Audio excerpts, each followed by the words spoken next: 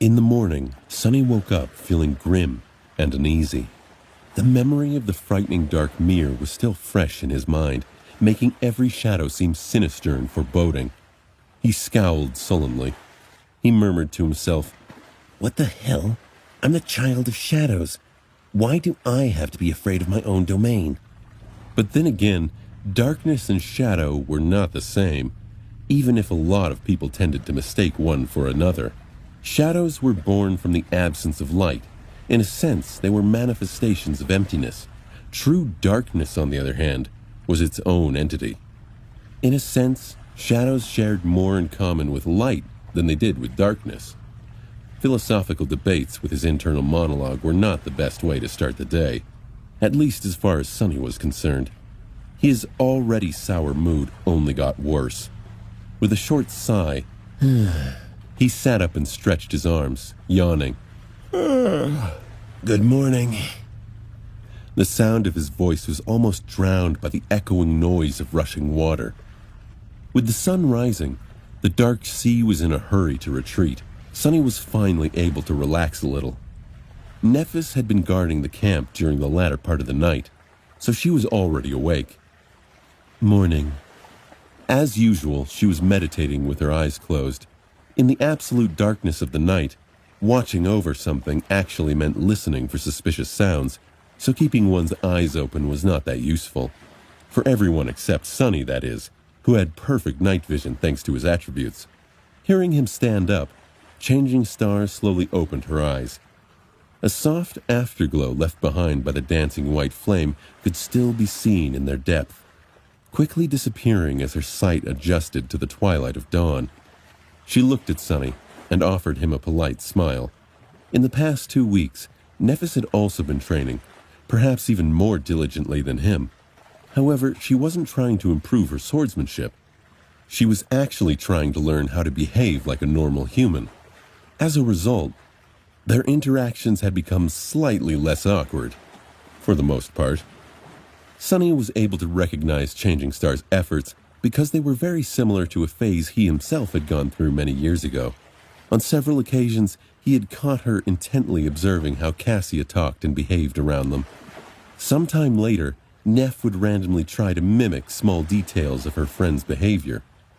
The results were a mixed bag, to say the least.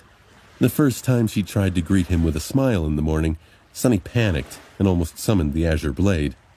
However, Nephis was very smart and persistent. Today, her polite smile looked almost natural.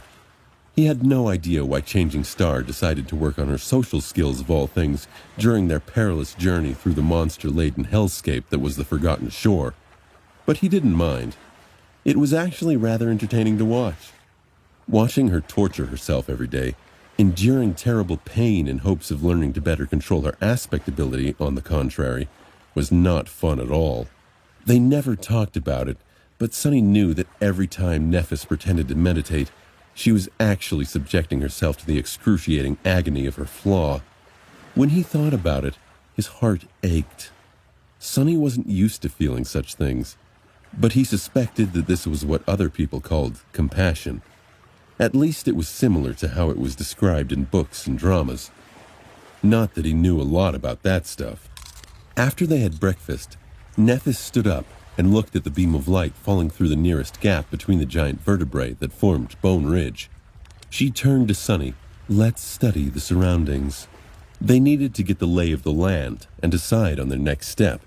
Usually that implied looking for the nearest natural features that were high enough to stay above the surface of the sea and deciding on which one they would try to reach next.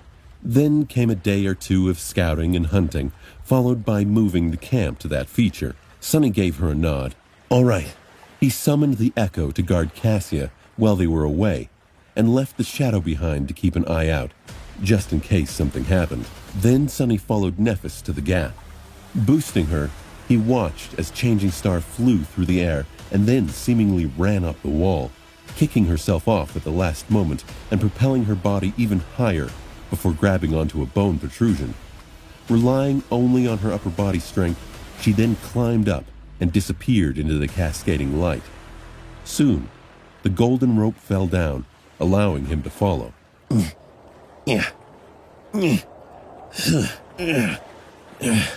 Nephis helped him climb atop the gargantuan spine and then straightened, turning to take a look west. Sonny shook his hands and did the same, expecting to see the usual picture, an endless expanse of the crimson labyrinth dotted here and there with rare high points. However, what they saw left them both speechless. Some distance away, the labyrinth seemed to lose color. The crimson blades of coral stood gray and misshapen, as though struck by some unknown disease and drained of all life. The stone-like material looked brittle and fragile, ready to crumble to dust at any moment. The patch of dead coral spread as far as the eye could see. Further away, the walls of the labyrinth seemed to have collapsed into the sea of ash-gray sand.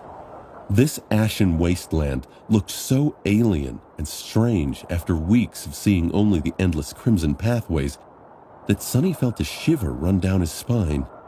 The fact that they didn't notice even a single monster moving through the mud beneath made him feel even more disturbed. There was only one visible high point to the west of them. Far away into the distance, the ground rose, forming a tall hill.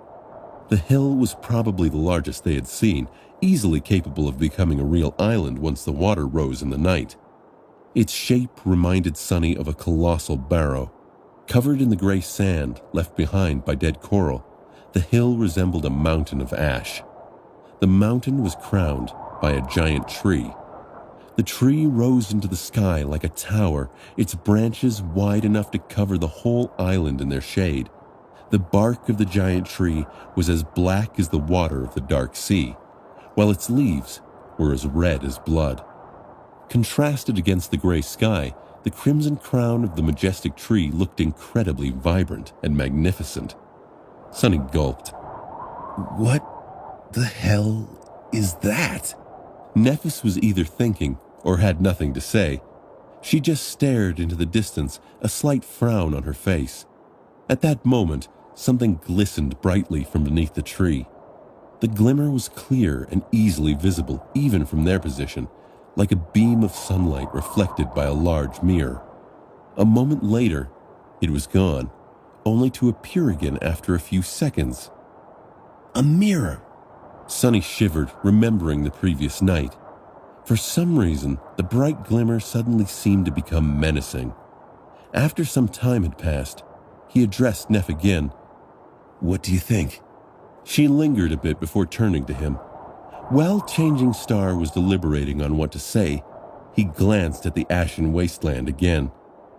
"This is the only way west." Sonny grimaced and looked away. He didn't like this turn of events one bit. "So, are we going?" Nephis turned to face the giant tree and, as though affected by its grandeur, hesitantly shrugged. "Do we have a choice?" Sometime later, they abandoned the remains of the giant sea monster and moved west, planning to check the situation inside the wasteland that lay between them and the Ashen Barrow. Initially, they weren't planning to approach the strange island. However, things turned out to be rather unusual once they entered the wasteland. With gray sand under their feet and dead coral walls surrounding them, the group was fully prepared to face unknown danger. Despite the fact that they had not seen any monster moving through this area from the top of the Leviathan's spine, neither Sonny nor Nephis truly believed that no one was going to attack them in this strange region of the labyrinth. There were too many ways for the nightmare creatures to hide themselves, and if there was one thing the sleepers had learned during their time on the Forgotten Shore, it was that everything here was either deadly or concealing something capable of killing them. In that regard, their first encounter with the carnivorous worms was especially traumatic. However, their common sense turned out to be wrong this time around. The wasteland was quiet and empty, completely void of any signs of life. The absence of monsters was, in theory, supposed to make Sonny feel better, but he felt even more nervous than usual instead. This whole situation reeked of danger. It was strange and unnatural. If even the monsters were afraid to approach this place, what were they doing walking deeper and deeper into the wasteland of their own free will? Were they fools not to turn around and run away immediately? Soon, they reached the point where the walls of the labyrinth had crumbled into dust. Now there was nothing but a vast expanse of gray sand between them and the hill crowned by the giant tree. Nothing could hide on that ashen flat. However, they would also be unable to conceal themselves from anyone's gaze. Sunny glanced at Nephis. "Are you sure you want to do this?" Changing Star lowered her chin. Then, looking forward, she scowled. "Let's go." It wasn't that Sunny disagreed with her. They had to proceed. But they were leaving the harsh but well-known labyrinth for a whole new world that may prove to be even worse. Sunny prayed that wouldn't be the case, but he knew how his luck worked. As soon as they left the familiar confines of the labyrinth and stepped into the vast expanse of the ashen wasteland, Sunny felt strangely uncomfortable. It was as though he had unknowingly turned slightly agoraphobic while traveling through the complicated madness of the Crimson Maze. He had grown accustomed to being surrounded by tall walls of coral, with endless tangled paths stretching in all directions for as far as he could see.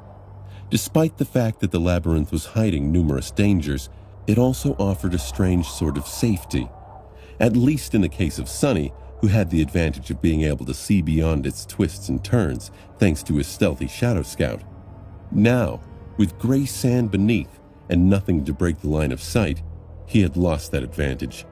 The idea of not being able to hide from the enemy made him feel naked. Sunny took a deep breath and thought, "Keep cool.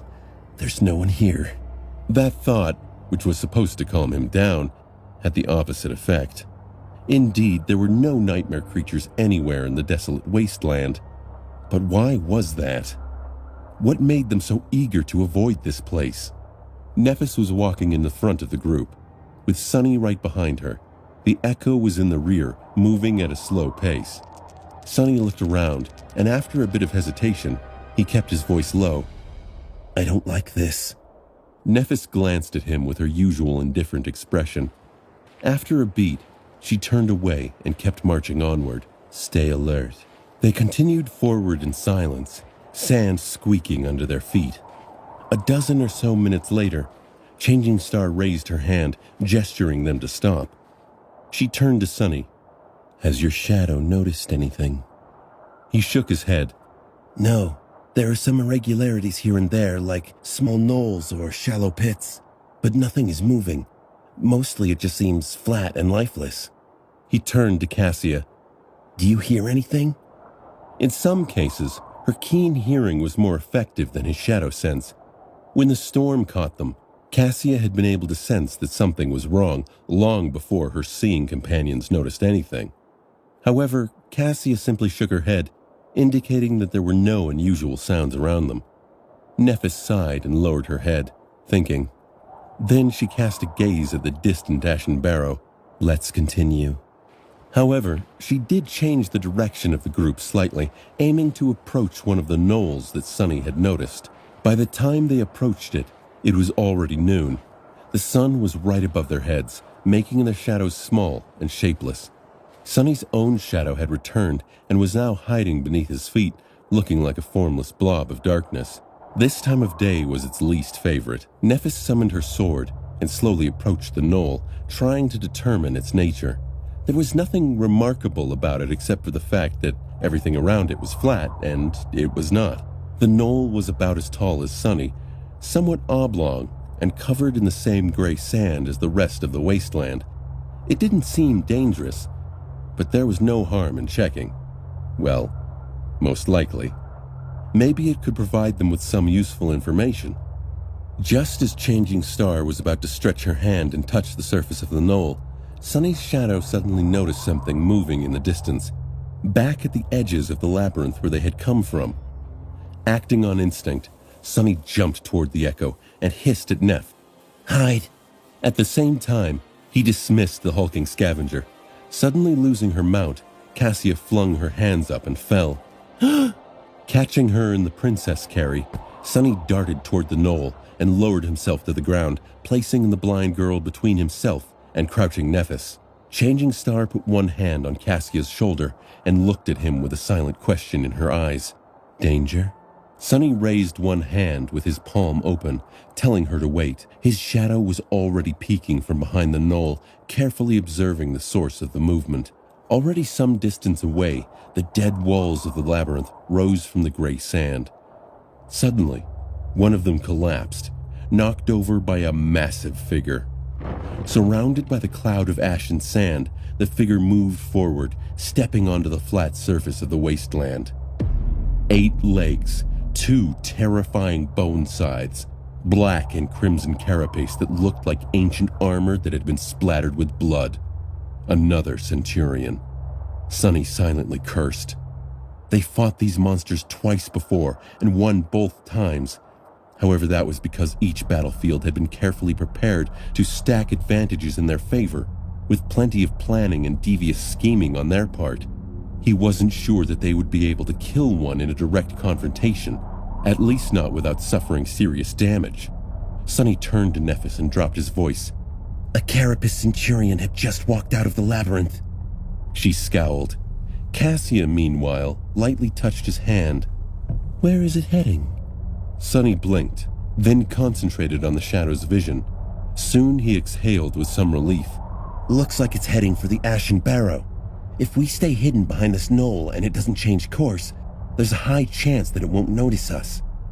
Changing Star thought for a second and then nodded. Keep an eye on it and tell me as soon as something changes. Trying to become as small and silent as possible, the 3 of them pressed their bodies to the knoll.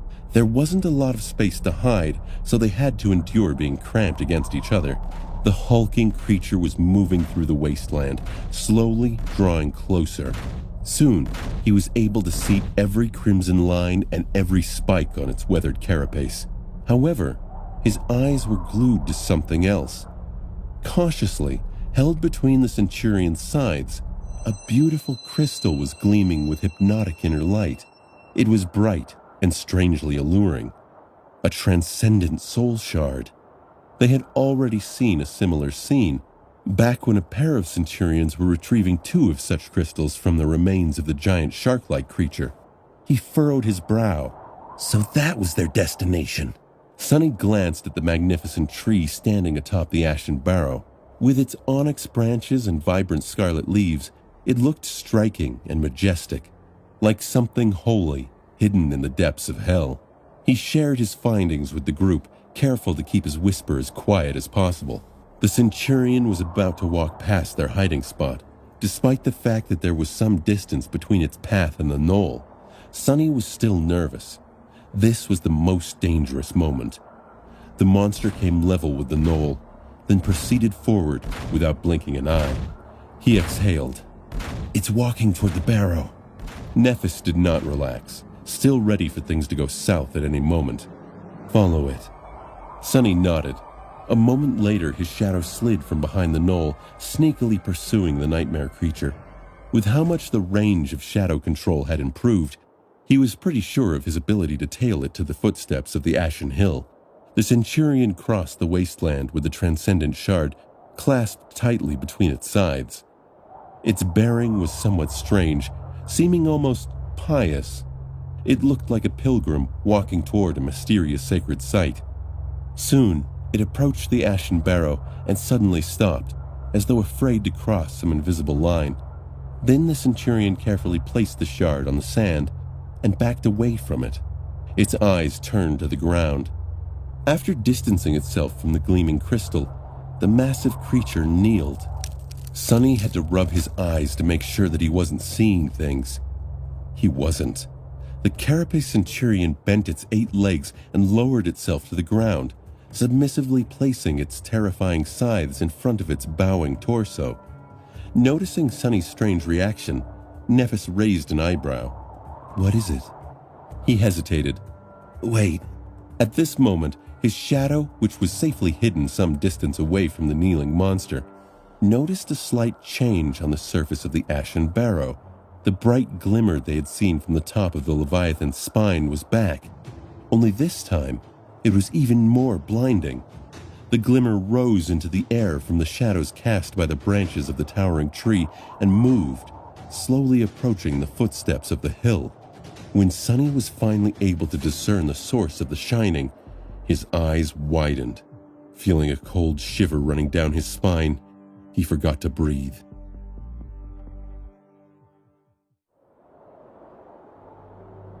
Moving through the ashen sand and piles of fallen leaves, a giant monster was coming down the hill. Sonny gulped, his expression turning dark. The creature was as large as a house, with its 8 segmented legs resembling tall pillars. Its form was similar to that of scavengers and centurions, comprised of a crab-like carapace and a protruding, somewhat humanoid torso. However, this was where the similarities between them ended. Instead of chitin, the behemoth's shell was seemingly made out of polished, lustrous metal. It was as though its whole body had been once submerged into a crucible of molten steel, emerging from it encased in an impenetrable suit of shining armor. Beams of sunlight were reflecting from the chrome surface of the carapace, creating the bright glimmer Sonny had noticed. Massive, but strangely elegant, the steel monster resembled a giant knight. Sonny was ready to swear that he had noticed the shapes of 7 stars carved into its chest. However, that knight was corrupted and evil. It radiated a sinister aura, like a demon summoned from hell to sow death and slaughter. The polished armor of the creature was covered with long, jagged spikes. Its humanoid torso had 4 mighty arms, 2 ending with powerful pincers, the other 2 with razor-sharp, terrifying sides. The demon's head was more pronounced than that of a scavenger, and crowned with several tall, sharp horns. Its metal face was almost human-like, but simultaneously repulsively monstrous and bestial. Just looking at it made Sonny's skin crawl. That thing is terrifying.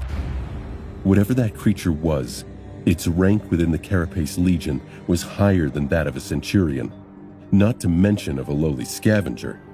It was the next step in their evolution. A general or a commander, perhaps. What were they called? Legates? Praetorians? Holding his breath, Sonny watched as the Carapace demon descended from the ashen barrow. Stopping in front of the transcendent soul shard, it looked briefly at the kneeling centurion. The deadly awakened monster shrank under its gaze, as if terrified of the larger nightmare creature. Sonny knew how it felt, since he did the same when the behemoth's eyes had briefly glided past his shadow's hiding place. Not paying the centurion any attention, the Carapace demon picked up the gleaming crystal and turned it around. Then, it unhurriedly returned to the shade of the giant tree's branches. Sonny slowly exhaled. Cassia could hear his jagged breathing and could tell something had startled him. "Sonny, what is happening?" He looked at Cassia, whose face was full of worry and curiosity. "There's a new threat. Stay quiet a bit longer, I'll explain later." Back at the footsteps of the tall hill, the Carapace centurion was finally ready to stand up again. Sonny was in a dilemma. He had to follow the monster to make sure that it didn't stumble on his hiding place on its way back to the labyrinth. However, he was also extremely curious to see what the Carapace demon was up to in its lair on the top of the ashen barrow. If he lingered with the demon, the centurion may stumble upon them. There was no time to think things through properly. Making a hasty decision, Sonny sent his shadow sliding over the gray sand. It masterfully avoided the Carapace centurion's eyes and was already climbing the tall hill a few seconds later. He justified the risk to himself. "One look. I'll just take one look." Hiding in the deep shade cast by the majestic tree's scarlet crown, the shadow glided up the slope and approached the place where the Carapace demon had disappeared from sight. On top of the hill, the ground was covered with fallen leaves. The ashen barrow was indeed larger than any high natural feature they had encountered before, vast and spacious as an actual island. However, the traces left behind by the massive creature's pillar-like legs could be easily seen. They led the shadow to the center of the island, where the obsidian tree's enormous trunk was rising from the ground, with its broad roots stretching in all directions.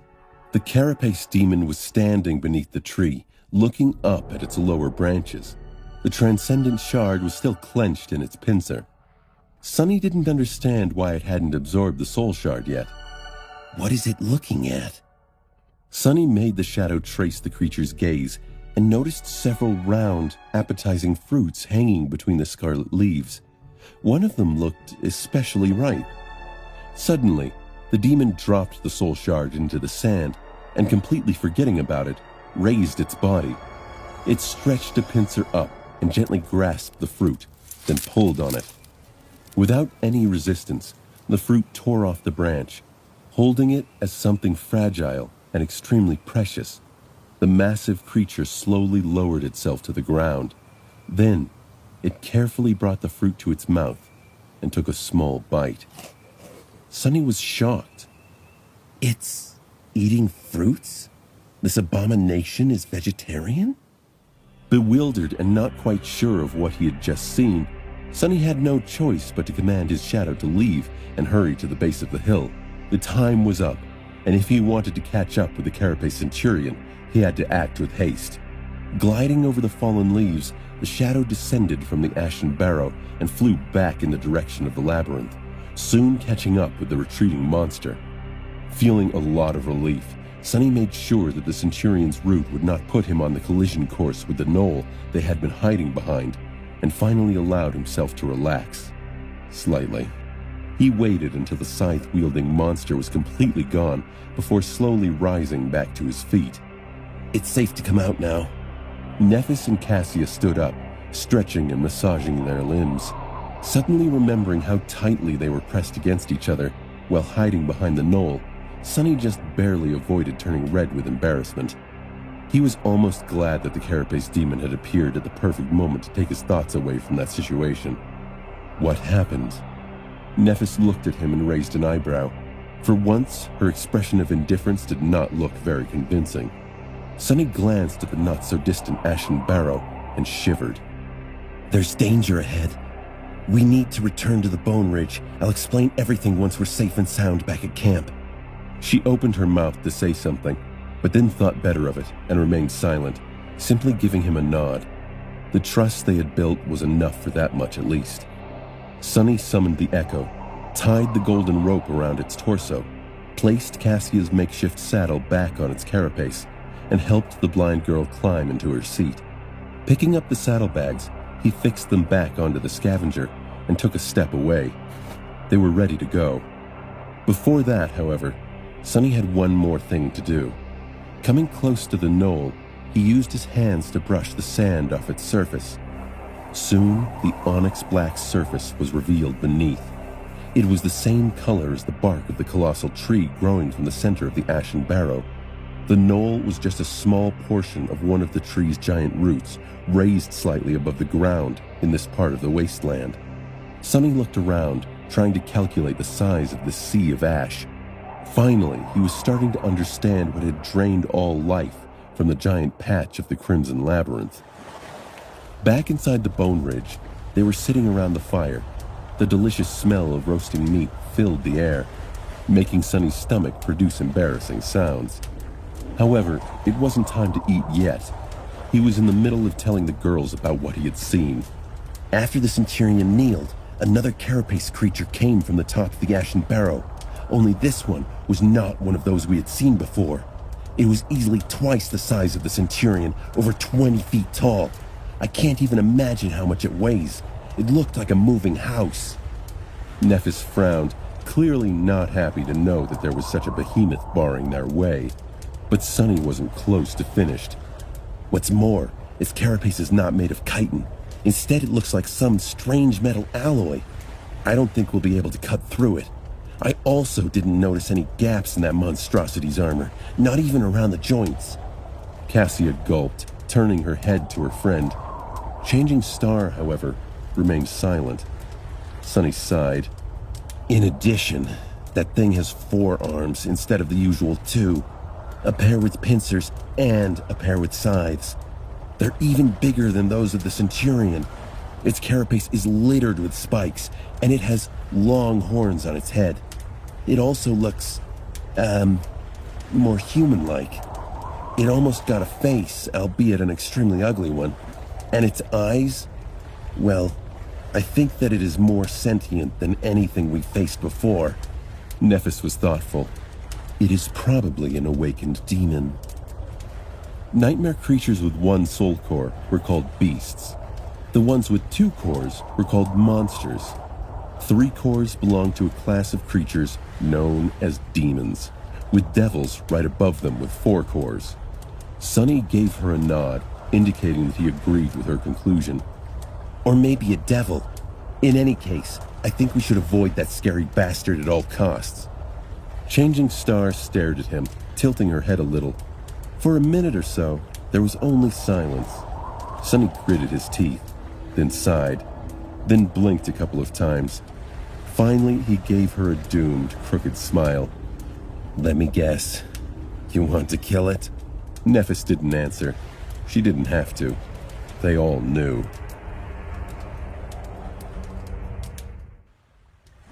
Sonny had just recounted the most terrifying sight he'd ever seen to his companions and warned them of the danger lurking ahead. He saw a fire burning in Nephis's eyes when he described the carapace demon and knew what was coming next. Let me guess. You want to kill it? Nephis continued to stare at him with her usual tight expression. After a while, Sonny chuckled and shook his head in disbelief. You're really crazy. That's an awakened demon we're talking about, remember? Have you forgotten that we're just sleepers? Then he frowned and scratched his head. Wait a second. I feel like we already had this conversation before. Doesn't it feel familiar? Cassia glanced at the two of them and politely cleared her throat. Actually, you had said pretty much the exact same thing right before we decided to attack that first carapace Centurion. Sonny beamed. Yes, exactly. And how did that end up? I almost got killed. Nephis shrugged indifferently. Almost. You're still alive. He froze with his mouth open, too flabbergasted by the sheer audacity of her remark to answer immediately. A few seconds later, Sonny was finally able to speak again. That's not the point. Cassia gently touched her friend on the shoulder and whispered, Neph, that's not a very nice thing to say. Changing Star's face flushed a little, glancing aside. What I meant to say is, we won in the end, didn't we? It was a risk we had to take, and it paid off. We've grown stronger since then. Sonny had a feeling that the fight against the carapace demon was already inevitable, but he couldn't bring himself to stop protesting, solely out of principle. But that thing, it's huge. It's so tall you wouldn't even be able to poke it with your sword. What are we going to do? Ask the bastard politely to lower itself to our level? Neph frowned and looked at him with displeasure. It's just an... Sonny cut her off. Awakened demon, I know. He sighed. And shook his head again, feeling like he was talking to a stone wall. Changing Star's mind was still a mystery to him. He had realized a long time ago there was a deep, dark well hidden behind her seemingly radiant exterior. No one pushed themselves that hard, endured that much, went that far unless they were being pursued by demons of their own. He knew that from experience. Judging by how far ahead of everyone he had ever known Nephis was, her demons were especially dreadful. Much more dreadful than the terrifying carapace demon, at least. But although Sonny understood that she was running from something, he had no idea what destination she was so desperate to reach. Just why was she so hell-bent on finding that damned human castle, even more so than Sonny himself? His burning desire to come back to reality and reap all the rewards that the world owed him was so intense that it would frighten most people to death. There were very few things that he wasn't willing to do to achieve his dream. However, it only had meaning for as long as he stayed alive. Nephis, on the other hand, seemed to pursue a goal that held more meaning than her life. Why else would she be so willing to risk it? Sonny just couldn't understand that logic. It was irrational and paradoxical. What can be more important than your life? If you die, you won't be able to enjoy the fruits of your labor anyway. He looked Nephis in the eyes. Back when we agreed to fight the Carapace Centurion, we did so because there was no other choice. We were literally stuck on a rock with it. What about now? Don't we have a choice to avoid the Ashen Burrow? She stared at him for a while. That's the only way west. Sonny laughed. That, at least, he couldn't deny. When his laughter died down, he wiped the corner of his eye. All right. That makes sense. But believe me when I say it, as the only one who actually saw the Carapace demon, we won't be able to defeat it in a fight. Nephis scowled. Your point? Sonny spread his hands. Don't misunderstand. Yes, we can't defeat it, but... A dark smile appeared on his face. That doesn't mean we can't kill it. Changing Star thought about it, then raised an eyebrow. You have a plan. Sonny shook his head. Not yet, not entirely. Let me sleep on it. However, there's one thing I know for sure. He looked west, remembering the Carapace demon's disturbing, bestial face. In the ensuing silence, Cassia turned her head to face him and asked with curiosity, What is it? Sonny blinked. Oh, yes. It's pretty simple, really. Unlike the scavengers and centurions, that thing appears to be rather intelligent, which means that it can be deceived. They spent another uneventful night inside the dead Leviathan's spine. As far as their camps went, this one was probably the safest. There was a certain comfort in being surrounded by walls from all sides, even if they were made out of bone. Sleeping on top of cliffs and coral mounds, just meters away from the surface of the dark sea, exposed to the elements, was not very restful. Sonny even entertained the thought of suggesting to Nephis that they should stay here for a while, a few weeks or even months if needed. They could slowly explore the surrounding areas, hunt monsters, and grow stronger. Then, after absorbing hundreds of soul shards and shadow fragments, armed with dozens of memories and even a few more echoes, perhaps they could attack the Carapace demon and be more sure of success. However, he quickly realized that it was a bad idea. The Forgotten Shore was perilous and unpredictable. They were rather successful in conquering its dangers so far, but it was too easy for the situation to change. One moment of bad luck was enough to doom them. One wrong turn, one unfortunate encounter, one more enemy than they were able to handle, and their lives would be over. And that was only in regard to the usual menagerie of abominable horrors they had to fight daily. The labyrinth hid much more terrifying secrets and existences, not to mention the unimaginable terrors of the deep dark sea. Every additional day they spent here gave a chance for something fatal and unavoidable to happen. Their best hope of survival was to face the Carapace demon as soon as possible. Maybe after defeating it, they would finally be able to see the tall walls of the promised castle. Sonny tossed and turned the whole night, thinking about the giant creature and trying to give shape to the nascent seed of the idea of how to kill it. Close to the morning, he was finally able to fall asleep, only to be awakened by Cassia carefully shaking his shoulder half an hour later. Sonny blinked, looking at the blind girl in confusion. What is it? She gestured to Nephis, asking her to come closer. Then, a little pale, she gathered her courage. I had another vision. A vision about the Carapace demon. Sonny felt himself take a deep breath. Judging from Cassia's expression, the vision most likely didn't feature the trio heroically slaying the demon. Sonny knew that Cassia was careful about sharing her visions. That she was so desperate to tell them this meant it must be important. He swallowed hard and looked to Cassia, his voice somber. Tell us everything you saw. Sonny was instantly wide awake. Hearing that Cassia had a vision about the Carapace demon had knocked any lingering remnants of sleep clear from his mind. Nephis approached them and sat down, her face barely visible in the dim light of the early dawn. Past or future? Sonny blinked. He wondered why he hadn't thought to ask that question himself. Cassia thought for a bit, and then hesitantly answered, "Past, I think." After a short pause, her expression changed to that of certainty. "No, I'm sure of it." Changing Star slightly tilted her head. "That's good. So, what did you see?" Cassia deeply inhaled and fell silent for several seconds, remembering.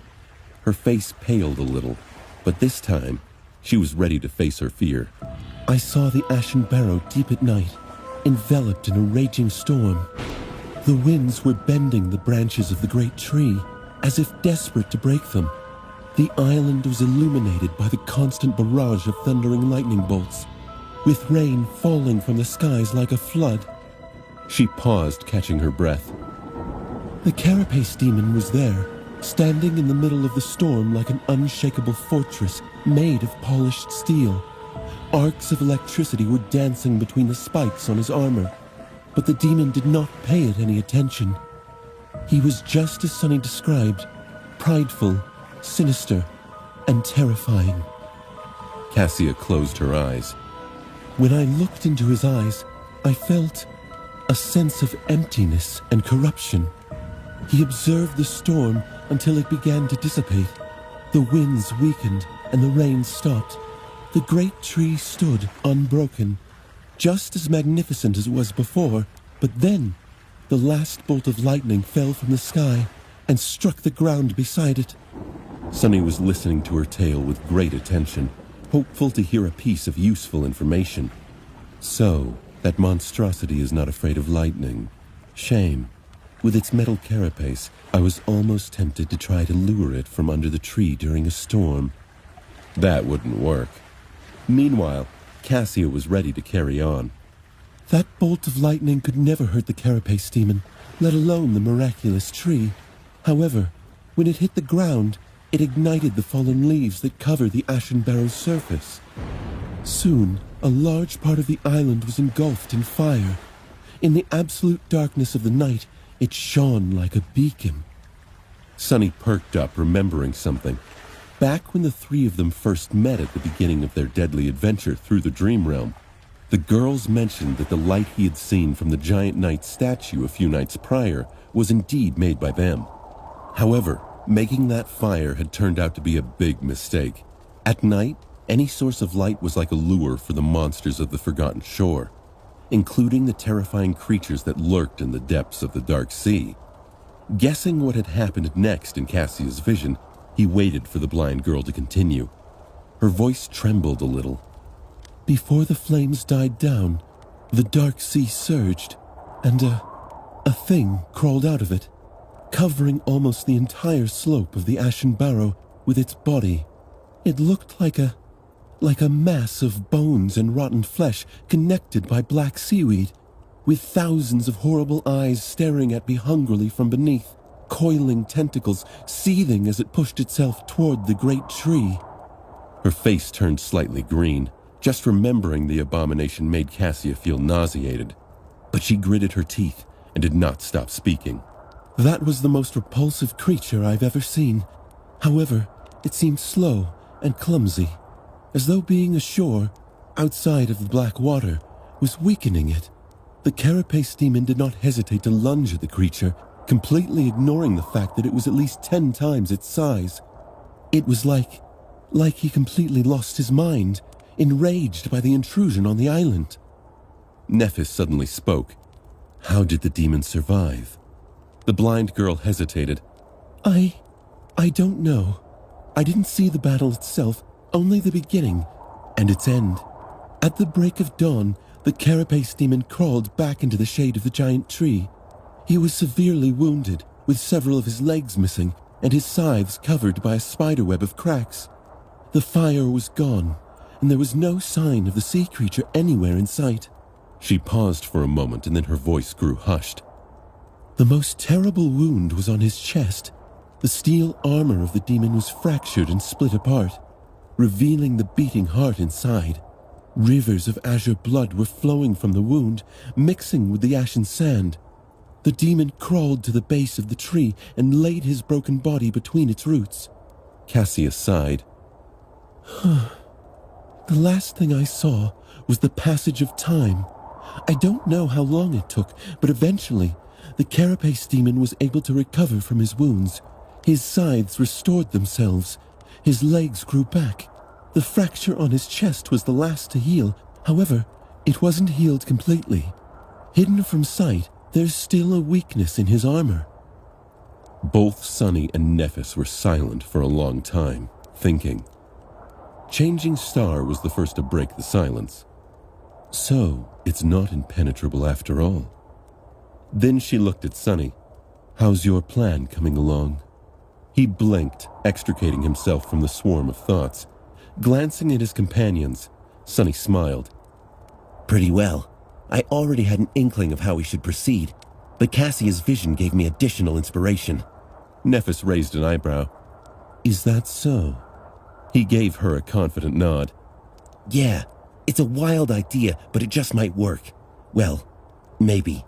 In any case, it's going to be risky, and we'll have to make some preparations. Both Cassia and Nephis looked at him expectantly.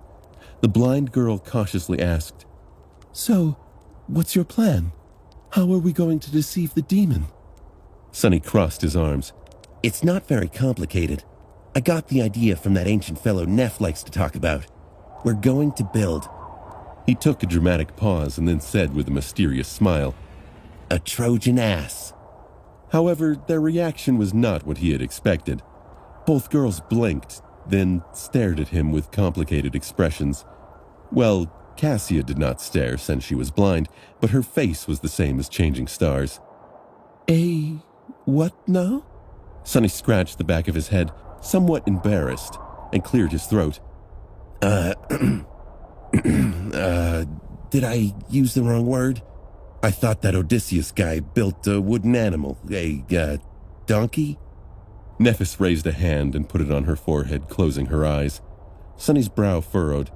He wondered, Weird. Does she have a headache? He moved closer to Nephis. Are you all right? She sighed deeply. Her response was flat and emotionless. A horse. It was a horse. The next day, the trio returned to the coral maze, not to progress, but to trace their steps. They found the area where the Carapace Legion and the centipede monsters had gone to war. A few days earlier, they had lured a Carapace Centurion here to ambush it, but ended up causing a massive confrontation between the two tribes of nightmare creatures. The carcasses of some of the monsters were still there, buried slightly in the mud. Of course, there was no meat left on their skeletons. The inhabitants of the labyrinth were for the most part carrion eaters after all. However, the three sleepers were not interested in meat. They came for something else. Stopping in front of the Centurion's empty shell, cleaned of any flesh by some unknown beasts, he looked at the black and crimson carapace in satisfaction. Nephis walked over and stood by his side, an unreadable expression on her face. Is this what you wanted? Sonny smiled. Yeah, exactly. I knew that nothing would be insane enough to chew on the chitin, but in this place, you never know. I wasn't sure about its condition. Cassia scratched her head. I still don't understand what the purpose of all this is. Sonny grinned ear to ear. Just you wait. I promise this is going to be awesome. Close to the evening, with the sun tiredly descending toward the horizon, a strange creature walked out of the colorless remains of the labyrinth, if walking was even the right word. Dragging its legs in the sand, the creature somehow floated forward without moving them. It looked like a Carapace Centurion, or at least a close approximation of one. All the necessary parts were in place. The creature had a black carapace with a menacing crimson pattern on it, a humanoid torso, 8 segmented legs, and 2 arms ending with formidable bone scythes. However, all these parts looked mismatched and strange, as though put together by some clumsy sculptor. The Centurion moved as if it was seriously drunk. The carapace was careening to one side, sometimes scraping against the sand. The torso was swinging back and forth for no apparent reason. The scythes were awkwardly lodged behind the creature's back, crossed against each other at a strange angle. At some point, one of them simply dropped to the ground. The centurion stopped and hesitated for a few seconds, as though unsure what to do. Then it left its scythe arm behind and continued on its way as if nothing had happened. A perceptive observer would have noticed that the creature seemed to possess two shadows. The first shadow was as one would expect, its shape identical to the creature itself. The second one resembled a human. It briefly showed itself from beneath the larger shadow when the centurion abandoned the runaway limb. The human shadow then proceeded to facepalm and shake its head in utter contempt. The whole situation was nothing short of being completely bizarre, but, for better or worse, there was nobody around to notice the weird creature. Unobstructed, it traversed the wasteland, moving in the direction of the Ashen Barrow. Soon it was almost at the base of the tall hill. The sunset was approaching. The strange centurion plopped on the ground at the base of the Ashen Barrow and stopped moving completely.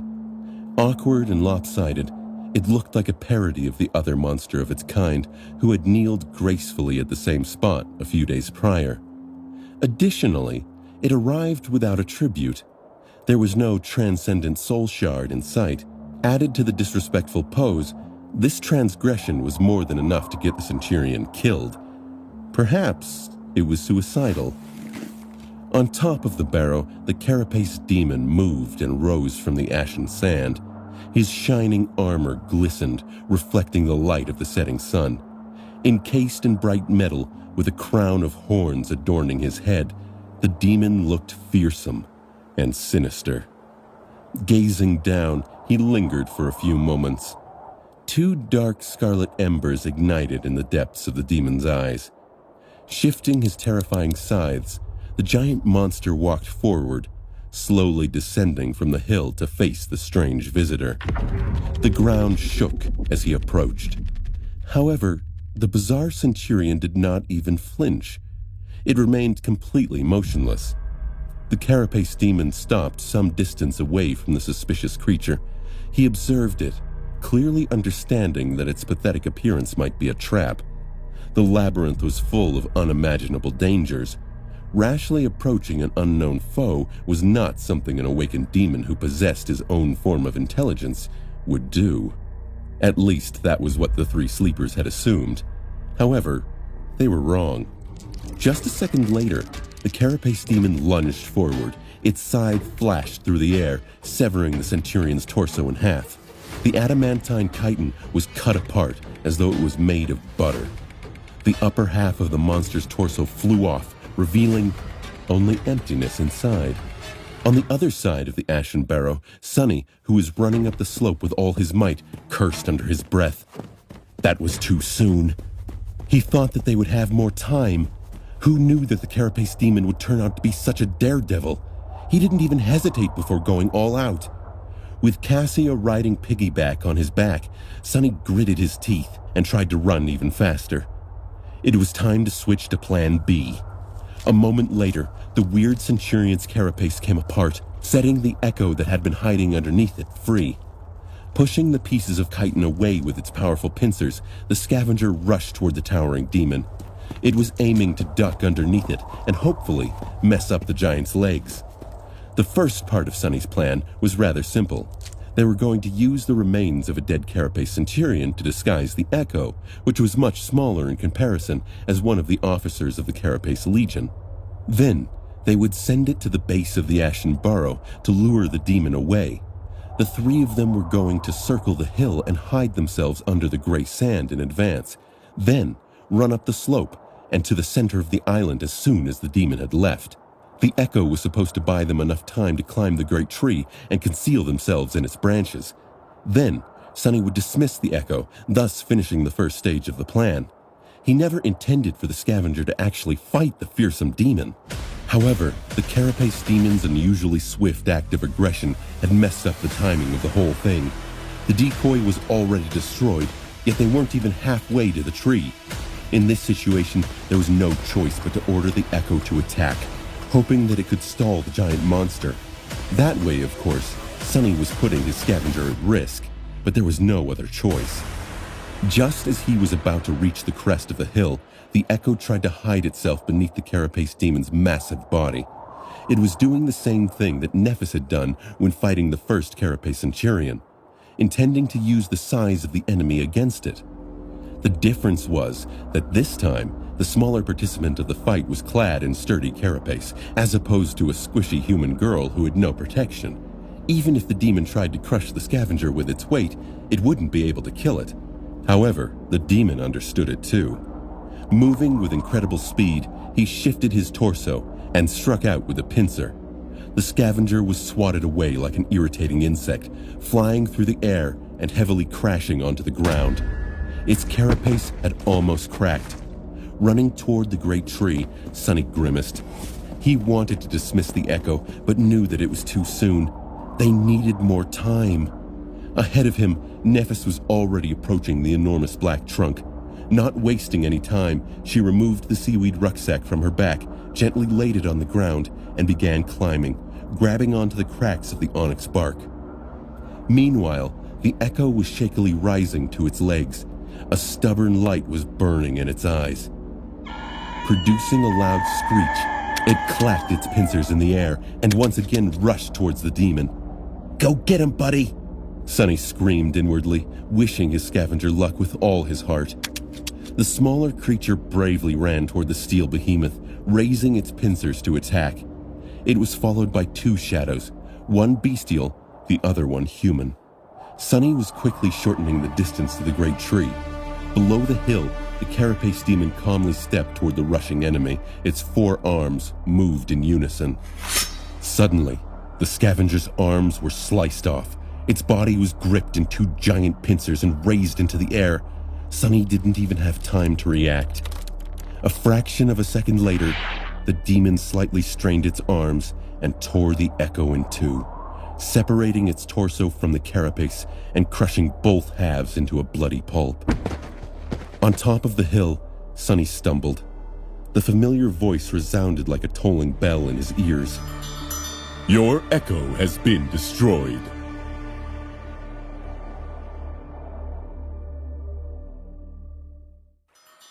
Your echo has been destroyed. Sonny stumbled and almost fell. Cassia gripped his shoulders tightly and leaned back a little, trying to help him keep balance. With fallen leaves flying from under his feet, Sonny somehow managed to catch himself in time. No! Anger and regret clouded his mind, but it was too late to do anything. His trusty scavenger was dead, sliced and torn apart by the giant creature. The ease and brutality with which the carapace demon had decimated the poor, brave beast would have been insulting if it wasn't so terrifying. It only took him a split second. The echo was gone. Not only had Sonny seen its tragic end through the eyes of his shadow, but he also felt the subtle connection between them disappear. In his soul sea, one of the spheres of light shimmered and vanished, leaving the silent surface of the water a little bit darker. He had lost his most valuable possession, but the bitterness Sonny felt was not only because of how useful the echo had been or how much money it could have brought him in the real world. He had grown to like the mindless scavenger quite a bit. It was big, loyal, and reliable. It even seemed to possess a strange sort of stubborn, off-putting personality. And now it was dead. Gritting his teeth, Sonny ran like a madman. There would be time to mourn the loss of his loyal echo later. Right now, they had bigger problems. "Sonny, what happened?" Cassia's whisper sounded worried and tense. She must have felt the change in his mood through his posture and body language. To be completely honest, Sonny was in no shape to talk. Running up the hill at top speed with the blind girl on his back, no matter how delicate and light she was, had been a tall task for him without the support of the shadow. He was struggling to breathe, and there was still a considerable distance to the great tree. However, Sonny had to answer, his voice hoarse and rugged. He killed the echo. Then there was no time for words anymore, because things were turning from bad to worse. Down at the bottom of the hill, the carapace demon was standing above the mutilated remains of the scavenger, looking at them with contempt. Heavy drops of azure blood were falling from each of his 4 upper limbs. Suddenly, the corpse of the echo began to shine with a soft light. Then it shimmered and dissolved into a river of tiny sparks, which then fell to the ground and disappeared, leaving no trace of the hulking scavenger behind. Even its blood on the demon's scythes and pincers was gone. After all, the echo was just a manifestation of a slain nightmare creature and not the real thing. It came from nothing and was now returned to the state of nothingness. However, the carapace demon was not looking at the unexpected light show. Instead, he was staring at one particular spot on the ground. There, a lonely human shadow was frozen in confusion, uncertain what to do. With the body of the echo and consequently its spacious shadow gone, it was instantly revealed and had nowhere else to hide. Shit! The demon tilted his head, then moved with the speed of lightning and pierced the shadow with a scythe. Sonny flinched, ready to experience blinding pain. But nothing happened. The shadow, which had raised its hands in fright, looked down at the massive blade protruding from its chest and scratched its head. It was completely fine. Well, of course. It was just a shadow, after all. One had to have a body to be susceptible to such attacks. Right. What else did I think would happen? Meanwhile, the demon was staring at the nonchalant shadow. The menacing scarlet light in his eyes blazed brighter. Sonny was getting closer to the trunk of the tree, temporarily fueled by adrenaline. Otherwise, he might have fainted from the strain already. Just a little more. He had every chance of making it. The shadow just had to distract the giant monster for a bit. But it seemed as though luck was not on his side today. Down below, the carapace demon retrieved his scythe. However, instead of attacking the human shadow again, it suddenly turned around and cast a dark look at the top of the ashen barrow, where the giant tree stood in all its magnificent beauty. The bastard was smart after all. Curse it all. Forgetting about the shadow, the behemoth lunged forward, rushing back up the tall hill's slope. It moved with frightening speed, covering a dozen meters with each second. Get back here! Sonny screamed to his shadow as he approached the trunk of the tree. Helping Cassia climb down from his back, Sonny picked up the rucksack that Nephis had left behind and handed it to the blind girl. Be gentle with that. Cassia nodded, well aware of the contents of the rucksack, and carefully hung it on her shoulder. At that time, Changing Star had already reached the lowest branches of the great tree. Not wasting any time, she moved to a spot above her companions, summoned the golden rope, and threw one of its ends down. Catching the rope, Sonny quickly tied a loop and handed it to Cassia. You go up first. The blind girl hesitated for a moment, then accepted it. Just as she was about to put her foot inside the loop, Sonny suddenly stopped her. Wait, summon your staff.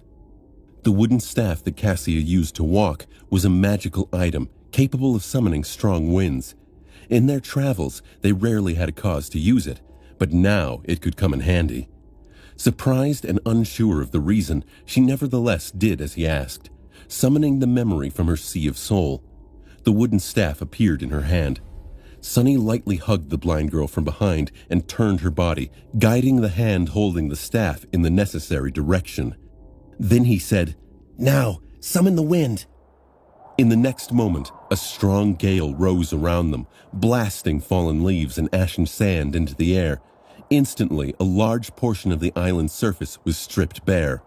More sand was revealed beneath. Meanwhile, the shadow was racing against the carapace demon. The massive creature was already halfway up the hill, moving with the speed of a rushing train. The nimble shadow, however, was even faster. It had already overtaken the behemoth and was now flying forward, hurrying to return to its master. Good, now go!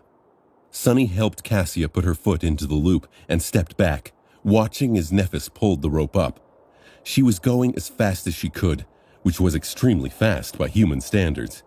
But was it fast enough? Sweating, he counted seconds and waited.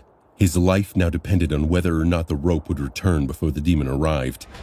Every second was excruciating. He could already hear the distant but quickly approaching sound of the carapace demon's 8 towering legs stomping furiously through the sand. Finally, Cassia was at the level of the giant tree's lower branches. Nephis helped her step out of the loop and settle on the wide surface of the branch, then threw the rope down again. The demon was approaching the tree, still hidden from sight by its massive trunk.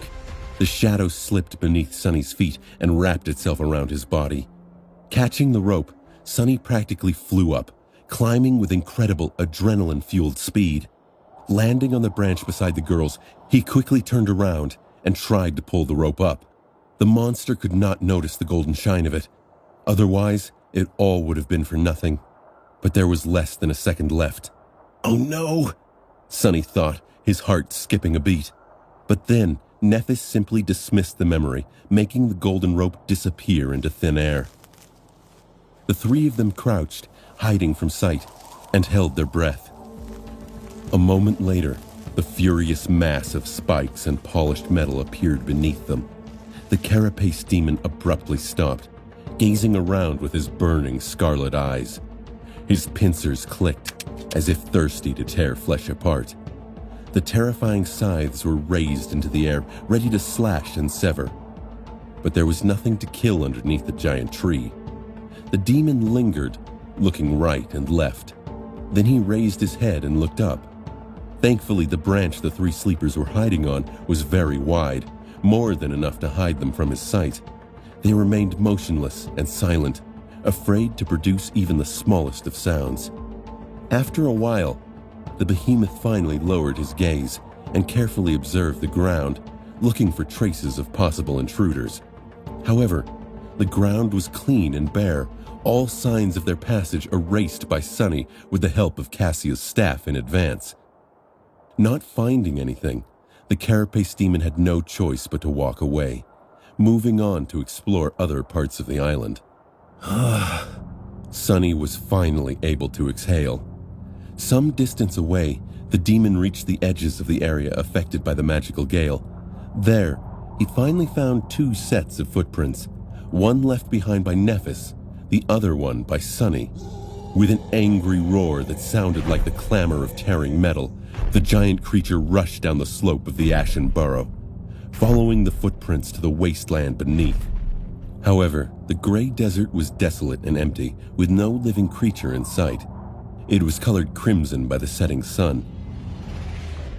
At that moment, the ground shook slightly, and a thunderous rumble resounded throughout the labyrinth, bringing with it chilling wind and the smell of salt. The dark sea was returning. Throwing one last hateful gaze toward the wasteland, the carapace demon turned around and slowly headed back to the top of his barrow.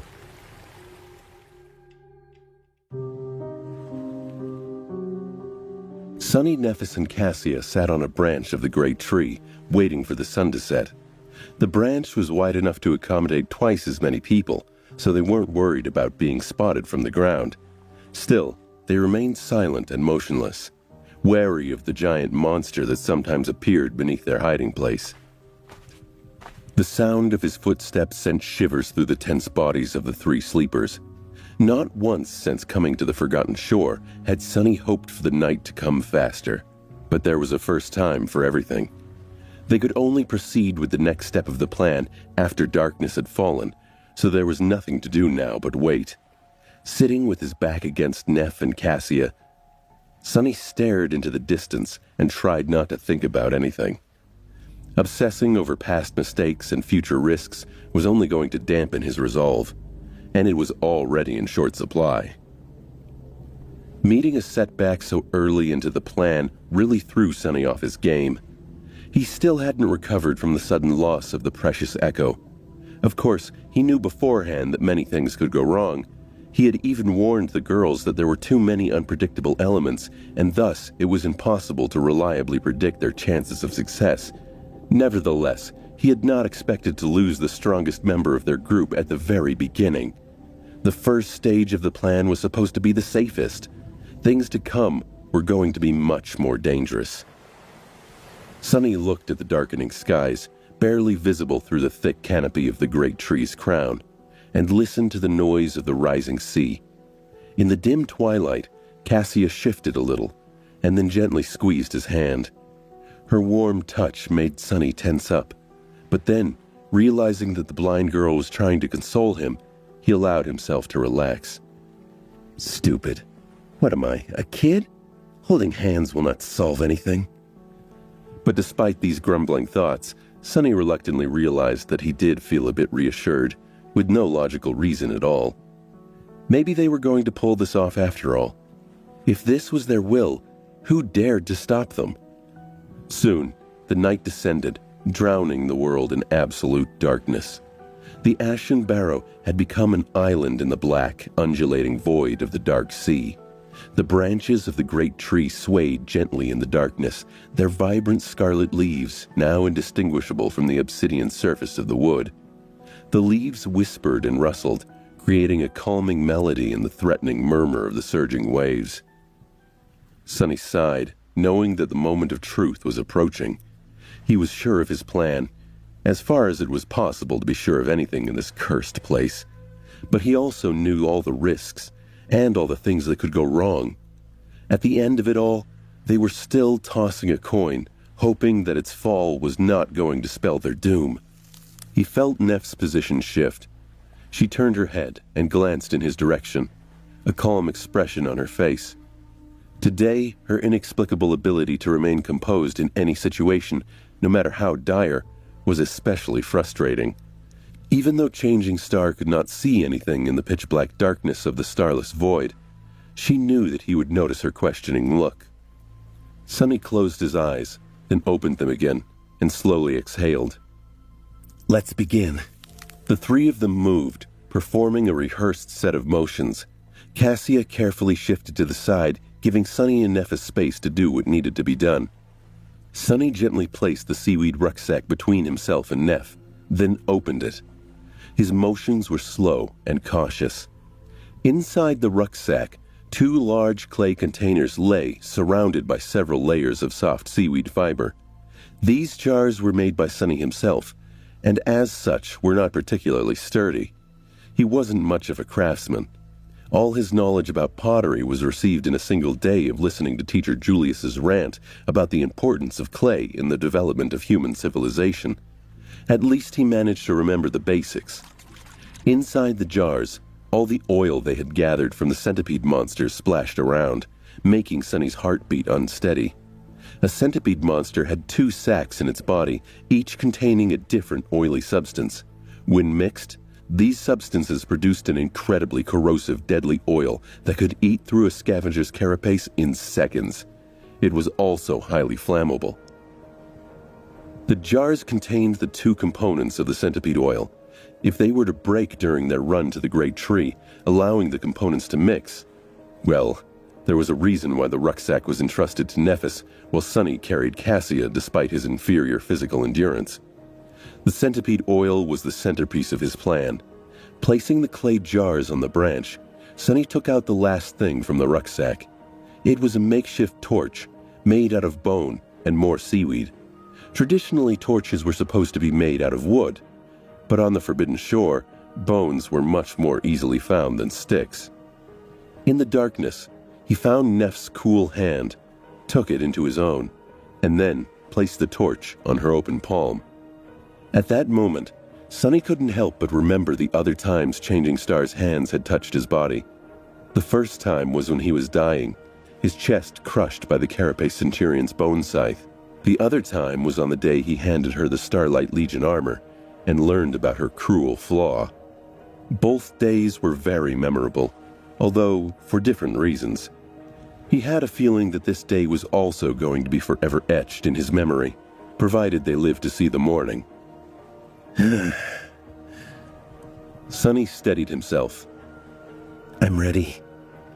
Nephis nodded and then rose to her feet. Standing tall, she grasped the torch and closed her eyes, as though praying.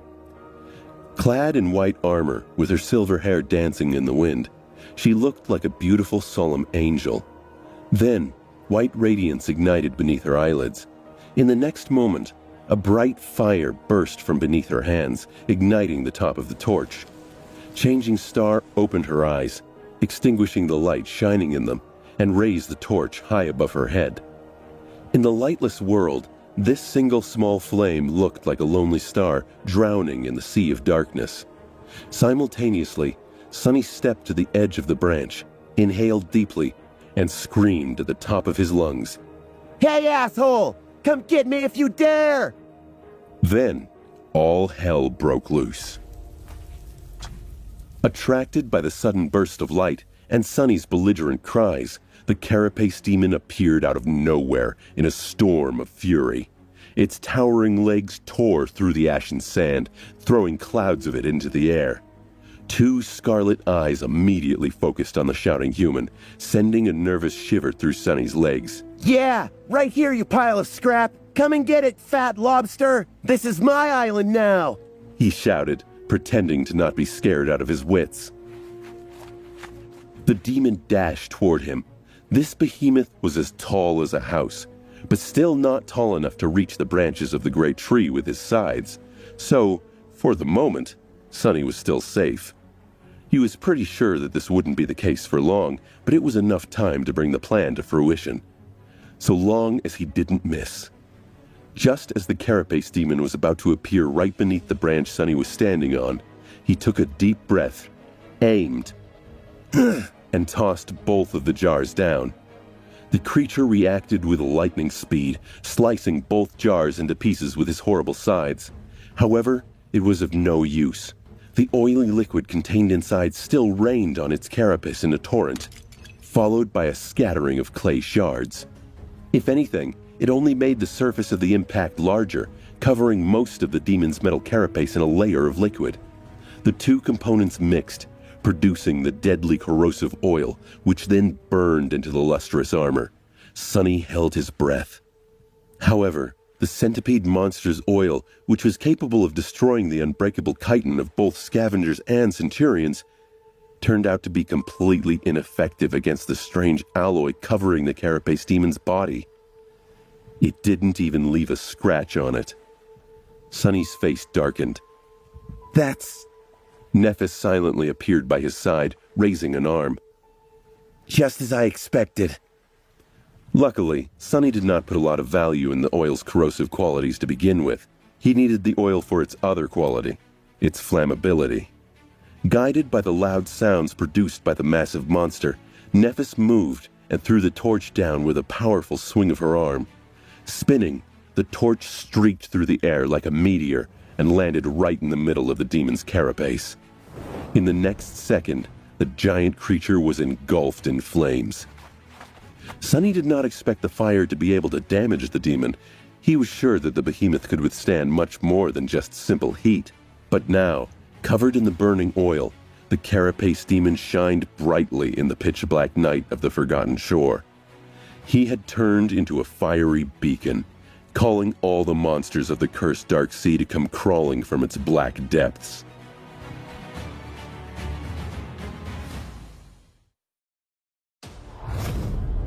The giant demon was engulfed in flames, shining like a bright beacon in the hungry darkness of the night. His polished armor blazed with reflected light, sending radiant glints in all directions. Drops of burning oil fell to the ground, flaring up as they hit the ashen sand. For a second, it seemed as though time had stopped. Sunny was staring at the incandescent glow of the fire, his eyes wide, almost failing to believe that they had actually pulled this insane plan off. Nephis was frozen by his side, her hand still outstretched after the throw. But they really did it. They had pulled it off. Sunny never seriously considered facing the carapace demon in an honest battle. If a battle between a giant death machine and 3 powerless humans could even be called honest. However, their lack of strength did not mean that they could not murder the evil creature. They just had to be smart about how to do it. They could find something stronger to do the dirty work for them. That's why he had concocted a plan to sneak onto the ashen barrow, wait for night to come, light the behemoth aflame, and watch it be torn apart by the terrifying monsters from the dark sea. Now, they were halfway to making that plan a reality. Of course, the most dangerous part was yet to come. They still had to survive the attack of the creatures of the black water themselves, and before that, the carapace demon roared with fury, making Sonny feel like his ears were going to bleed.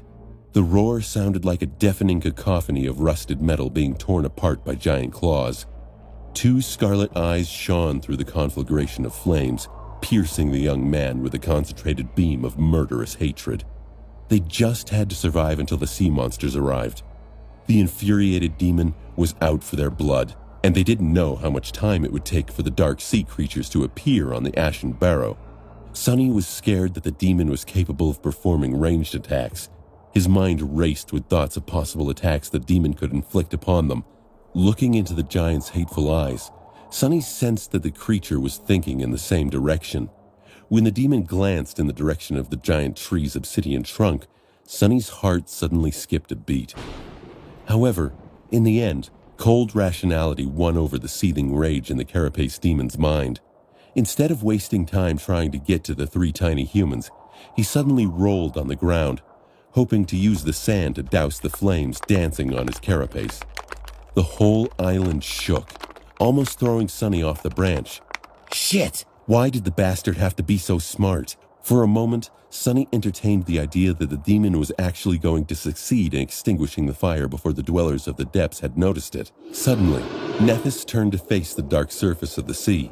Her face paled slightly. Sonny was a second late to react, but almost instantly, he too felt a strange change in the world around them. The rustle of the scarlet leaves suddenly felt quieter. The sound of the waves crashing against the shores of the Ashen Island louder. It was as though some invisible pressure descended on the world, making everything feel slightly different. Then, the air became colder, and a wall of thick fog appeared above the dark waters. The carapace demon had also noticed this change. He stopped trying to douse the flames and rose from the sand, the oil still burning on his carapace. Not paying it any attention anymore, the demon turned to the sea, a sense of grim resignation radiating from his posture. Then, it was replaced by dark resolve and frenzied bloodlust. The fog slowly moved, crawling onto the island. Sonny felt shivers run down his spine, realizing that it was flowing against the wind. The sound of the waves was now muffled and changed, almost imperceptibly so. And there, in the fog, something was moving. He could almost make out a figure. It was... Suddenly Cassia's small palm covered his eyes. With her voice trembling with tension, she whispered, "Don't look. No matter what happens, don't open your eyes." Sonny froze, obediently shutting his eyes. A cold sense of fright wrapped itself around his heart. He had never heard the blind girl's voice sound like this before. Not even when she was recalling her terrifying visions. Cassia slowly removed her hand. Blinded, he could only rely on his hearing. At least that was what he thought until the cold fog touched his skin. Then, in the muffled silence, he heard Cassia's voice again. Only this time, it was distorted and coming from the wrong direction. "Don't look. Don't look. Don't look." Sonny gulped, feeling his hair stand on end. The sound of the blind girl's distorted voice echoed in the fog, surrounding him from all sides. Instead of growing quieter, it was becoming louder, overlapping over itself. "Don't look. Don't look. Don't look. Don't look." Then it grew even louder still, and turned into a cacophony of screams, crashing into Sonny like a wave, sounding nothing like what human vocal cords could ever produce. "Don't look! Don't look! Don't look! Don't look! Don't look! Don't look! Don't look! Don't look! Don't look!" Sonny stood paralyzed, stunned by the onslaught of inhuman shrieks. All he could do was try not to fall to his knees. And then, when his resilience was almost broken, everything suddenly stopped. The abrupt silence enveloped the world, making him exhale with relief. It was over. A few seconds later, Cassia whispered into his ear, "Open your eyes." After hearing the clear sound of her voice, Sonny was about to do as she told. Then he stopped. Her voice did not sound terrifying and distorted. It was just as usual, sweet and melodic, It even came from the right direction, but something about it was wrong. What? He lingered, keeping his eyes closed. It was steady, too steady. Why was it so calm? Why didn't he feel the warmth of her breath as she leaned close to whisper into his ear? How could she lean? If he was taller. Sonny froze, afraid to even breathe. Cassia's clear, familiar voice repeated, "Open your eyes. Open." Then, mere centimeters away, it exploded with cold, malevolent authority. Open your eyes! But he didn't. A second passed, then another, then one more. Each of them felt like an eternity. Sonny trembled, practically feeling his body aging. Finally, the voice returned, but this time, it felt as though it was further away, withdrawing. No matter. No matter. Soon he was able to hear the rustling of leaves and the sound of waves again. He could also hear Cassia and Neff breathing raggedly beside him. It seemed that they were also assaulted by the terrifying mimic. Somewhere beneath them, the carapace demon roared and hit his scythes against each other. The loud clamor of steel resounded beneath the giant tree, sending an almost palpable wave in all directions. This wave seemed to expel the unnatural fog, creating an enormous sphere of clean air. Sonny still kept his eyes shut. Then, suddenly, the whole island trembled as the demon clashed with the unknown horror that had been hiding in the fog. Something shattered with a deafening thunder, and the ground shook again, causing the branches of the great tree to sway. With his hands trembling, Sonny outstretched them and, grabbing onto his companions, drew them close. Holding each other, they listened to the sounds of the furious battle and waited. An eternity later, the fight between the carapace demon and the guest from the depths was over. Silence had returned to the Ashen Barrow once again. Sonny had long ago lost track of time and grew desensitized to the tremors running through the great tree each time the two monsters clashed. Sudden stillness gave him a start. With a slight shudder, he turned his head and listened, trying to discern what was happening. In the quiet aftermath of the terrible battle, Nephis hesitated and then said in a raspy voice, "We can open our eyes now." Sonny lingered before following her advice. He opened his eyes and blinked a couple of times, his vision slowly returning. The pale light of dawn was creeping from the east, enveloping the island in the dim twilight. Beneath them, the surface of the island was torn apart and upturned, almost unrecognizable. It was as though the Ashen Barrow was pummeled by several rounds of heavy artillery fire. And on that surface, Damn it! the carapace demon was slowly limping back from the edges of the island, leaving a trail of azure blood behind. He was heavily wounded and in terrible shape, with several limbs missing and a spiderweb of cracks covering his once pristine carapace.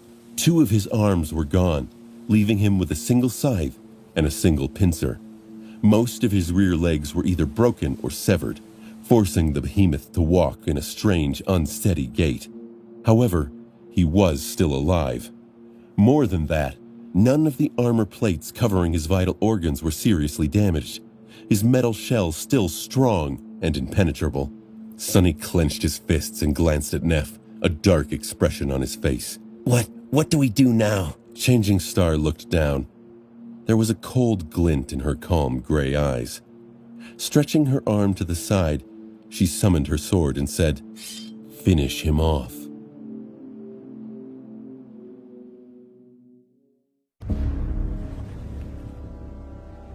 Sonny looked at the wounded demon, a grim look of resolve on his face.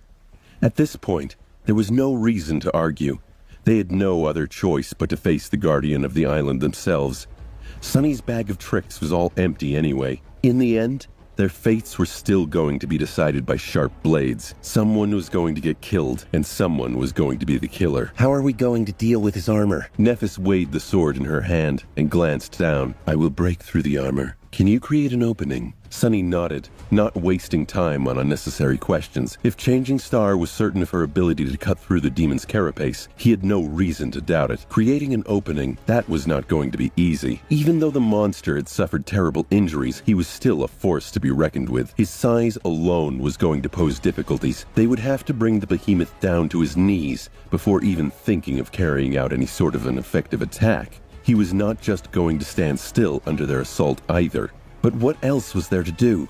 While Nephis was tying the golden rope to the branch, Sunny walked over to Cassia and lightly squeezed her shoulder. She tried to force a smile. I take it that the carapace demon is still alive. Despite the heavy, cold, dark feeling gripping his heart, Sunny tried to make his voice sound relaxed and carefree. Just barely. Don't worry too much. This whole thing will be over in no time. One way or another, he added inwardly. Cassia's smile weakened. She was not convinced by his clumsy attempt to reassure her. Sunny hesitated. Hey, have you ever eaten demon meat? The blind girl was surprised by his question. What? No. Sunny grinned. How about a demon steak? I'm an excellent cook, I'll have you know. I think. So I had no chance to put all the knowledge from the wilderness survival course to practice. Teacher Julius had indeed spent lots of time teaching him how to cook all kinds of seemingly inedible things, as well as meats of all sorts of nightmare creatures in preparation for his journey into the dream realm. Here, hunger was as much of an enemy as the fiercest of monsters. As soon as we get our hands on some demon meat, I'll make you a steak. It'll be the most delicious demon steak you've ever eaten. I promise. Finally, a real smile appeared on Cassia's face. She gave him a courteous nod. All right.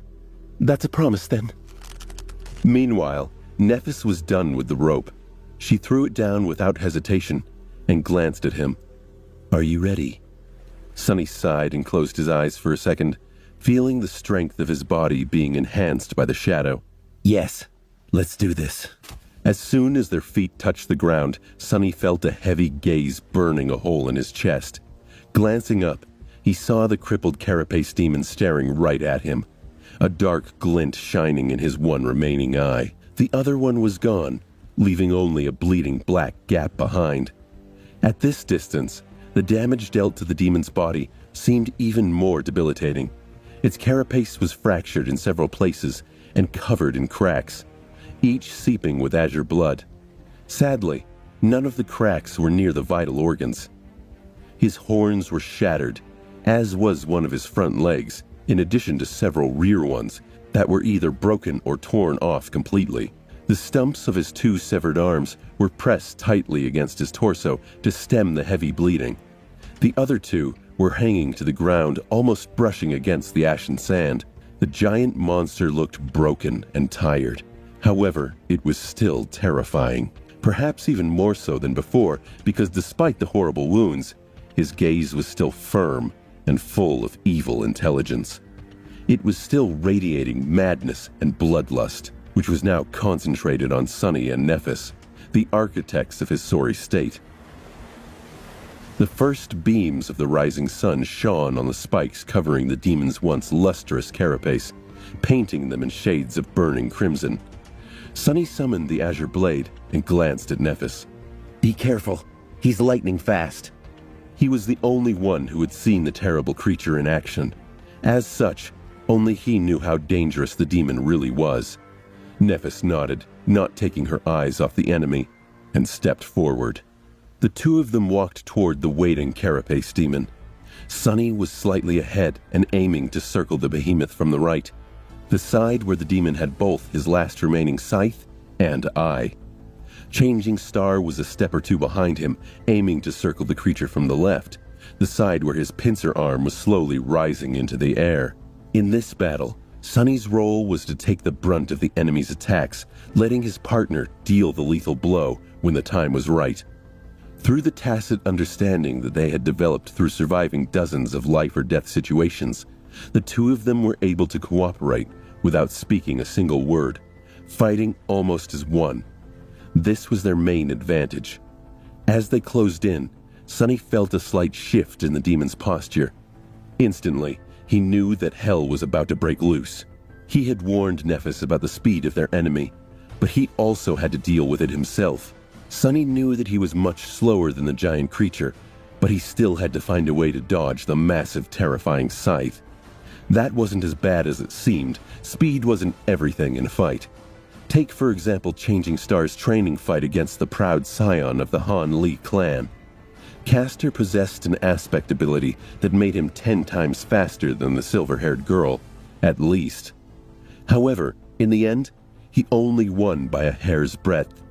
Nephis had almost smashed his face with an unexpected elbow strike. She had been able to catch Castor unaware, not because of her fast reaction. With that big of a difference between their speeds, no amount of reaction could have helped her. Instead, she was able to predict and manipulate the opponent's attacks, starting the strike even before Castor himself knew that he was going to end up in the path of her elbow. She was in control of the battlefield, and now they had to repeat that feat against the ancient demon of the Forgotten Shore. Luckily, his speed advantage was not nearly as insane as Castor's. Almost simultaneously, Sonny and Nephis lunged forward, attacking the behemoth from different sides. He also moved, ready to tear them apart. Both his pincer and his scythe rose into the air. Sonny was running as fast as he could, the azure blade outstretched behind him. A fire of cold resolve was burning in his heart. He was ready to live or die by his blade. However, in the next moment, his legs seemed to slip in the sand, and as his eyes opened wide, Sonny stumbled. Not wasting the opportunity, the carapace demon attacked. The terrifying scythe tore through the air, aiming to cut the helpless human in half, but it hit only the sand. Sonny, who had feigned his loss of balance to bait the demon's strike, easily avoided the deadly blade by jumping to the side at the last second. He wasn't quite at the level where he could predict every move of the enemy. Instead, manipulating the enemy into performing a predictable attack was easier. After all, deceit and manipulation were his forte. Temporarily safe from the threat of the scythe, Sonny dashed toward the demon's legs. At the same time, Nephis had managed to avoid the massive pincer and was closing in on them too. They reached their goals almost simultaneously, one from the right and the other from the left. Sonny slashed with the azure blade, feeling it hit the polished armor, and bounced back without leaving even a slight scratch on it. Dull pain radiated through his hands. On the other side of the behemoth's massive body, Nephis achieved more success. She had attacked the already injured front leg of the monster, cutting deep into his flesh through the wide crack in the metal plate. Severely damaged, the leg wasn't able to support the weight of the giant creature anymore. It buckled, sending the demon reeling. At this point, a scavenger or a centurion would have lost their balance and fallen to the ground. However, the carapace demon was too smart and experienced. He compensated for the loss of another leg by shifting his body weight to the opposite side and thrusting his scythe into the ground to remain stable. Damn it. Sonny had hoped that the bastard would fall, because then he wouldn't have had to do what he was about to do next. But he had no other choice. Cursing inwardly, Sonny briefly looked up at the massive body of the giant demon. Heavens only knew how much that thing weighed. Then he held his breath and ducked right beneath the carapace demon's steel abdomen.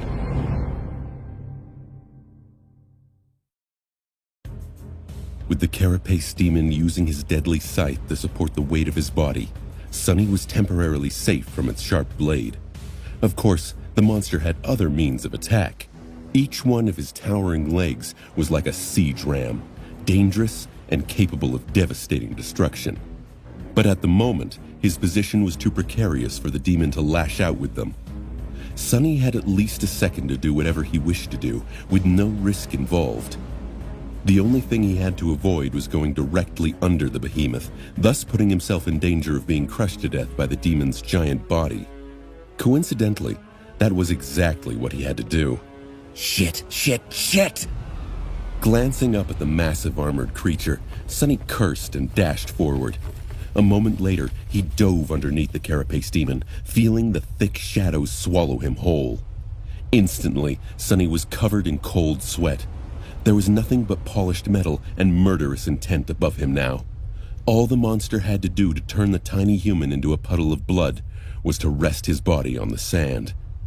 Under the crushing weight, Sonny's organs would burst and his bones would turn to dust. There wouldn't be anything solid left of him at all. Only a thin layer of bloody goo smeared across the ground. Not the best situation to find yourself in. With his nerves on the verge of melting, Sonny brandished his sword and rushed forward. His eyes were glued to the joints of the carapace demon's legs. He was utterly focused, looking for the slightest movement, waiting for it.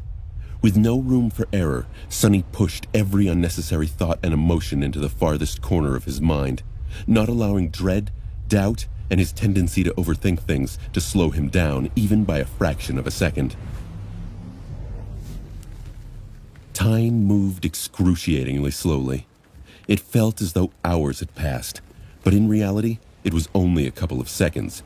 Sonny was only at the second pair of the giant monster's legs. It was then that he finally noticed the almost imperceptible change in the demon's posture. The tension in his joint changed slightly, indicating that the behemoth was about to move. This was the sign that Sonny was both hoping for and terrified of. Now, his survival was wholly dependent on whether or not he was fast enough. As soon as his eyes had registered the change in the creature's posture, Sonny pivoted on one leg and dashed to the side, trying to get away from underneath the armored giant. A small cloud of sand was sent flying by his sudden turn, but the demon was incredibly fast. He threw his body down, determined to squash the odious invader like a bug. With inertia and the limits of his human body slowing Sonny down, he felt the metal surface of the carapace begin to fall on his head long before reaching the safe zone. Death was approaching with abhorrent speed. One step, two. Was he going to make it in time? The carapace demon fell to the ground with a thunderous crash, sending large clouds of sand into the air. The impact was so strong that the whole island trembled. The furious mass of falling metal and spikes missed Sonny by just a few centimeters. He flew from underneath the demon's body at the last possible moment by performing a desperate dive. Crushing into the sand, Sonny rolled away and jumped back to his feet. Slightly disoriented by the shockwave of the giant's fall. I managed to survive. His movements were jerky and haphazard, but he wasn't fretting about the finesse in his work, only the goal, to bring the carapace demon down. Only by forcing the giant creature down to the ground, in reach of their blades, could they hope to kill it. In that sense, this dangerous gamble ended in a resounding success. The bastard was now laying on his abdomen. His carapace and his humanoid torso, where all the vital organs were situated, were well in the changing star's attack range. Now, Sonny just had to create an opening for her to deal the fatal blow, although he still had no idea about how she was planning to bypass the impenetrable barrier of the demon's armor. Creating that opening was not going to be a trivial task. Even though the monster's mobility was now severely reduced, the distance between him and the two sleepers was also much smaller, which made dodging his attacks that much harder. He was barely back on his feet when the terrifying scythe flashed through the air, threatening to slice his body in half. Sonny had no idea how Nephis was doing on the other side of the creature's enormous body against the pincer, but dealing with the scythe was almost beyond his abilities. The burning eye of the demon that followed his every move was not helping the situation at all. With very little time to react, Sonny did the only thing he could think of. He jumped as high as he could and pulled his legs up to his chest, performing a very awkward forward somersault. Because of the number of shadow fragments he had consumed and the physical enhancement brought by the shadow, the height of his jump was nothing short of impressive. The scythe's blade whistled beneath Sonny, so close that he could feel the wind brushing against his face. Landing on the ground, he dashed forward. Sonny knew that the scythe would come back, but he had a second or two to change his position, getting in front of the behemoth. He had to make the giant creature forget about Nephis completely and concentrate fully on dealing with him and him alone. To do that, he had to get in range of both the scythe and the pincer. What a lovely task. Feeling that his time was running out, Sonny spun around and raised the azure blade.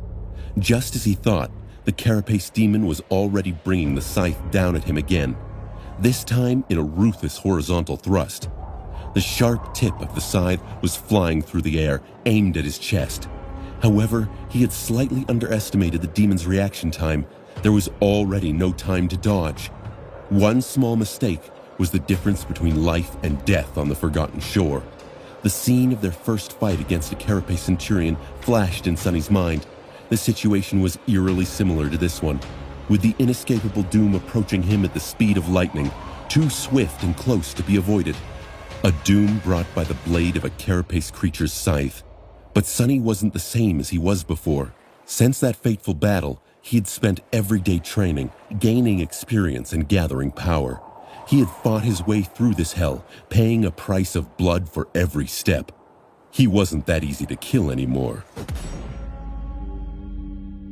Instead of soft flesh, the scythe was met by the hard steel of the azure blade. Not only did Sonny block the blow, he even managed to angle the sword in a way that would deflect most of the impact instead of absorbing the full force of it. One of his hands was placed on the hilt, the other gripped the tip of the blade with enough strength to prevent the edge from cutting his fingers off. The residual force was still enough to send him flying back, but it was not enough to break the bones in his hands. Not with the shadow enhancing the resilience of his body. The azure blade, however, was not as lucky. With a sorrowful ring, the blade shattered, breaking off near the crossguard. Beautiful shards of blue steel fell to the ground. Sonny gritted his teeth, knowing what would happen next. The spell spoke, announcing the destruction of his trusty sword. Your memory has been... He didn't get to hear the rest of the sentence because, in the next moment, his body collided with the ground. Sonny bounced a couple of times, feeling flashes of pain radiating through his bones, rolled, and finally came to a stop. He was comparatively fine. Standing up, Sonny stumbled and barely managed to remain on his feet. He glanced around and noticed that the trunk of the great tree was not that far away. 24 meters away, the Carapace demon was slowly turning his head, planning to concentrate his murderous rage on Nephis. This was the exact opposite of what Sonny had to achieve. He had to attract the monster's attention somehow. But what could he do? As the remains of the azure blade began to shine with soft light in his hand, ready to disintegrate into a rain of sparks, Sonny raised his hand and threw the broken sword with as much force as he could gather. However, he didn't throw it at the demon. Instead, he threw it at the miraculous tree, as though trying to harm it. Not far away, the demon suddenly froze, even if only for a second, his scarlet eye following the shimmering memory as it flew through the air, approaching the trunk of the great tree. The broken sword fell apart, turning into a shower of white sparks, which then disappeared without a trace. None of them even touched the obsidian bark. However, the azure blade had already fulfilled its purpose. It distracted the giant for a few precious moments. For Changing Star, he hoped that was more than enough.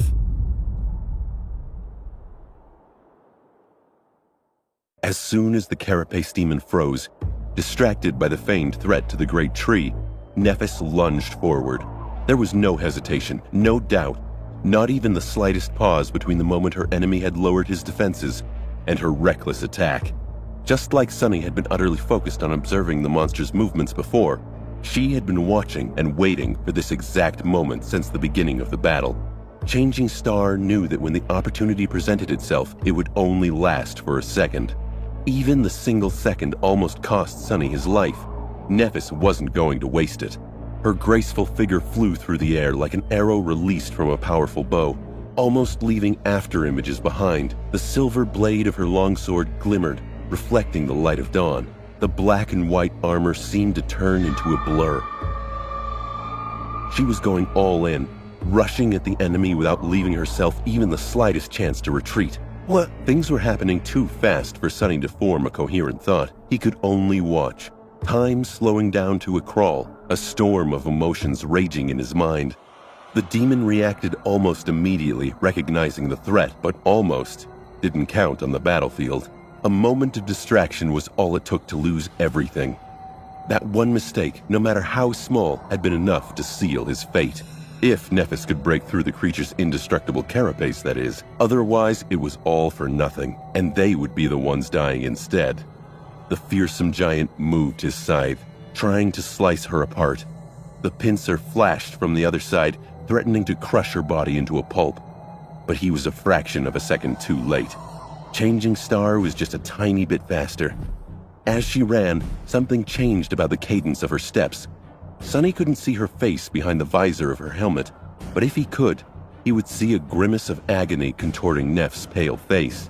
In the next moment, a soft white radiance ignited beneath the skin of her hands. However, this time, it didn't stay there.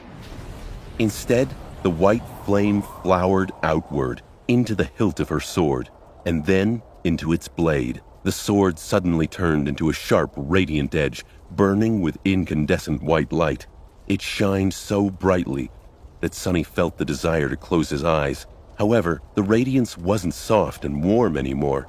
Instead, it was capable of reducing anything it touched to ash, and sharp enough to cut the fabric of the world itself. Perhaps it was even sharp enough to cut the strings of fate. Sonny remembered how Nephis had described her aspect ability. It can be used for healing. Back then, he had suspected that this phrase of hers implied that there was more to it. He even marveled at how precious and rare such an ability would be. It seems as though he was right. Changing Star's miraculous flame was capable of both healing and destroying. It possessed an enhancing effect similar to his own shadow control, at least when applied to weapons. Who knew what else it could do? An incredible ability indeed. Looking back, he understood that Nephis had not tortured herself in vain. All the times she pretended to meditate while enduring the excruciating agony of her flaw in secret were meant to make this moment possible. To give her enough fortitude to use this ability in battle without passing out from the pain. She succeeded. The question was, would that be enough? Was her sword strong enough to break the mighty carapace of the awakened demon? After all, no matter how incredible the ability, it was still powered by the weak, dormant soul core of a lowly sleeper. They were about to find out. A few steps away from the carapace demon's towering torso, Nephis bent her legs and jumped, soaring high into the air. Ugh. Her sword flashed forward in a vicious thrust, so fast that for a moment, it looked like a beam of pure white sunlight. Then, it collided with the strange alloy of the giant's lustrous armor, right at the spot where his heart was supposed to be. Of course. Back when they were hiding in the dead Leviathan's empty spine, Cassia had told them about her vision. In that vision, she saw the carapace demon being attacked by a terrible creature of the deep, dark sea. In the aftermath of the battle, the demon was severely wounded and on the verge of dying. The most horrible wound was on his chest, where the armor was torn apart and shattered, revealing the monster's beating heart. With time, all his injuries had healed, except for this one. While the carapace of the demon seemed to have recovered, in truth, it was never fully restored. In this one spot, the armor was secretly weakened, and it was exactly to that spot that Nephis had delivered her blow.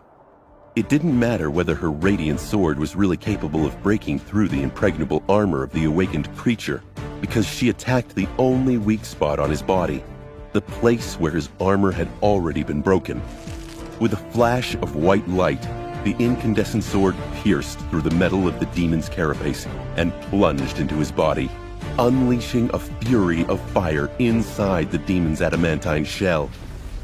It seemed as though the giant was suddenly illuminated from within, with beams of light shining through the cracks in his armor. The surreal sight was burned into Sonny's mind. Then, Changing Star's sword reached the carapace demon's heart and sliced it apart, incinerating everything around it and making the azure blood of the fearsome creature boil and evaporate. Sonny's legs buckled, and he gracelessly fell on his ass. What? We did it! The demon staggered. His arms slowly rose, as though trying to pull Nephis into a final embrace. But then, as his body twitched, they fell to the ground. Neph landed in the sand and jumped back, ready to defend herself. But there was no need. The proud guardian of the Ashen Barrow was dying. The scarlet light in his one remaining eye was dimming, any semblance of intelligence quickly disappearing from his gaze. The demon heavily slumped, all remnants of strength abandoning his mighty body. Turning his head with incredible effort, he cast one last look at the great tree. Then, his gaze stopped on Sunny. There was no fury or madness in that gaze anymore, only some strange, calm, inexplicable emotion. It almost felt like relief. Before Sunny could discern the meaning of that emotion, the last glimmer of light was gone from the eye of the carapace demon. His head rolled back and fell. They won. In front of the giant's body, Nephis had dismissed her helmet. Behind it, her face was pale and tired, her hair sticking to it in a sweaty mess. The afterglow of the white radiance was already extinguished, leaving her eyes gray once again. Changing Star kneeled, then lay down on her back, too exhausted to move. The whole fight lasted less than a minute, but it took everything out of both of them. Sunny followed Neff's example and lay on the ground, trying to catch his breath. They actually won. He couldn't quite believe it. I want to sleep for a whole week. Remembering that Cassia was still waiting in the branches of the great tree, not knowing who lived and who died, Sunny sighed. In the silence of the morning, in the center of the tall hill covered with ashen sand, under the branches of a beautiful giant tree, a strange shout could be heard. One demon steak, coming right up.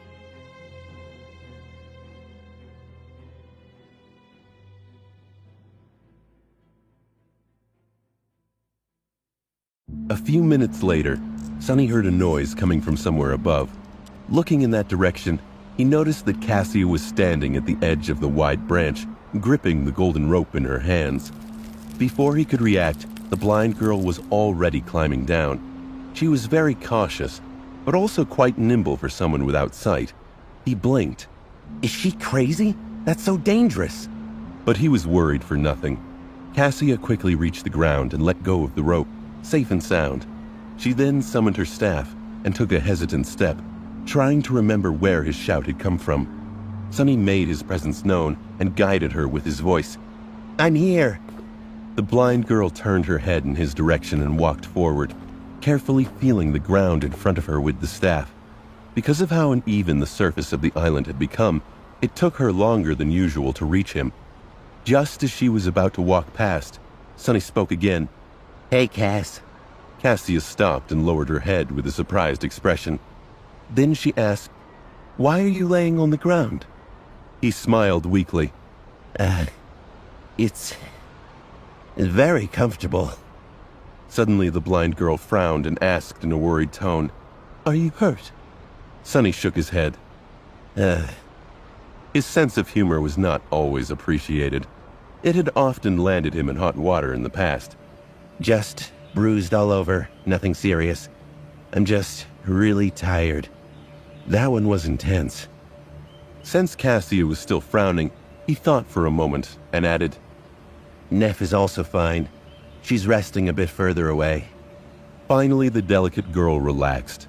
Her face cleared, and she offered him a hesitant smile. "Is that demon really dead?" Sunny cast a gaze at the giant corpse and closed his eyes. Yeah, he's very dead. Both of them were silent for some time. Sunny was on the verge of falling asleep when Cassia carefully asked, "So you're just going to continue lying here?" He opened his eyes and blinked, trying to remember what was going on. Oh, right. It's morning. There are things we have to do. The last day was excruciatingly long and exhausting. They had to make preparations to execute the plan to race to the top of the hill, to climb the great tree, hide themselves in its branches, and risk their lives to set the demon on fire. Not to mention everything that had happened after, all culminating in the short but terrifying battle against the creature itself. And yet, there was no time available to rest. They had to take basic precautions, at least if they wanted to see another day. Straining his exhausted body, Sunny stood up and offered Cassia his shoulder. After she placed her hand on it, he walked over to the carapace demon's corpse, stopping at the spot where Nephis was sprawled in the sand. She greeted them with a tired glance. "Good morning." Out of habit, Changing Star tried to force a polite smile. However, Today it did not look very convincing. I give it a 3.6 out of 10. Not great, not terrible. Soon, the three of them were sitting in a circle, passing around the glass bottle full of cold, refreshing water. Sunny was in the middle of describing their fight with the carapace demon. So he got distracted for a few moments. That's when Neff attacked. She used her aspect ability to ignite her sword and struck at the weakened patch of armor on the demon's chest, the one you told us about. It really was not as strong as the rest of his carapace, so the sword went through and pierced the bastard's heart. Sunny noted that Cassia did not seem surprised at the mention of Changing Star's new trick. Either she knew all along because Nephis had told her, or she saw something in one of her visions. Regardless, he decided not to press the topic. The demon was already severely wounded from his fight with the thing from the sea, so it was enough to finish him off. A few seconds later, he was dead. Cassia shook her head in astonishment. That is incredible. 2 sleepers killing an awakened demon. I thought that stuff like that only happened in webtoons. Nephis corrected her. 3 sleepers. Without your vision and advice, we wouldn't have been able to do anything. The blind girl lowered her face, a little embarrassed. Still, 2 or 3, it's still unheard of. Sunny looked from one girl to another, then finally turned to Cassia.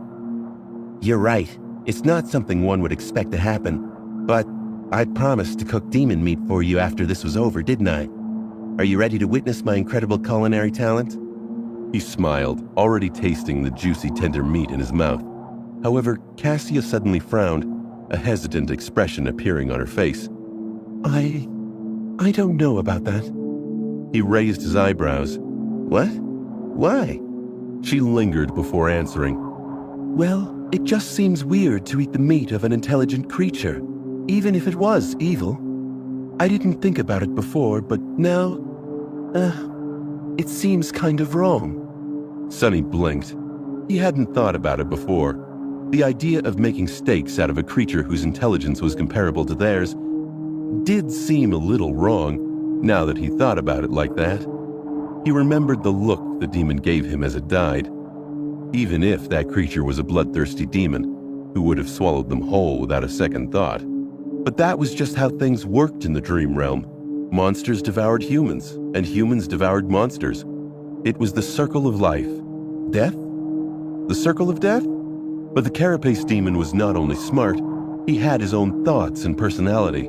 Even though nightmare creatures were universally insane and obsessed with murder and destruction, just like he was, there were also other qualities to the ironclad giant. He was proud and fearless, even valiant. When fighting against the terrifying monsters of the Dark Sea, he did not hesitate to stand his ground, refusing to surrender. Cooking the meat of someone like that could indeed be considered strange. How come Teacher Julius did not educate me on the ethics of eating your enemies? Seems like a bit of an oversight. Misunderstanding Sunny's silence, Cassia blushed and said, Sorry, I know it seems ridiculous, but that's just how I feel.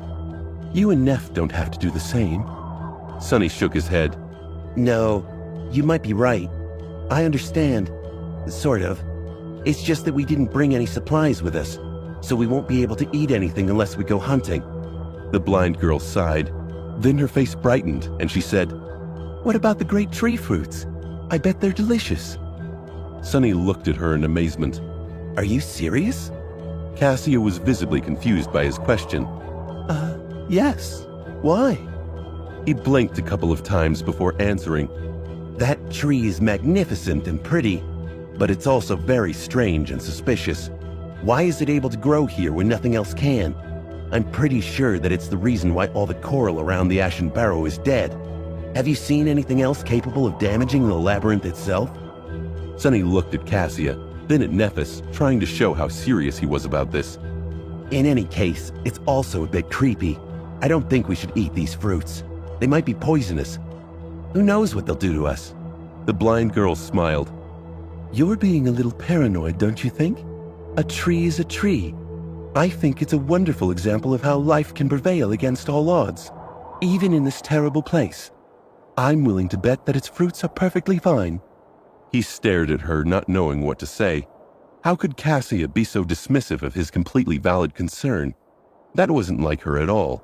Unpleasantly surprised, Sunny turned to Neff, hoping for some support. Changing Star thought things through before speaking. Then she spoke in a measured voice. Sunny's right. There are too many strange things about that tree. Eating its fruits would be too risky.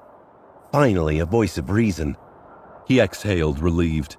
However, his heart was still inexplicably gripped with worry. As Cassia sighed with disappointment, Changing Star turned to him and asked, "The echo was destroyed?" Sunny's face darkened. He was still pained by the loss of his loyal scavenger. Yeah, the demon acted faster than I had expected. He killed it before I could do anything. Nephis frowned. Too bad. Our speed will be severely reduced. Sunny tried to hide the pain he felt from her callous words. Inside, he was seething. Have you no heart? At least pretend to be sad. My poor echo is gone. His shadow shook its head, amazed at the childishness of its master. Sunny was also surprised by his reaction, considering that his own first thought after the echo had died was about how much money he wouldn't be able to make by selling it. Yeah, it's a, pity. Changing Star gave him a nod and then asked, "You also lost your sword?" Sunny sighed and gritted his teeth. Yes, it shattered when I blocked the demon's scythe. Which hurt even more than the death of his scavenger. The azure blade was his first sword. He fought and trained with it for a long time. It felt like it was a part of him. And now, it was gone. Nephis raised a hand. Well, you're in luck. I received a memory after killing the carapace demon. It's a weapon.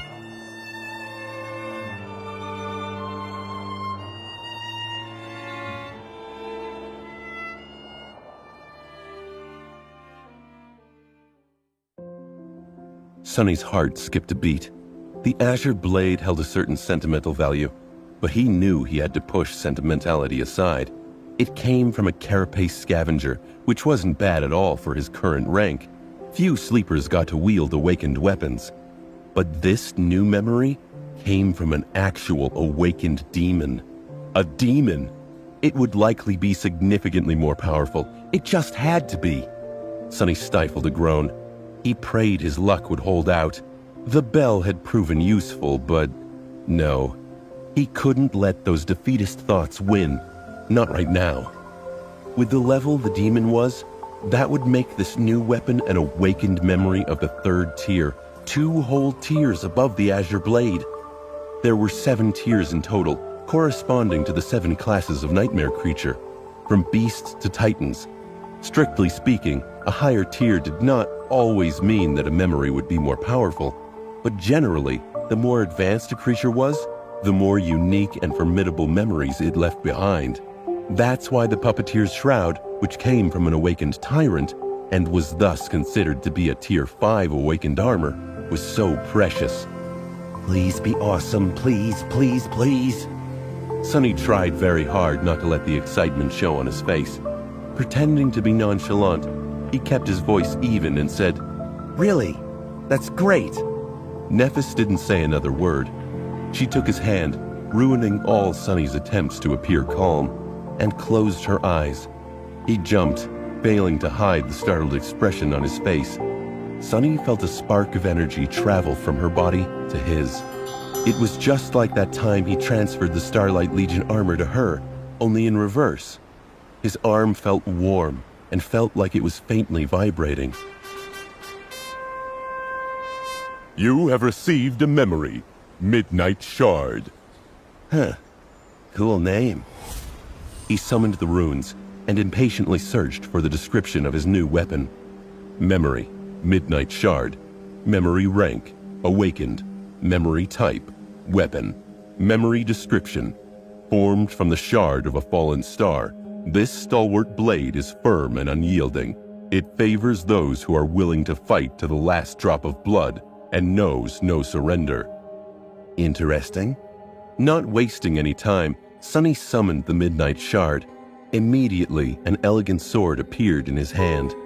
The sword looked a bit like the azure blade, but only in the sense that it was single-edged. and had a long hilt suitable for 2 hands. However, this was where the similarities ended. Its blade was much longer, nearly 3 feet long, and slightly curved. It was forged out of the same bright, lustrous metal as the Carapace demon's armor.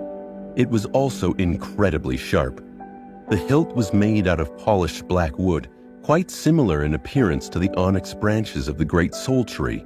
The crossguard was round and more pronounced than that of the azure blade, offering better support and protection to the wielder's hand.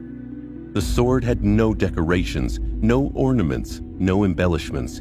It was simple and austere, like a true weapon designed for battle and battle alone. It seemed to radiate a cold, fearsome aura. As soon as his hand touched the midnight shard, Sonny felt that the sword possessed an unbreakable will. Its blade was strong enough to withstand devastating blows without suffering any damage.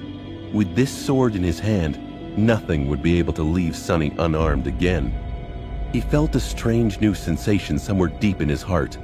When Sonny held the midnight shard, he could feel a subtle presence, as though there was a deep well of power hiding inside of him, just beyond reach. He couldn't quite understand how to access that power yet, but it was certainly real. I guess I'll have to win its favor first. But how do I do it? I'll have to experiment later. Admiring his new weapon, Sonny looked at Nephis and said, Even I know what type of sword this is. It's a katana, right? She studied the midnight shard and then answered, Technically, it's a tachi. It's longer than a traditional katana and has a slightly different blade shape, but they're quite similar. A tachi? Well, it sounded nice anyway. Most of the principles he had learned with the azure blade could be applied to a sword of this type as well, since they shared the same foundation. That was reassuring.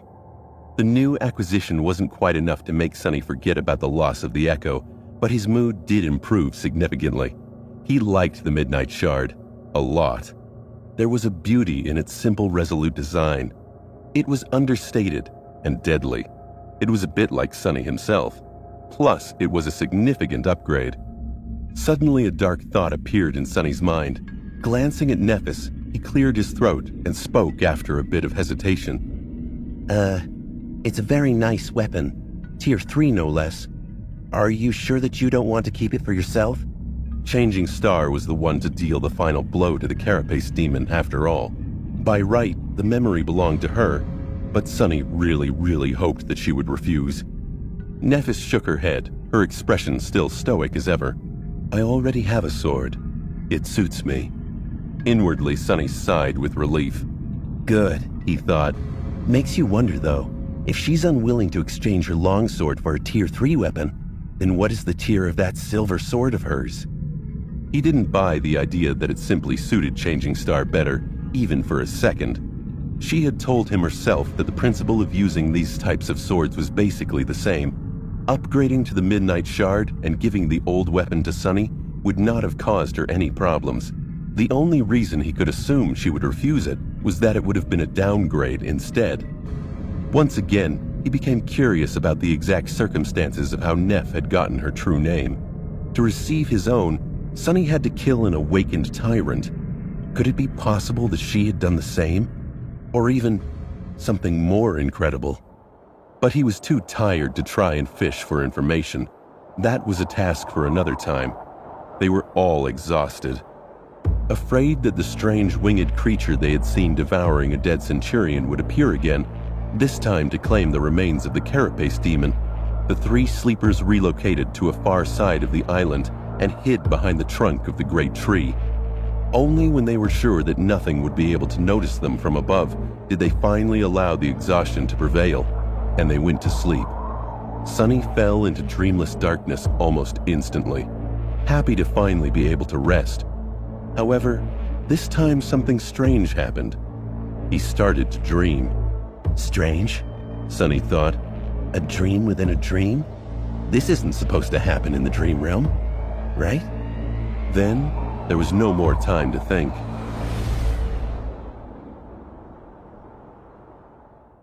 Sonny woke up from the insistent sense of alarm coming from his shadow.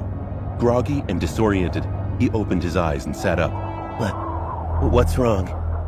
He looked down at the shadow and saw it repeatedly pointing up with a tense expression on its... Well, it didn't have a face. He could just tell that it was nervous. Trouble? Sonny looked up and saw nothing but the scarlet leaves of the great tree. The sky was hidden, but he could easily tell that the sun was still up. It seemed that he was asleep for just a few hours. There was no threat anywhere in sight. He frowned. What got you so spooked?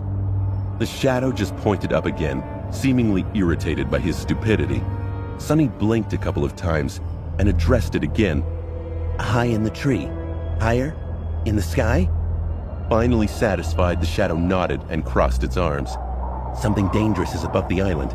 That creepy raven thing again.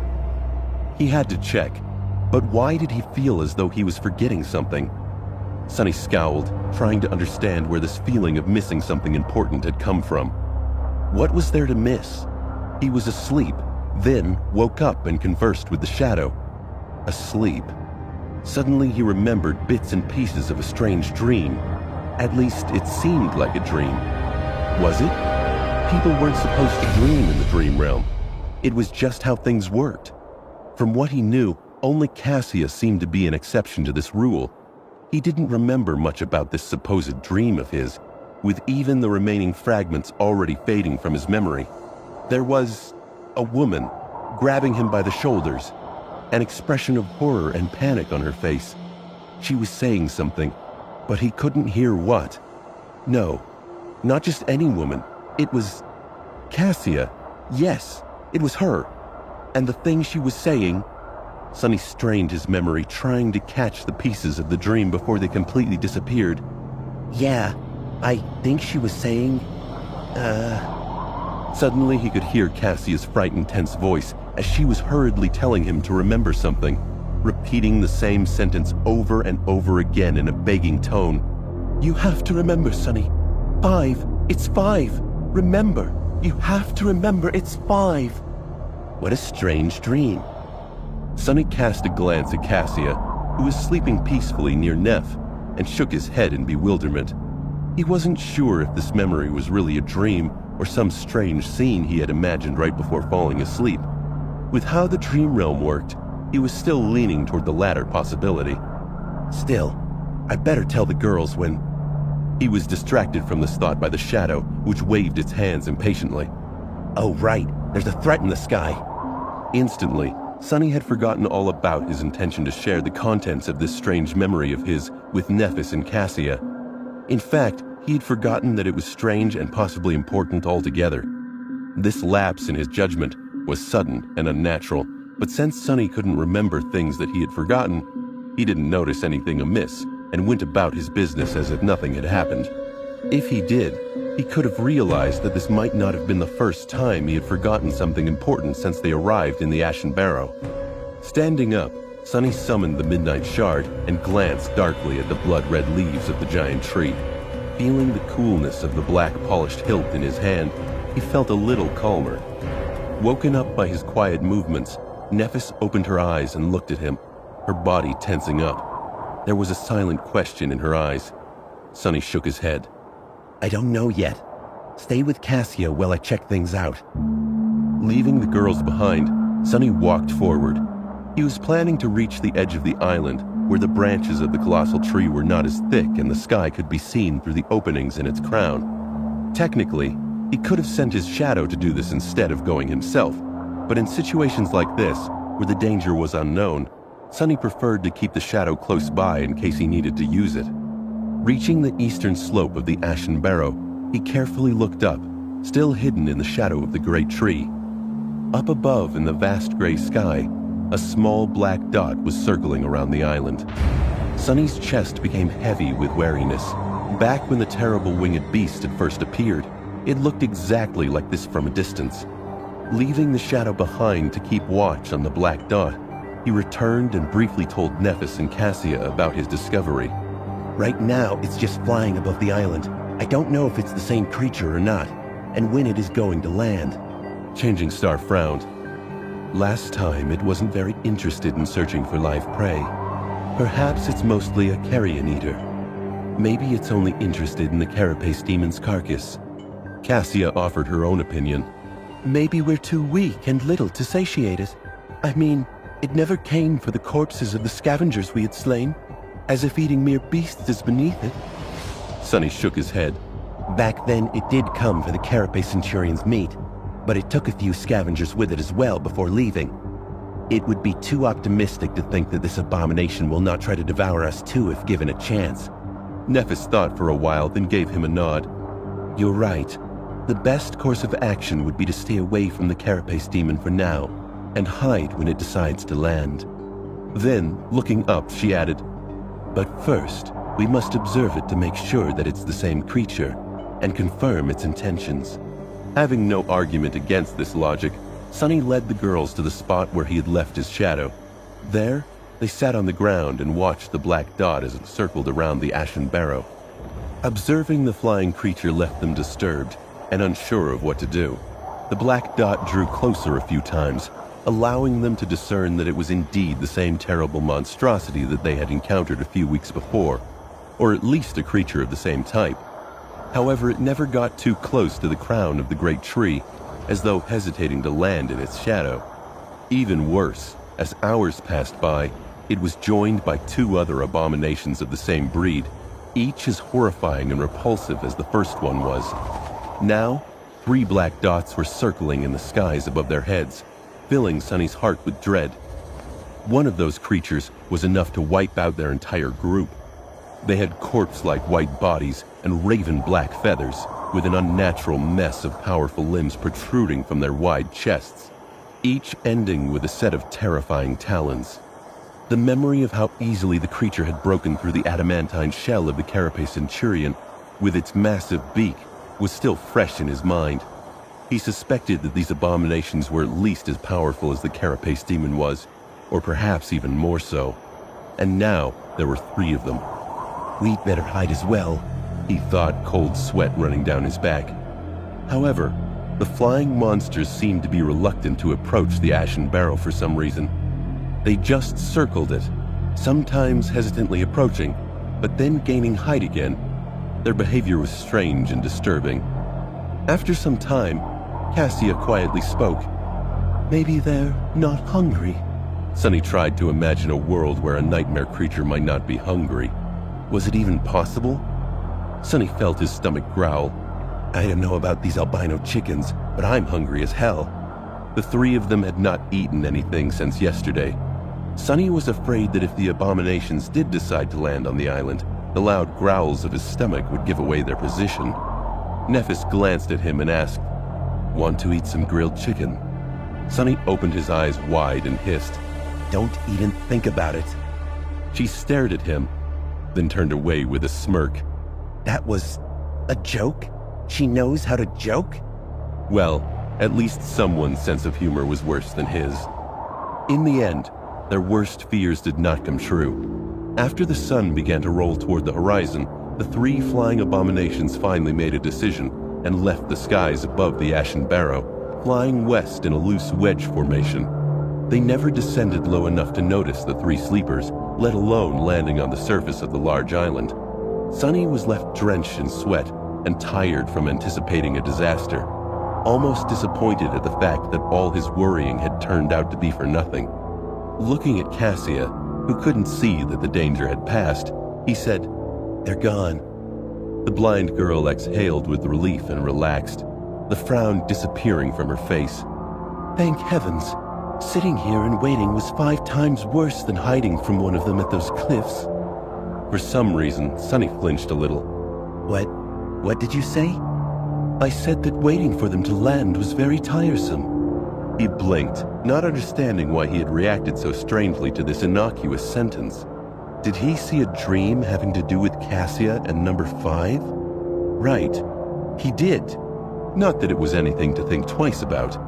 Oh, yeah, you're right.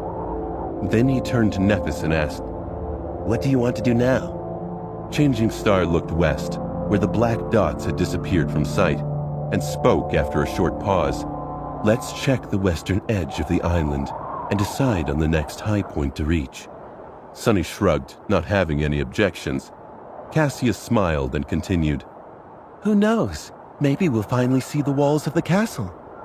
Soon they had crossed the island and approached its western slope. Here the ground was raised just before plunging down, forming a natural rampart that hid the landscape from their eyes. Nephis was the first to climb up and reach the top. Sunny was just behind her when he felt that something was wrong. Changing Star's posture was somehow strange, stiff and rigid, as though she had suddenly turned to stone. Stepping on the ashen surface of the natural rampart, he worriedly looked at Nephis and noticed a grim expression on her face. He had never seen her in such a state before. Turning his head, Sunny looked west and then narrowed his eyes. His face instantly darkened. Feeling the desire to curse, Sunny gritted his teeth and clenched his fists. Inside his head, only one word was repeated over and over again. Damn, damn, damn.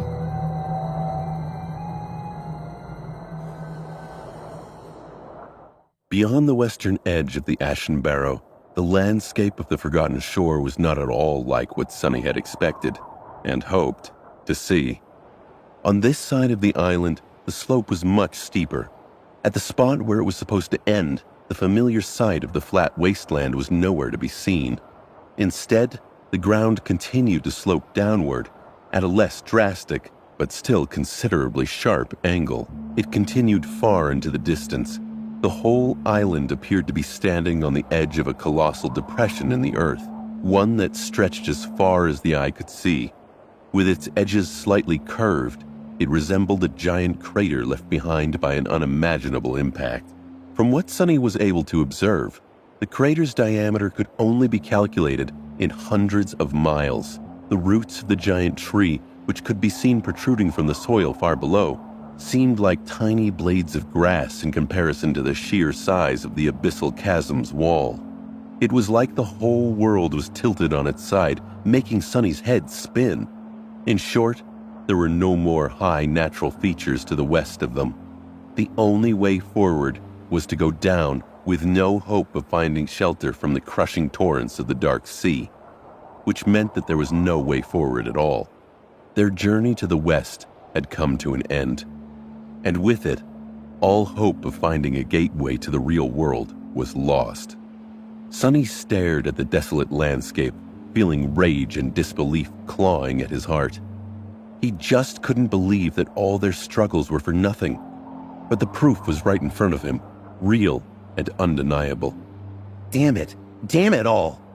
He tried to think of some cunning way to solve the situation, but there was nothing his imagination could come up with.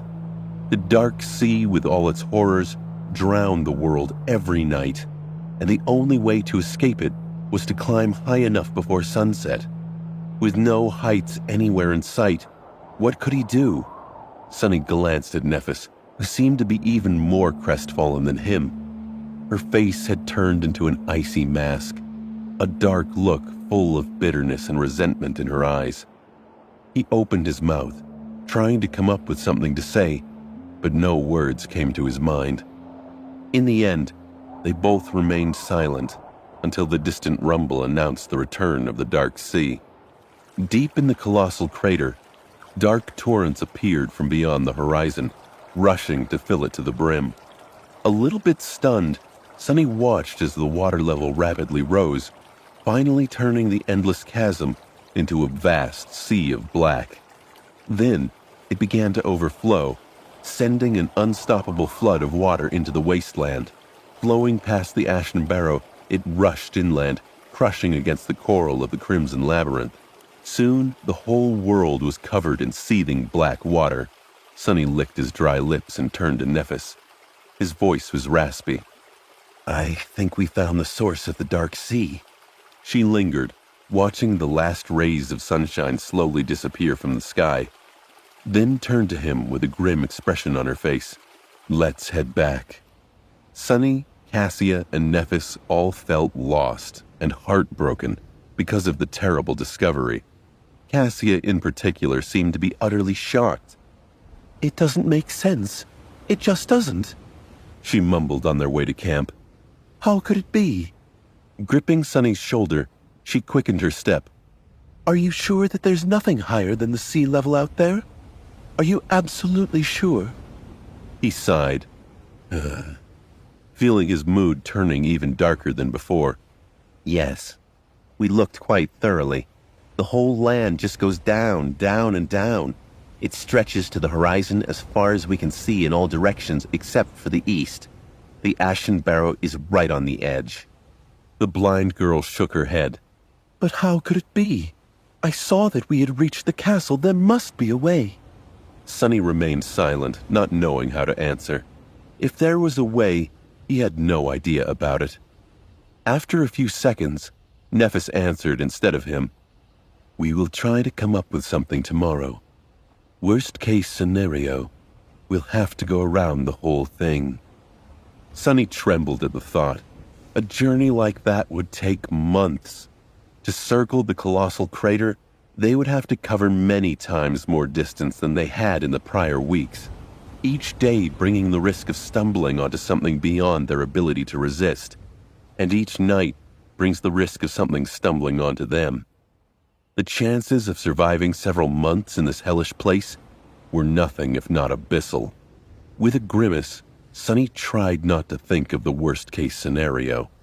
The darkness of the falling night was not the best environment for scary thoughts. Nephis's resolve hardened. Tomorrow. We'll rest, recharge, and think of something tomorrow. It is just like Cassius said. Since she saw us entering the castle, there must be a way. They reached their temporary camp just before the sun had completely disappeared. Laying on the makeshift bed of fallen leaves, Sonny tiredly closed his eyes and thought, I hope I won't see any dreams today. Then he slightly frowned. Dreams? Since when am I capable of dreaming in this place? Oh, right. There was that one dream. Or was it a memory? What was it about again? I can't seem to remember. With that thought disappearing from his mind, he fell asleep. In the morning, the mood between the three of them was pretty somber. No one seemed to want to talk or do anything, aimlessly staring at the ground or the rustling leaves of the great tree. In addition to the blow of yesterday's revelation, they were also hungry. The corpse of the carapace demon was starting to look more and more appealing, at least to Sonny. However, he was still not at the point of breaking his promise to Cassia. Finally, Nephis broke the silence. Standing up, she looked up with a grim resolution. I'm going to climb to the top of the tree and take a look around. Maybe I'll notice something that we missed from up high. Sonny stared at the giant tree, suddenly feeling incredibly small. It was truly enormous. The Ashen Barrow itself was already much taller than the giant knight's statue and every other shelter they had seen, and the tree almost dwarfed it in size. Climbing up would take a lot of time and effort, but maybe she would be able to notice something from that incredible height. He scratched the back of his head. All right, but be careful. Keep an eye on the sky. If you notice those winged abominations again, come back down. Changing Star gave him a nod and headed for the tree. Without turning her head, she added, Take care of Cassia while I'm gone. It shouldn't be more than a few hours. Sonny waved a hand and watched her walk away. Then he tried to think of something to do. On a usual day, he would have already started his morning training, but today he was too hungry. Come on, hunger is not an excuse. Do you think you'll always have a full stomach before a battle? No, so get up and train. Don't you want to try how the Midnight Shard feels in your hand? With a sigh, Sonny got up. He trained for an hour, enjoying the swift and reliable feeling of his new sword. The long tachi was truly incredible. It was light, maneuverable, and unrelenting. Its edge sang as it cut the air. Sonny already felt as though it was a part of him. His movements were fluid and measured, almost elegant. After the training session was over, he decided to do something useful. Walking over to the carapace demon's corpse, Sonny spent some time prying the soul shard out of it. In the end, he gathered all 3 of the crystals with some effort and stashed them into the seaweed rucksack. What to do now? After a bit of pondering, he suddenly got an idea and tried to find the place from his memory, the one where the carapace demon had dropped the transcendent soul shard into the sand. That shard had been brought to the Ashen Barrow by the subservient centurion and would be a real treat for Neff or Cassia. He quickly found the right spot. However, no matter how hard Sonny looked, he couldn't find the alluring crystal. In the process, a couple more hours had passed by. Strange. It was quite large. Where could it be? He was determined to continue the search, but at that moment, the shadow that he had left with Cassia noticed movement in the branches of the great tree. Nephis was back. Sonny walked back to the camp, thinking about what she had found. Was there hope for them after all? Or was there only more bad news? By the time he returned, Neff and Cassia were sitting on the ground with relaxed expressions on their faces. Sonny's heart skipped a beat. Nephis seemed calm. She saw something. There must be a way out. But in the next second, his eyes widened. The two girls were holding something in their hands, their lips painted red. They were eating. They were eating the fruits of the great tree. It was unlike Nephis to get distracted during such a dire time. Besides, they agreed not to touch those mysterious fruits. For all they knew, those fruits could be poisonous. Something was wrong. He felt it in his gut. Sonny stumbled back into camp and looked at his companions in utter shock.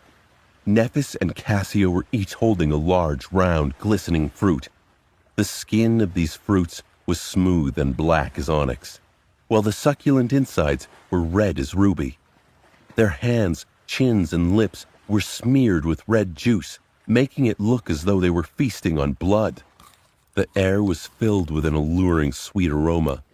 Sonny recoiled, but his stomach involuntarily growled, reminding him how hungry he was. Nephis looked at Sonny and offered him a relaxed smile. Hey. He stared at her, lost for words.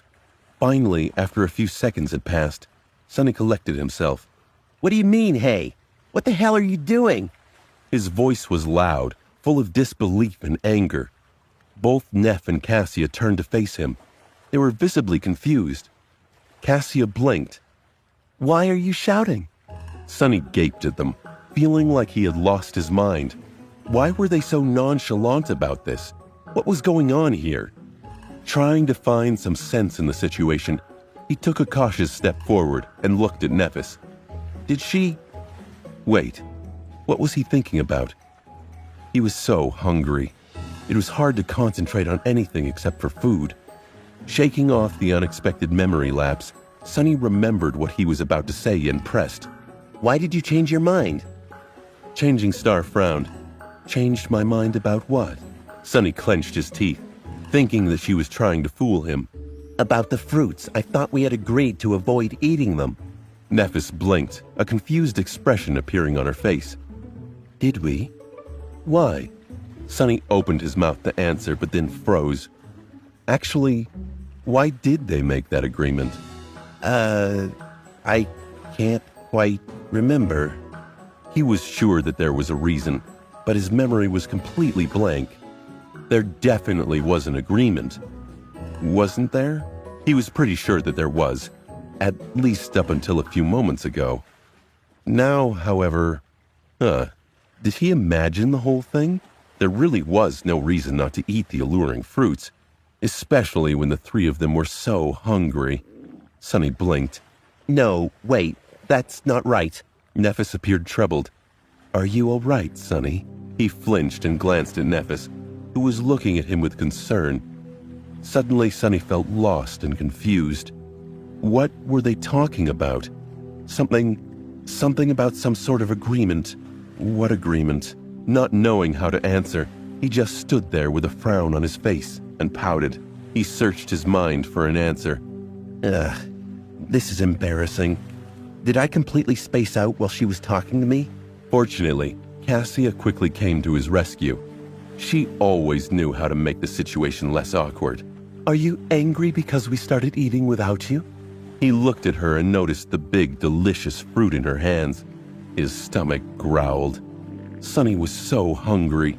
I guess. Cassia smiled and pointed to the ground, where another fruit was placed on the pile of fallen leaves. Her teeth were smeared with red juice. Don't worry. Neff brought 3 of them, 1 for each. Sonny smiled to himself and thought, how nice of her. Sonny picked up the fruit, looked at it, and took a bite without thinking. Instantly, his mouth was filled with delightful, cool sweetness. The succulent, juicy fruit was possibly the most delicious thing he had ever tasted. It was both nourishing and refreshing, with a rich texture and soft, lingering aftertaste. The ruby flesh practically melted on his tongue, making his whole body tingle. It was pure joy in the form of a fruit. Wow. Despite his delight, Sonny felt disturbed for some reason. Something was very wrong about the whole situation. But what? Taking another bite, he frowned and tried to understand the source of this anxious feeling. It was hard to think about anything except for how heavenly the fruit of the soul tree tasted, but he forced himself to concentrate. Soul tree. Since when? Wait, don't get distracted. Sonny was finally able to pinpoint the source of the strangeness. It was his shadow. When he reached out to pick up the fruit, the shadow did not copy his movements, as though reluctant to touch it. Even now it was motionless, refusing to mimic him eating the fruit. Weird. What is it with this guy? Sonny took one more bite and looked at the shadow, lost in thought. The shadow had an eccentric temper, but it rarely did something without a reason. If it didn't like the fruit, there had to be something wrong with the fruit. Sonny frowned, suddenly feeling a sense of dread grip his heart. There was something wrong with the... Damn, why is it so hard to think about this stuff? There was something wrong with the fruit? Why would there... Wait, is this why I screamed at Nephis? She broke an agreement. What was the agreement? Sonny was at the precipice of remembering something very important. He felt as though he just needed to pull on the thread, and the whole truth would reveal itself. Something terrible was going to happen if he failed. But then, Sonny got distracted. Something unexpected happened. Something that required his full attention. Instantly, he somehow forgot all about the problem with the soul tree's fruits. Because at that moment, the spell was talking into his ear. Your shadow grows stronger. Sonny's head was swimming in confusion. What? He blinked and then looked at the delicious fruit in his hands. The spell announced the increase in his power right after Sonny swallowed his 3rd bite. Stunned, he raised his head and looked at Nephis. Changing Star 2 was staring at her fruit with a strange expression on her face. Feeling his gaze, she looked up. Sonny licked his lips. Did you? Nephis turned to him. I just absorbed a point of soul essence. Without saying anything, they both turned to Cassia. The blind girl was enthusiastically devouring the fruit. Red juice was flowing down her chin and dripping to the ground. Stopping for a moment, she smiled. Actually, I received mine a few bites ago. Sonny's eyes widened. Excitedly, he summoned the runes and found the right cluster. Shadow fragments, 97 out of 1,000. He received a shadow fragment. He received a shadow fragment without risking his life in a battle against deadly monsters. Finally, Sonny was able to realize why the carapace demon had been so fixated on the soul tree and its fruits. These fruits were pure magic. Forgetting all about the uneasy feeling, he raised his hand and greedily bit into the succulent, delicious, nourishing flesh. Late in the evening, when the sun was already hidden behind the horizon and the dark sea had once again turned the Ashen Barrow into a lonely island, the 3 of them were preparing for the night. They had moved their camp to rest between the roots of the great tree. With newfound energy received from consuming miraculous fruits, all their worries seemed to fade. With no way to move further west, Nephis, Sonny, and Cassia had decided to rest for a few days before making any decisions. They deserved a short vacation. The Ashen Barrows was a perfect place to recuperate. There were no monsters in the surrounding wasteland, it was large enough to protect them from the horrors of the sea, and they had plenty of food thanks to the soul tree. What's more, the food could even provide them with power. Where else would they be able to grow stronger without risking their lives? As far as hell goes, this place was almost a paradise. Sunny lay on the makeshift mattress of fallen leaves, feeling relaxed and optimistic for the first time in many, many days. Things seemed to be getting better. Before falling asleep, he glanced at the mighty branches of the great tree and thought with a bit of regret.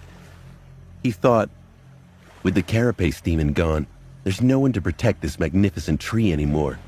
When we continue our journey, it will be completely defenseless. What a shame. His consciousness was already half asleep. However, one last thought entered Sunny's mind right before he completely slipped into the embrace of darkness. What a shame no one will be here to serve it, and feed it, and help it spread its seeds.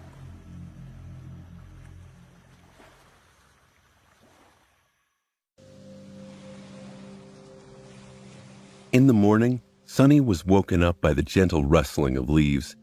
Opening his eyes, he saw rays of sunshine falling through the scarlet crown of the soul tree, painting the world in soft shades of pink. The sight was beautiful and tranquil. It felt as though none of the dangers and terrors of the dream realm could reach him here. A soft breeze touched his skin, bringing with it coolness and the smell of fallen leaves. For the first time in a long while, Sunny felt at peace. Is this what a vacation feels like? If so, their decision to have one was the best decision ever. He sat up with a yawn and lazily looked around. Cassia and Nephis were already awake. Seeing them put a smile on Sunny's face. Why the hell am I grinning? Shaking his head, Sunny put on a more serious expression. Good morning. The girls greeted him. Then Nephis slightly tilted her head. Hey, do you remember why we didn't leave anyone to keep watch last night? Sunny blinked. Indeed. Why hadn't anyone guarded the camp? No. I guess we were too tired. Plus, it's so safe here. Why deprive ourselves of sleep? She frowned. Sunny expected Changing Star to berate them, but unexpectedly, she just shrugged. I guess. Sunny's brow furrowed. That's not like her. Am I not the only one in a great mood? To make Neff feel better, he pointed down. Don't worry. My shadow would have warned us if anything had happened. She seemed to have forgotten about her question already, returning to whatever she had been doing before. All three of them were easily distracted these days. Sunny sighed. So, what are you guys going to do today? Cassia turned to him with a smile and answered in a teasing tone. Nothing. We're on vacation, remember? So we're just going to rest and relax. Sunny smiled. Sounds like a plan. Speaking about plans. At that moment, Cassia scowled. Her voice became comically strict. You too, Sunny. You're not allowed to plan, plot, and scheme. Just sit back and enjoy the day, all right? Sunny scratched the back of his head. All right. He felt as though he was forgetting something. But what? Looking at Nephis, Sunny hesitated. Remind me, why did you climb the soul tree yesterday? She glanced at him in confusion. I don't really remember. To get the fruits? Sunny smiled at the mention of the miraculous fruits and nodded. Yeah, that makes sense.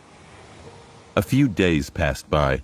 Sunny, Nephis, and Cassia spent them idling away, not concerned with anything in the world. Their tired bodies and minds needed time to rest. They slept until noon, ate the delightful fruits, and sat around the fire talking or simply soaking in the warmth. Sometimes they would play games or engage in other forms of entertainment. Other times, they would keep to themselves, enjoying the almost forgotten feeling of privacy. Sonny had been a loner for most of his life, so these past few weeks that he had spent side by side with other people, without even a minute to himself, were a taxing experience. He relished the opportunity to be alone with his thoughts once again. Luckily, the island was large enough for the three of them to stay apart if they didn't wish to be disturbed. Not that it happened often. At first, he had expected that lazing around doing nothing would very quickly grow boring, but surprisingly, it did not. He felt perfectly fine, simply laying on the ground and staring at the gently swaying branches of the soul tree, caught in a blissful reverie. In moments like these, he would lose track of time, often realizing that entire hours had passed only when the sun was about to set. The concept of time in general had become strangely hard to grasp. Sonny wasn't entirely sure how many days they had spent on the peaceful island. He was pretty sure that it was less than a week, but couldn't remember the exact amount. Not being able to remember something had become a common occurrence. All three of them were turning increasingly absent-minded and forgetful. Sometimes Sonny would catch himself straining to remember details of his previous life or notice the strangeness of their behavior.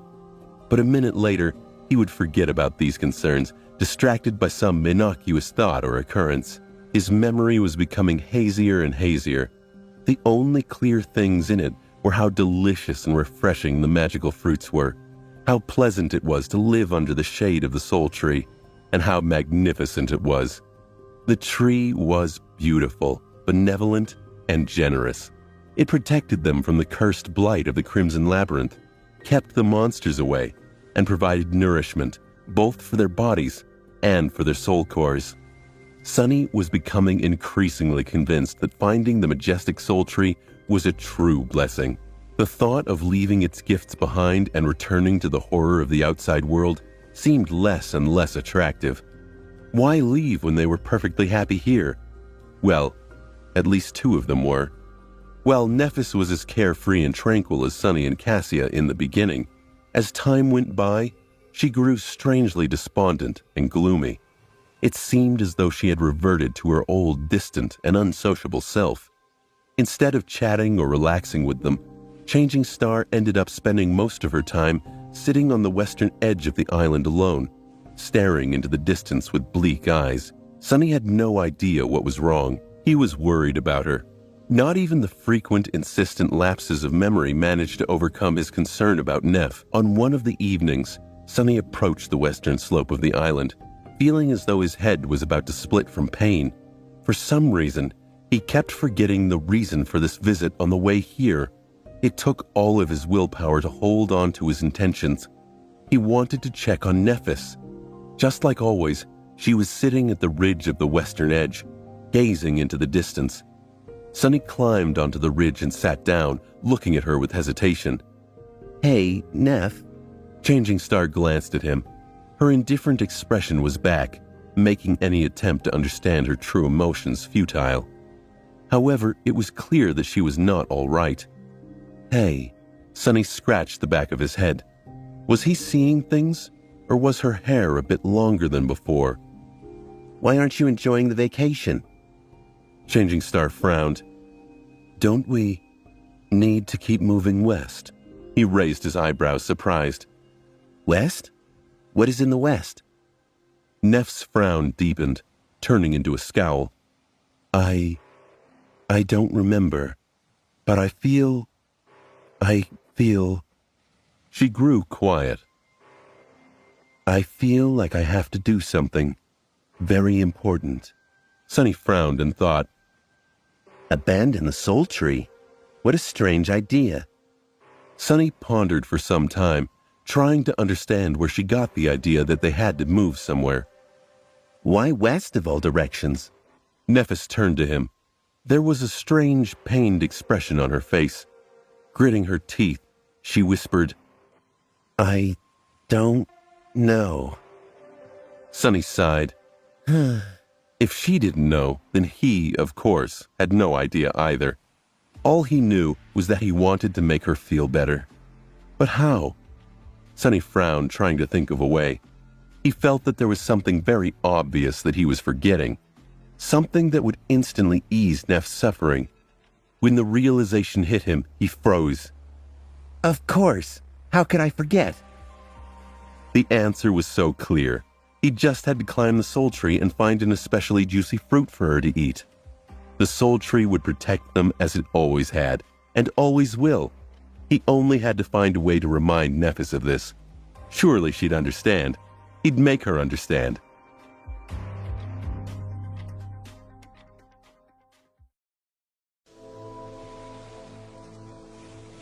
It was already dark when Sunny returned to the great tree. Cassia was asleep, snuggled comfortably under her cloak. There was a peaceful smile on her face. Sunny smiled at the sight. Sweet dreams. She wasn't bothered by her terrible visions in a long time. Everything became better since they decided to stay on the tranquil island. Everything except for Neff's mood. She didn't even bother to return to camp today, staying at the western edge of the barrow. Sunny didn't like that she was so close to the black water. He sighed. I need to get some tasty fruits for her as soon as possible. She definitely would not be able to stay sad after eating the magical fruits. They were so sweet and delicious. Sunny began salivating just from thinking about them. He licked his lips. Maybe I'll find one for myself, too. In the beginning, they took turns climbing to the lower branches of the soul tree to gather fruits. Lately, though, Nephis seemed to be distracted by her strange melancholy. As a result, the group relied on him to bring down fruits for everyone. He had already picked the lowest branches clean, choosing the ripest fruits first.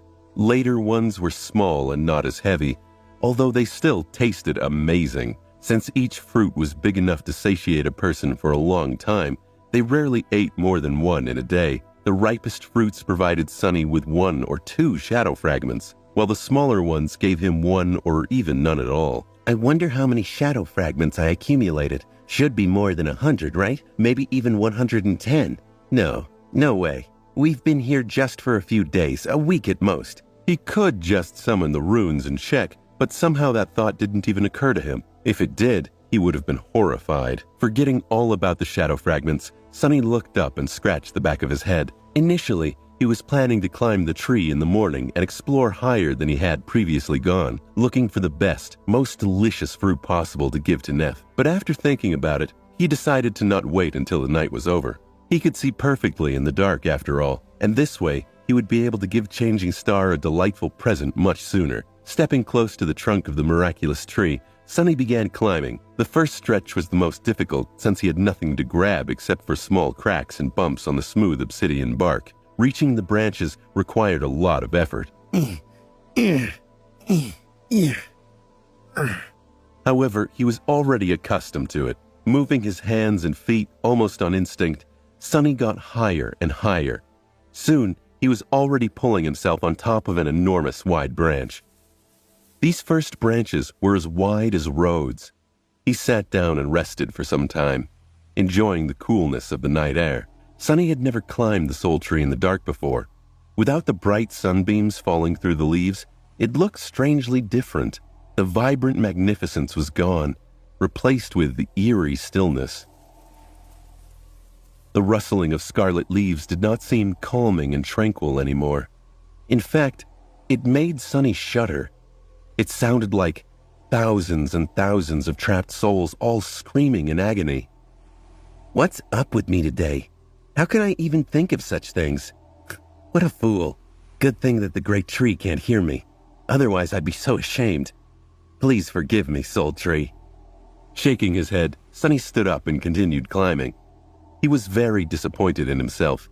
After all the good things that the tree had given them, he had stupidly doubted its benevolence, its greatness, its desire to devour, always ravenous, always growing, starving, hungry, forever.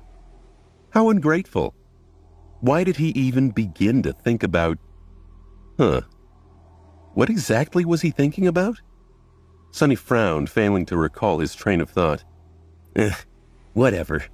I'm here to find a tasty fruit for Neff, not practice my reasoning. Climbing higher and higher, he soon abandoned the area that they had explored before. The crown of the great tree was vast enough to form a maze of its own. The large branches grew chaotically in all directions, twisting and crossing each other with thick foliage, blocking lines of sight and making any attempt of looking for the fruits difficult and time-consuming. Still, Sonny was determined to continue. He figured that if he went really high, where sunlight was denser, the fruits would be much riper.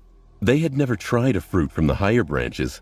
If he could find a really amazing one, Nephis would have to change her mind and abandon her strange thoughts of leaving the island. After all, these fruits were magical. Maybe she'd even smile. Encouraged, Sonny continued climbing. Time slowly passed. After a long while, Sonny finally decided that he had climbed high enough. He wasn't sure how many hours ago he had started the ascent, but judging by the soreness of his muscles and the visibly diminished width of the branches, he was somewhere in the upper part of the tree. Stepping on one of the branches, he slowly walked forward and looked from side to side. Searching for the fruits was not easy. It required good perception and patience, and a great sense of equilibrium, of course. Falling from this height would not be a great experience. In fact, it would be his last. Carefully observing the surroundings, Sonny moved further and further away from the trunk of the great tree. The branches were softly swaying under his feet. A few times, he jumped from one to another, causing a change in the melody of rustling leaves. On the way, he noticed several hanging fruits. They looked ripe and delicious, but none of them was really special, and he wanted to find the most wonderful fruit possible. Finally, Sonny got so far that the branches grew really narrow and thin. Now they were almost the same size as those of a normal tree, barely able to support his weight. But he still did not find a suitable gift for Nephis. Sonny helplessly looked around, crestfallen. He really thought that he would be able to. Then, he noticed something strange. Some distance away from him, the branches just above the ones he was standing on were twisted downward, as though weighed down by something. However, he couldn't quite see what it was behind the almost impenetrable wall of leaves. In fact, he only noticed the anomaly because it was dark. In the light of day, the bright color of the soul tree's foliage would make the shape of the branches indiscernible. But in Sonny's night vision, all colors were muted, almost turning into various shades of gray. Interesting. Jumping, he grabbed onto a higher branch and pulled himself up. Then, careful not to fall, Sonny approached the leaf barrier and forced his way through. In the process, he had to enhance his strength and agility with the help of the shadow. Otherwise, he would either have had to turn back or tumbled down to his death. Finally, he freed himself from the last layer of leaves and took a step forward. Then, Sonny froze, his eyes opening wide with wonder. Everything he knew about the soul tree just changed.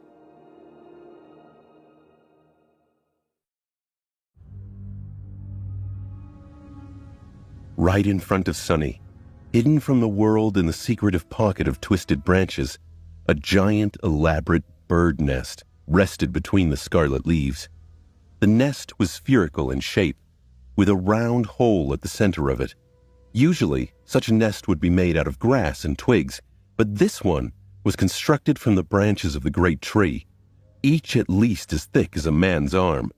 These branches were twisted and interwoven together in a chaotic pattern, creating gapless onyx-black walls.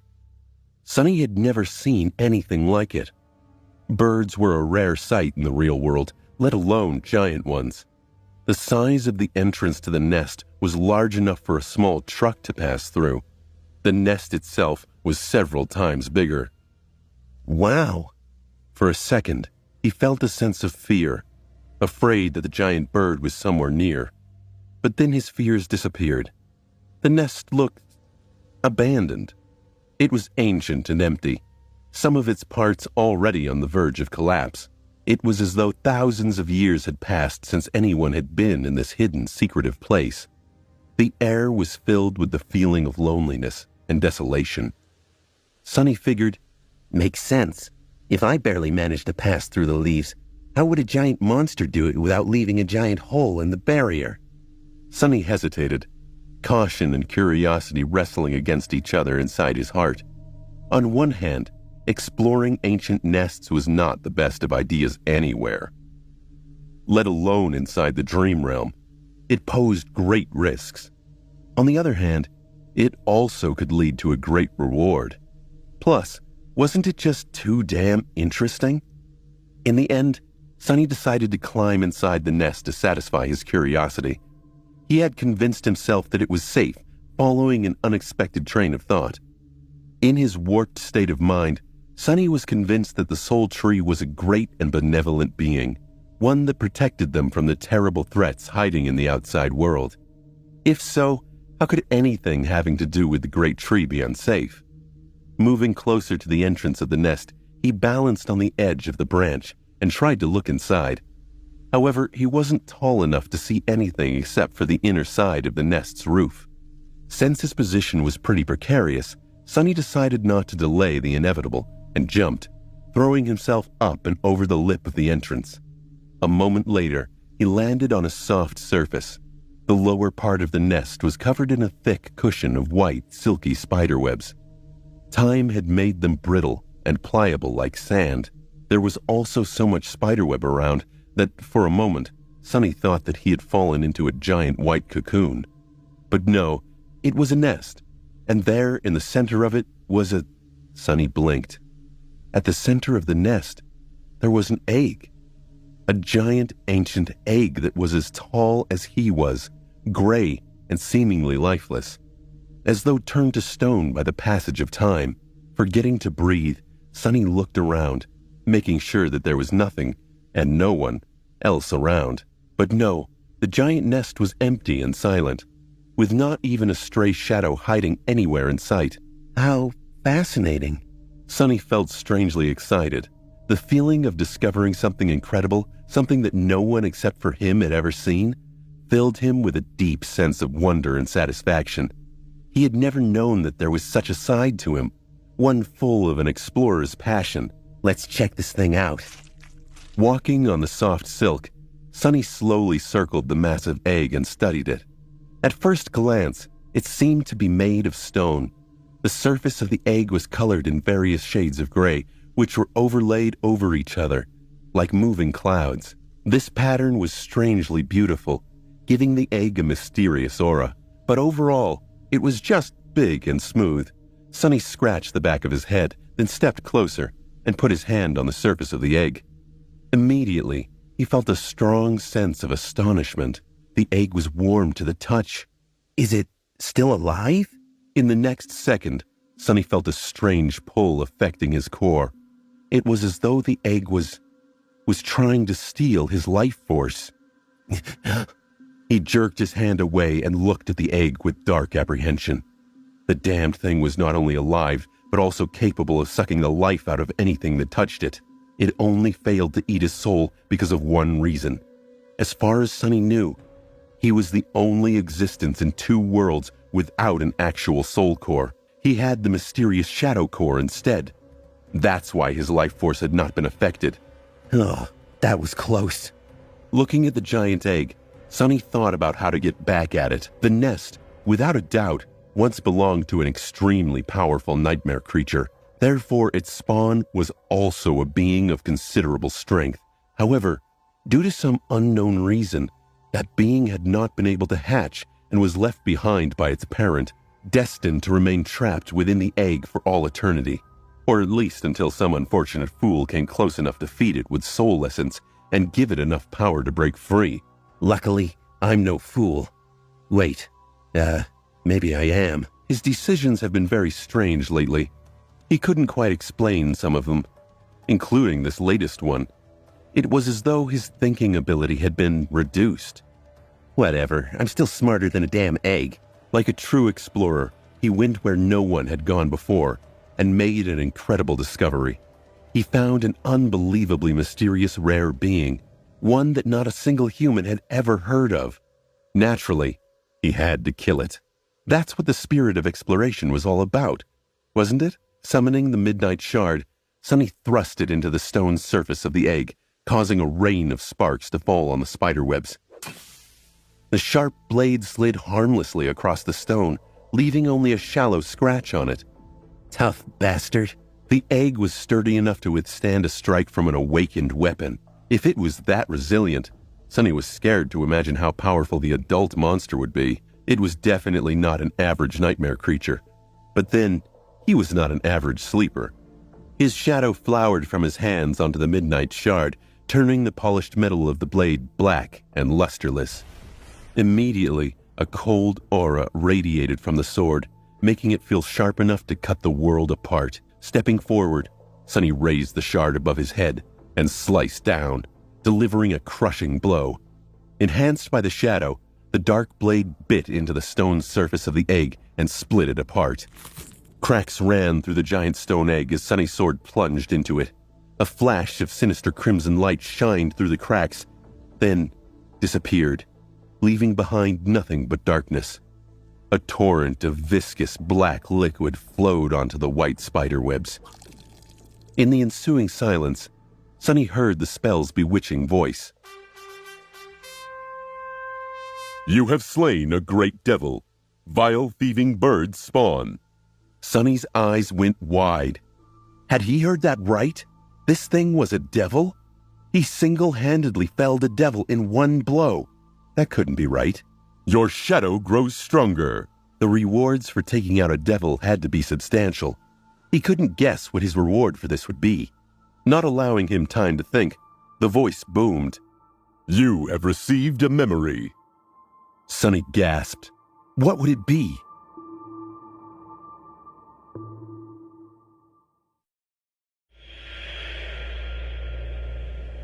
Sonny was high up in the soul tree, standing in a mysterious bird's nest he'd found. A gooey black ooze from the egg he'd cracked coated the floor, but he was more in shock about what the nightmare spell had just revealed to him. Its voice boomed in his mind. You have received a memory. Drop of ichor. Sonny shook his head. Wait a moment. This thing was truly a great devil? Nightmare creatures with 4 soul cores were called a devil, just one class below the dreaded tyrant. From that detail alone, the evil ancient egg had been potentially more powerful than the carapace demon. However, what shocked him the most was its rank, not class. The quality of most things having to do with the nightmare spell followed a similar hierarchy from dormant to awakened, ascended, transcendent, supreme, sacred, and divine. Humans had only ever managed to reach the transcendent rank. These heroes were known as saints, each wielding an unimaginable amount of power and leading humanity in its war against the nightmare creatures. The nightmare creatures, too, were different from each other in a similar fashion. With 7 ranks of power, they were, in order of growing strength, dormant, awakened, fallen, corrupted, great, cursed, and unholy. A great devil, therefore, was a nightmare creature with 4 soul cores, each one of them the great rank, which were the same in terms of power as a supreme soul core would have been if a human had ever managed to pass the 4th nightmare and rise one step above the saints. Sonny had just killed one of the most powerful nightmare creatures to ever fall by a human hand, at least as far as he knew. Victories against the great devils were rare enough to be of historic importance. He stood there, speechless. Was this really happening?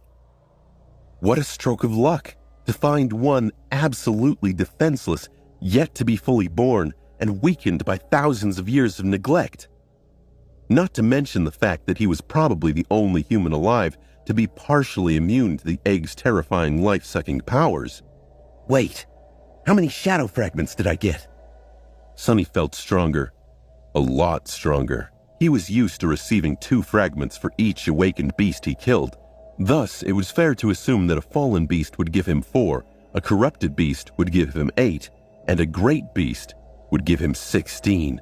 Forgetting the ridiculousness of the notion that a sleeper would ever be able to slay a great beast. However, the vile thieving bird's spawn was not a beast, it was a devil.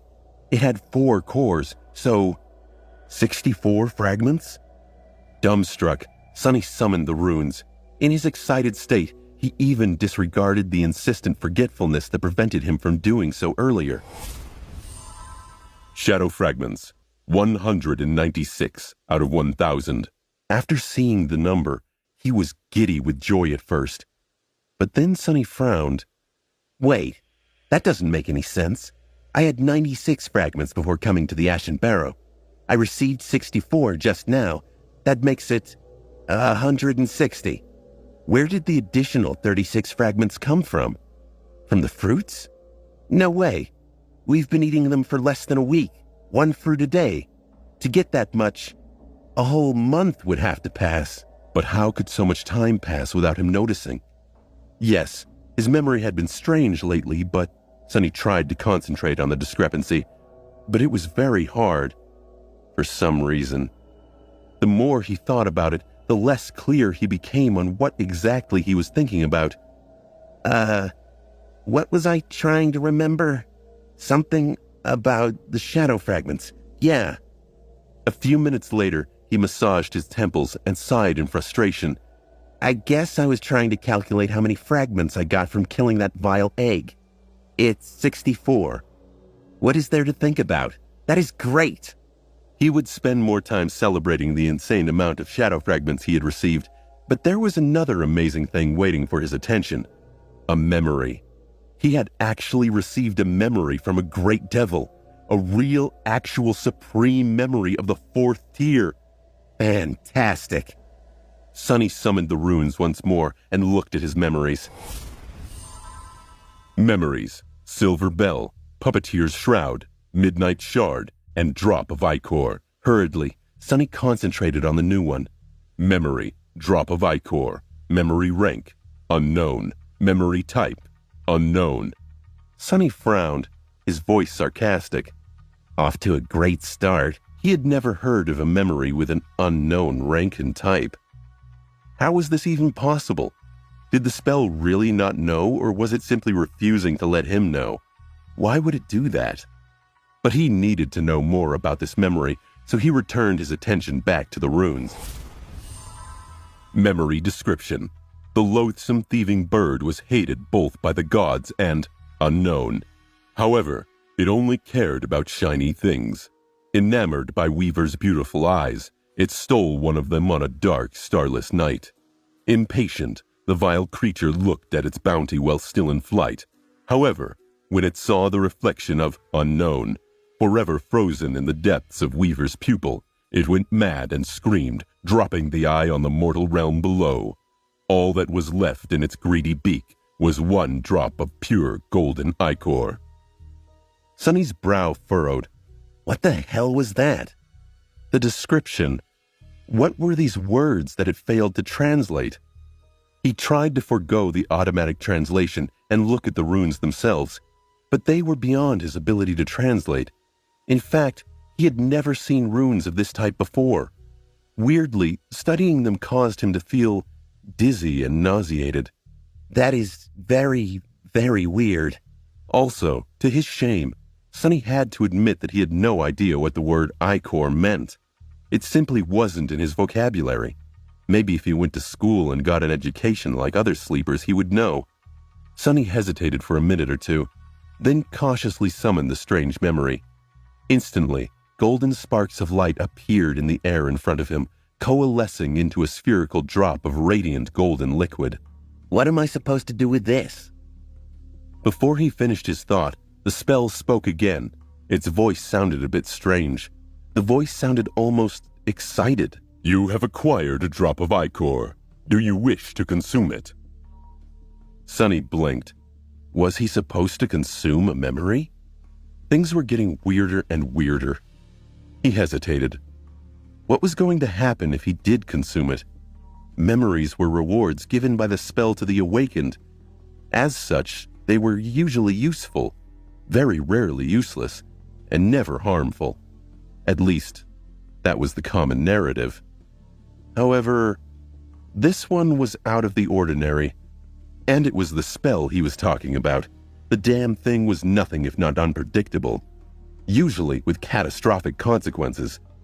The safest approach would be to put the golden liquid back into his soul sea and never touch it again. But it was a memory received from a great devil.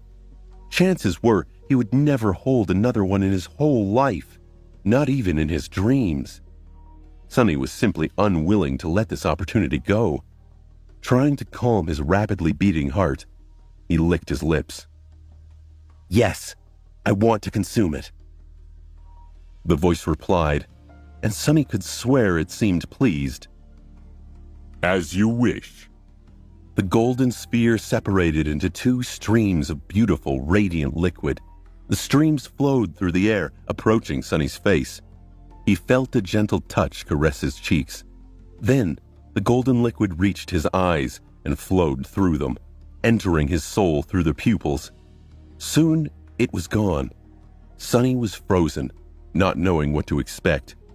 A second passed, then another. He raised his trembling hands to his face, finally feeling something. In the next moment, Sunny opened his mouth and let out a terrible, wailing shriek as unimaginable blinding pain tore through his entire being.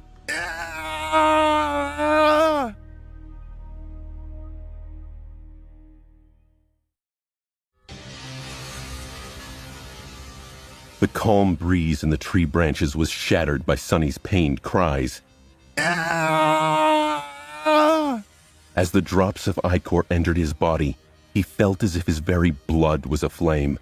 Sunny fell into the soft embrace of spiderwebs, screaming, his whole body convulsing in spasms of terrible pain. The unbearable agony radiated through his nervous system, his mind drowning in the endless torrent of torturous, excruciating, harrowing suffering. It felt as though every muscle, every fiber, every molecule of his body was being torn apart and reassembled only to be torn apart again. His eyes especially felt as though there were two white-hot metal rods inserted in them, making all the other pain pale in comparison. Or maybe they had become searing spheres of molten metal themselves. He clawed at his face, leaving bloody marks on it. However, seconds later, they were already gone, erased by some unknown force. His voice was soon gone too, leaving Sunny without an outlet to express his horrible torment. The process was the opposite of the gentle rebirth he had experienced after passing the first nightmare. It was violent, ruthless, and unnatural, forcefully reshaping Sunny's body into something that it was not meant to be, that nothing was ever meant to be.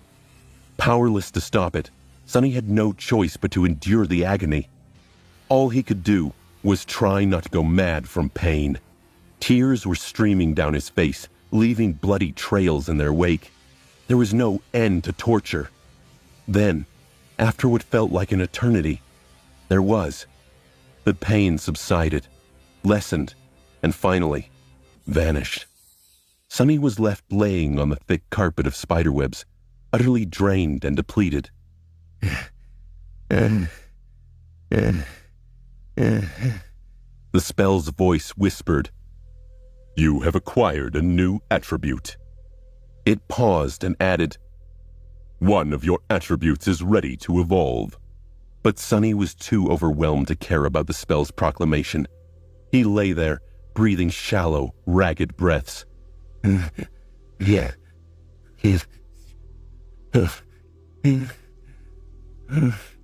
The only sound that filled the air was the wind outside the nest, rustling through the leaves.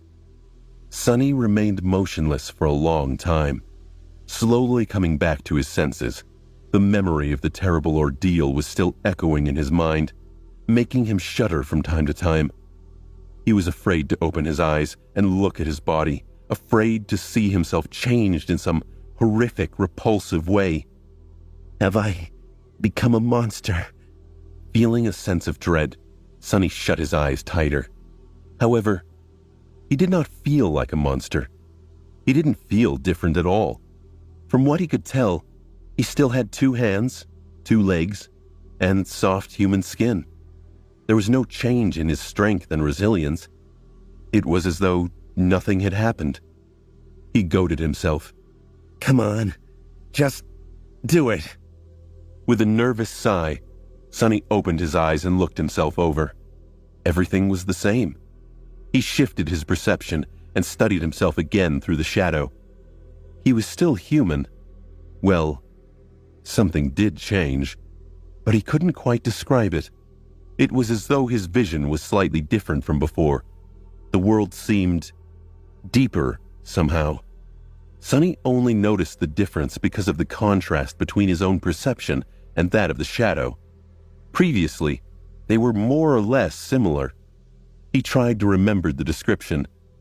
A drop of ichor that came from the weaver's eye. Carefully, he raised a hand and touched his eyes. They felt the same, but they were also different. He just couldn't understand in what way. Lowering his hand, Sonny noticed a drop of blood on one of his fingers. It came from a small scratch on his cheek, which had not healed like the others. Deep inside his blood, Sonny noticed a barely visible hint of the golden shine, as if the radiant drop of golden liquid he had absorbed was still there, now a part of him, strongly diluted and fused into his own bloodstream. The shine was so faint that he had almost missed it. Sonny suspected that in the light, it wouldn't have been visible at all. What the hell have I done to myself? That was the moment when he accidentally glanced at the puppeteer's shroud. Simultaneously thinking about the golden shine, something switched in Sonny's head, and suddenly, he saw the memory differently. His eyes widened. Under the surface of the gray fabric, 5 glowing embers were shining with ethereal light. Each of them represented a nexus and anchor of countless diamond strings that stretched to different parts of the armor, weaving an intricate, elaborate, unpredictable pattern. It looked a lot like the inner void of the spell, only at an infinitely smaller scale. However, Sonny was surprised to find out that he sort of understood the pattern. A newly found innate knowledge helped him sense the traces of logic behind the seemingly chaotic placement of the strings, a defined purpose behind every twist and turn.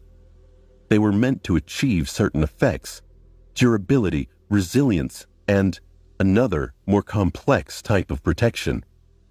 The hint of understanding came naturally to him, as though it was his innate ability. I need to study this further.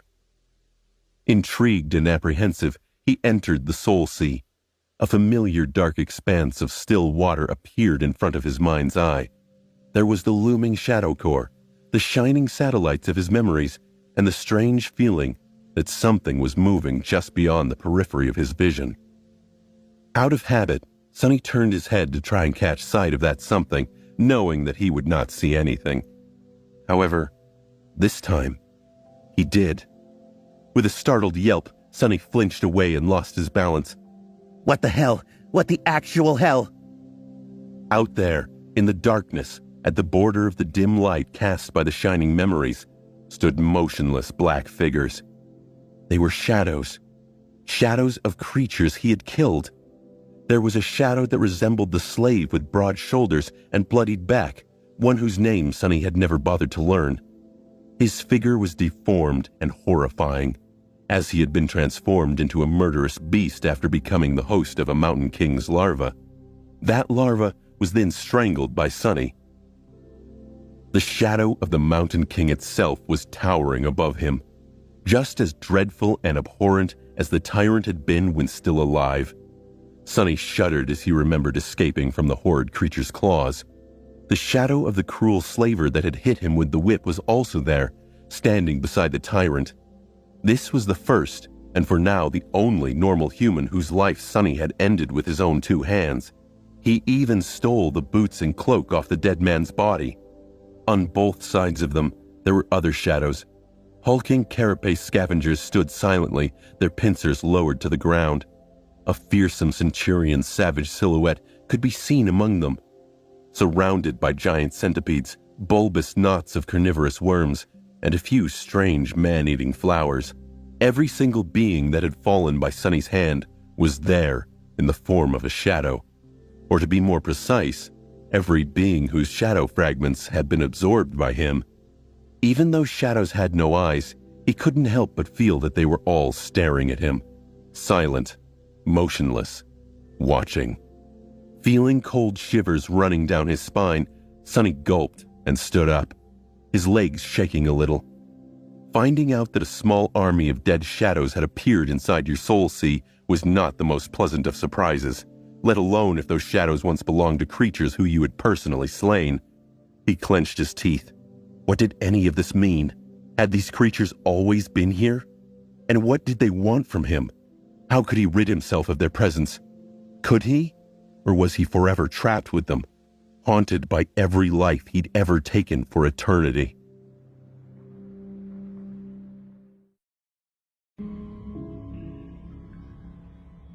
The shadows stared at Sunny, and Sunny stared at the shadows.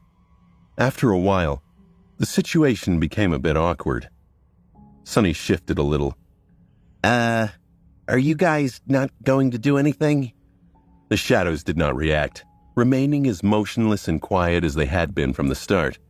As a matter of fact, he didn't see them move or show any sign of life at all. In that regard, they were even more lifeless than his echo had been here in the Sea of Soul. Sunny scratched his head. His initial fear was slowly disappearing. At first he was scared out of his wits, but more so from being startled than from feeling an actual threat.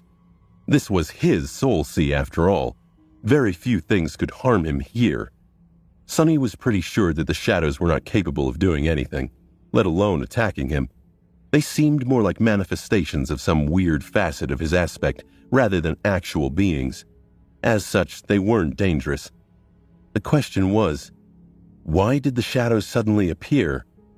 After briefly thinking about it, Sunny concluded that they did not appear, per se. Instead, they were always here. It's just that he had not been able to see them. But now, with his eyes changed by the strange transformation he had gone through, he could. Just like he could see the diamond strings inside the puppeteer's shroud, Sunny remembered that those diamond strings were what spurred him to enter the Sea of Soul in the first place. He should resume his investigation, assuming he was safe. Glancing at the silent shadows one last time to make sure that they would not lunge at him, Sunny frowned with suspicion and turned away. His back instantly began to tingle. Just think of them as fashionable pieces of furniture. Who says soul seas don't need a touch of interior design?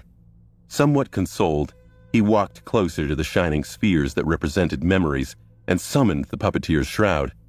One of the spheres floated down and slowly dimmed, revealing the armor within. Just like before, Sunny could see 5 glowing nexuses and countless strings permeating the gray fabric. They resembled miniature stars assembled in a constellation. Sunny considered what those nexuses may mean. The shroud came from a tyrant, which is a class of nightmare creatures with 5 soul cores. 5 soul cores, 5th-tier memory, 5 nexuses. Makes sense. For some reason, the number 5 moved something in his mind. Sunny scowled, not understanding the feeling of unease that suddenly appeared out of nowhere and disrupted the flow of his thoughts. Trying to concentrate on the task at hand, he summoned the runes describing the puppeteer's shroud. The familiar description appeared in the air around the armor. Memory, puppeteer's shroud, memory rank, awakened, memory tier, 5, memory type, armor, memory description, a worm of doubt. Sunny tilted his head to the side. The identification of the tier was new. It seems that the spell decided to be helpful and incorporated Sunny's new understanding of the inner workings of memories into its, interface. Tiers were not something that humans had learned from the spell. Instead, it was just an improvised way of differentiating memories of different power levels within the same rank. It was often unreliable and outright wrong, but it was better than nothing. But in the case of Sunny, the information was 100% true. He could confirm it with his own 2 eyes just by counting the number of core remnants inside a memory. He could even understand their purpose. That might be extremely useful. However, his attention was drawn to something else. At the very bottom of the description, a new cluster of runes appeared. Memory enhancements, enchanted durability, doubtless. Sunny smiled. That was what he was hoping for. Previously, he had only been able to intuitively sense the special qualities of his memories, with no way to learn their true nature and limits except for the trial and error approach. And using that method during a battle was not conducive to survival. Now, however, he concentrated on one of the enchantments. Enchantment, doubtless. Enchantment description. Provides the wearer with a small amount of protection against mind attacks. Sunny grinned. Good to know. The amount was small because it was just an awakened memory. Since enhanced durability was self-explanatory, Sonny dismissed the puppeteer's shroud and summoned the silver bell. The small bell had only one spark of light, which was much less bright than the ones inside the puppeteer's shroud at that. Studying the runes did not show anything interesting. It was a Tier 1 dormant memory with a single enchantment that increased the range at which its ringing could be heard to several kilometers. Finally, it was time to take a look at the Midnight Shard. The graceful blade appeared in front of Sonny in all its austere beauty. Memory, Midnight Shard, Memory Rank, Awakened, Memory Tier, 3. Memory Description: Forged from the shard of a fallen star, this stalwart blade is firm and unyielding. It favors those who are willing to fight to the last drop of blood and know no surrender. So far, Sonny found it to be a solid memory, nothing surprising or amazing about it. He kept reading. Memory Enchantments: Unbroken. Enchantment Description: This blade refuses to be broken, and thus is durable beyond reason. It will greatly enhance the power of its wielder when they are close to death. However, only if the wielder is unwilling to surrender. Sonny sighed, simultaneously satisfied and disappointed. Now he knew how to access the well of power that hid in the deepest parts of his heart when the Midnight Shard was in his hand. However, it could only be done when he was at death's door, wounded and minutes away from perishing. It could either save him from a dire situation or create an opportunity for a very heroic last stand. Sonny did not care for heroics, so the second option did not seem appealing at all. The first one was much more useful, but only in the case of him screwing up terribly and getting himself in a lethal amount of trouble. In other words, it could only be used if he failed. In normal battles, the special qualities of the Midnight Shard were of no use at all. A pity. But an ace in your sleeve in case things really go south is not bad either. Done with his memories, Sonny was ready to learn of the new attribute he had received. Considering how much pain he had to go through to acquire the damn thing, he had pretty high expectations. Looking for the cluster of runes representing his attributes, Sonny focused his attention and carefully read their names. There were 5 attributes: Fated, Mark of Divinity, Child of Shadows, and the new one, Bloodweave. Sonny was about to summon the description of the Bloodweave, but then stopped. Something was not right. Something did not add up. The feeling of unease from before had returned, now much stronger. When did he first feel it? For some reason, his thoughts were slow and murky. He felt a strong inclination to forget all about the strange feeling and concentrate on something else, but this time, he did not. It was when I was studying the puppeteer's shroud, and it was connected to the number 5. 5. What meaning was there to the number 5? With his attention beginning to wane, Sonny bit his lip, causing drops of blood to roll down. A burst of pain cleared his mind for a moment. He remembered distinctly noticing 5 attributes. He listed them in his mind: Fated, Mark of Divinity, Child of Shadows, Bloodweave, and... What? There were 5 attributes. He had seen it clear as day, but he only counted 4. Bewildered, Sonny stared at the runes. He was sure that there was a 5th attribute, but no matter how hard he tried, he couldn't read its name and description. Every time his gaze fell on the runes corresponding to the 5th attribute, he would find himself distracted, his memory wiped clean of any mention of it. Just remembering that there were 5 attributes was incredibly hard. Clenching his teeth, Sonny tried to keep his concentration, not allowing himself to be distracted. He was not going to forget. 5. It's 5. There's 5 of them, damn it. Immediately after he said those words out loud, something changed. It was as though an invisible veil had fallen from his eyes, or rather, from his mind. Sonny froze, shock and fear permeating his heart. He was remembering. Didn't I see a dream?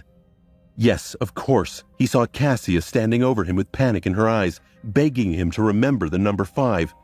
No. Wait. Was it a dream? At the time, he believed so, but then he forgot. just as he had forgotten what actually happened on that day, on the day when Cassia woke him up to tell him something important.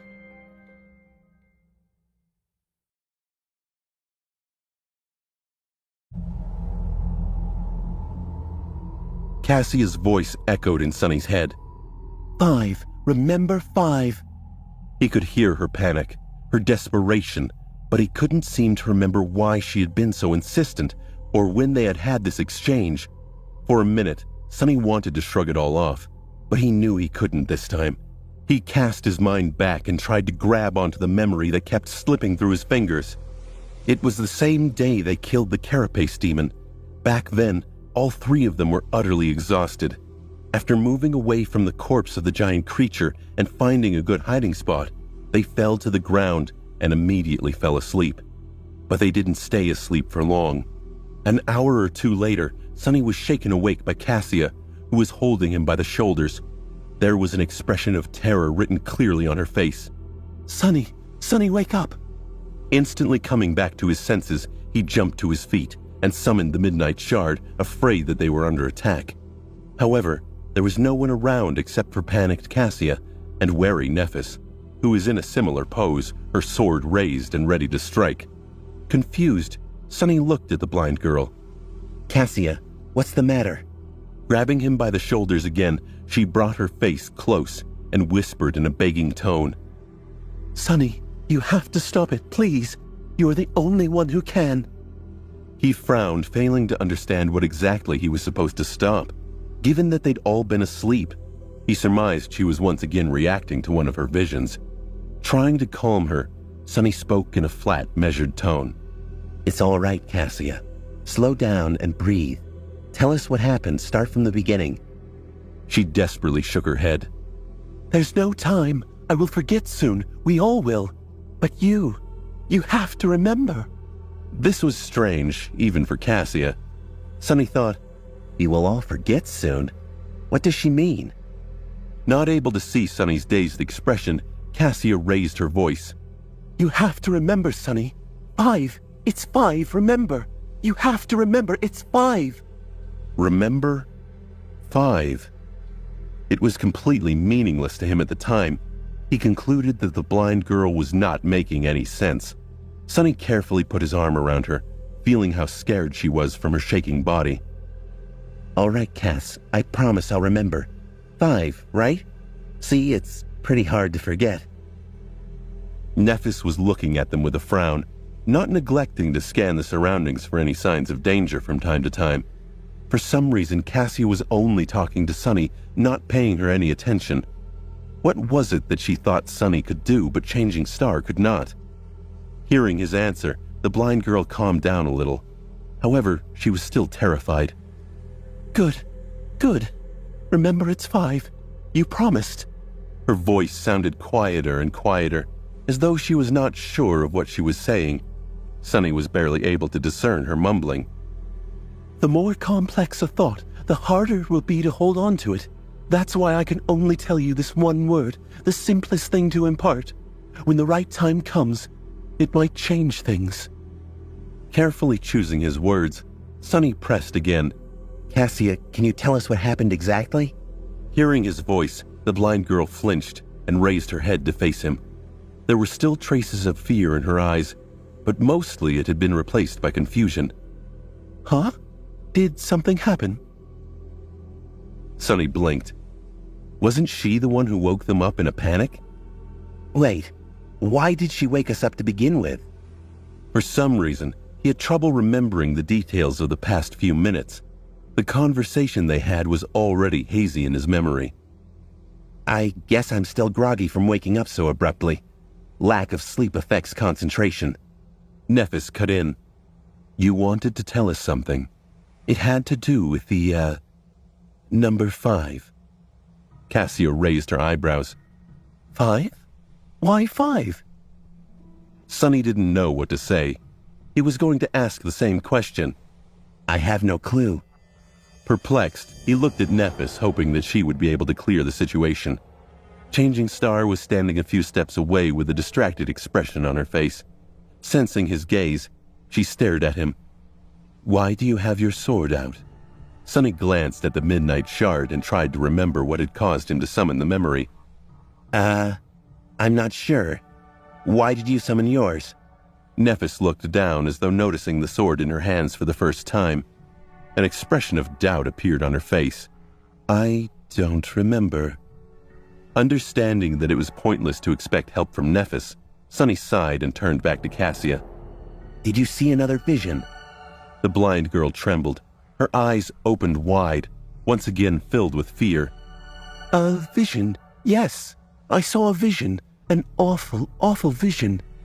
Sonny looked at her expectantly. What did you see? She was silent for a few moments, trying to remember. A deep frown appeared on her face. I saw a mountain of corpses, countless bodies piled on each other until they formed a blood-soaked hill, and at the top of it, a tiny black seed was floating in a pool of blood. She paused for a beat, and Sonny felt a wave of unease wash over him.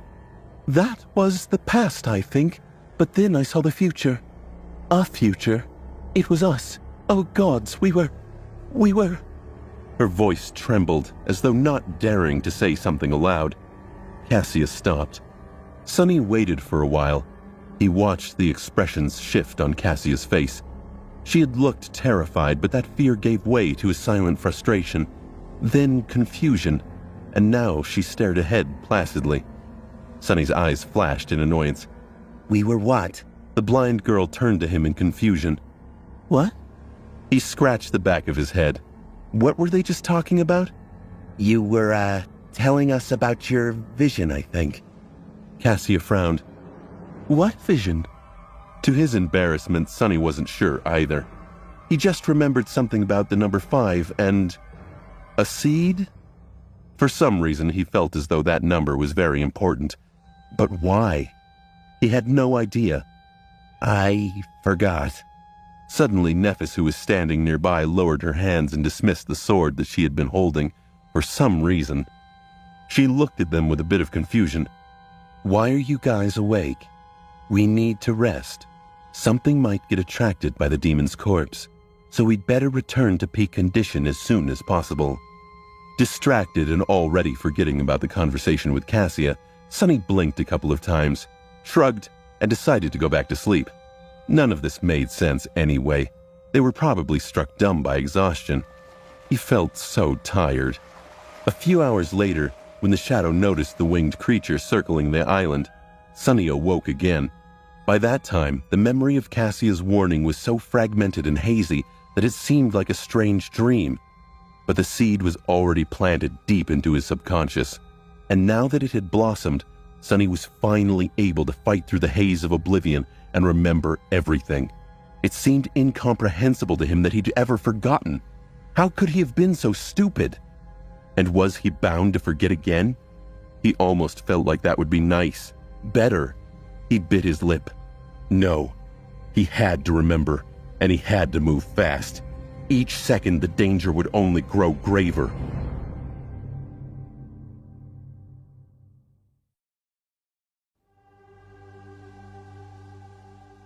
Sitting inside the vile thieving bird's nest, Sonny frowned and clenched his fists. Something unnatural had been happening to them ever since they came to the Ashen Barrow. Now that he had remembered Cassia's warning, it was apparent that their minds were affected, making them forgetful and easily distracted. Even now that he knew about it, thinking straight was strangely hard. It took all of his will just to keep the knowledge of the anomaly in his memory. The events of these past few days were still hazy. Remembering something else, Sonny closed his eyes in frustration. Had they really spent mere days on this island? The number of shadow fragments he received from eating soul tree fruits suggested otherwise. It was quite possible that as much as a whole month had passed since the first time they ate them, and their minds were corroded a bit more with every day that passed. Pretty soon, there would be nothing left of them at all. Only empty shells walking around wearing their faces. Sonny's face paled. With a growing feeling of dread, he realized that there were large gaps in his memory. He could not remember how they got to the Ashen Barrow, and where they were going. Other things, too, were unclear and blurry. Sonny took a deep breath. Stay calm. Despite how compromised his memory was, there were still ways to understand what was going on, and then maybe undo it. After all, he was able to remember Cassia's warning. That meant that their memories were not gone, just obfuscated. First step, resist the impulse to forget everything again. Not succumbing to the constant pull on his mind was not an easy task, but he was able to manage, at least for now. Second step, try to understand the reason why you are able to remember these things. When Cassia begged him to remember the number 5, she must have already known that he would receive a new attribute. He had noticed the existence of the mysterious 5th attribute as the result, which triggered the frightening revelation. However, why was he able to not forget about the existence of the 5th attribute altogether? What made him so special? Cassia had even said that he was the only one who could do it. Why him and not Changing Star? Sonny massaged his temples. Then, a sudden realization came to him. Doubtless, one of the enchantments of the puppeteer's shroud was providing him with a small amount of resistance against mind attacks. That's why he was slightly less susceptible to the frightening forgetfulness that infected them on the Ashen Barrow. That was the reason why he had been the last one to agree to eat the miraculous fruits. Why he had often felt that things were wrong. He was also the only one who had managed to remember Cassia's warning, even if it took him a long time. Cassia knew about the puppeteer's shroud, and that's why she had chosen him instead of Nephis. Smart girl. So, their warped state was the result of a mind attack. But who could attack them on this desolate island? The answer was pretty obvious.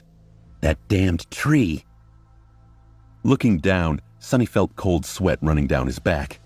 The Soul Tree was, in fact, a colossal, ancient, and utterly horrifying nightmare creature. If he was right, then its power had to be simply unimaginable. He was afraid to even think about what its rank and class were.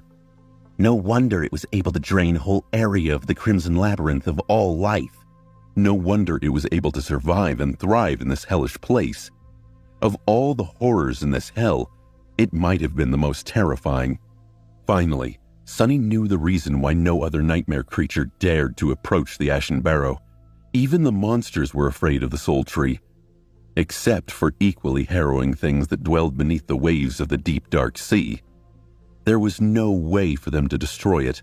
The Soul Tree was just too big, old, and powerful. For a moment, Sonny entertained the idea of setting it on fire, but quickly abandoned it. He would need a volcanic eruption or some sort of divine intervention to burn that colossus down. So, what to do? After thinking for some time, Sonny decided not to be hasty and move forward one step at a time. First, he had to know the exact situation with his attributes. Summoning the runes, he tried once again to read the description of the hidden 5th attribute. The result was the same. He knew it was there, but could not remember what it was, no matter how much he tried. Sonny sniggered. Figures. Confirming that it was still impossible for him to solve that mystery on his own, Sonny moved his attention to the Mark of Divinity. New runes appeared under its description. Mark of Divinity. Attribute description.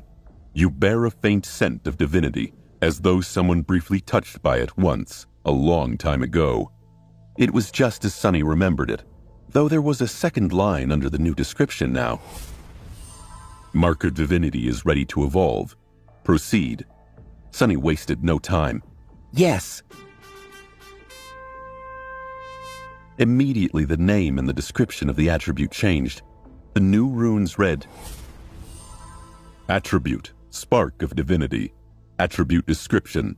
Every fire starts from a spark. Somewhere deep within your soul, a radiant spark shines with divine light. Sonny didn't feel any changes within himself. It seemed as though the question of whether or not he wanted to proceed was just a formality, and the attribute already evolved back when he had consumed the drop of ichor. My affiliation to divinity has increased. Neat. Although I'm not sure how it might be useful.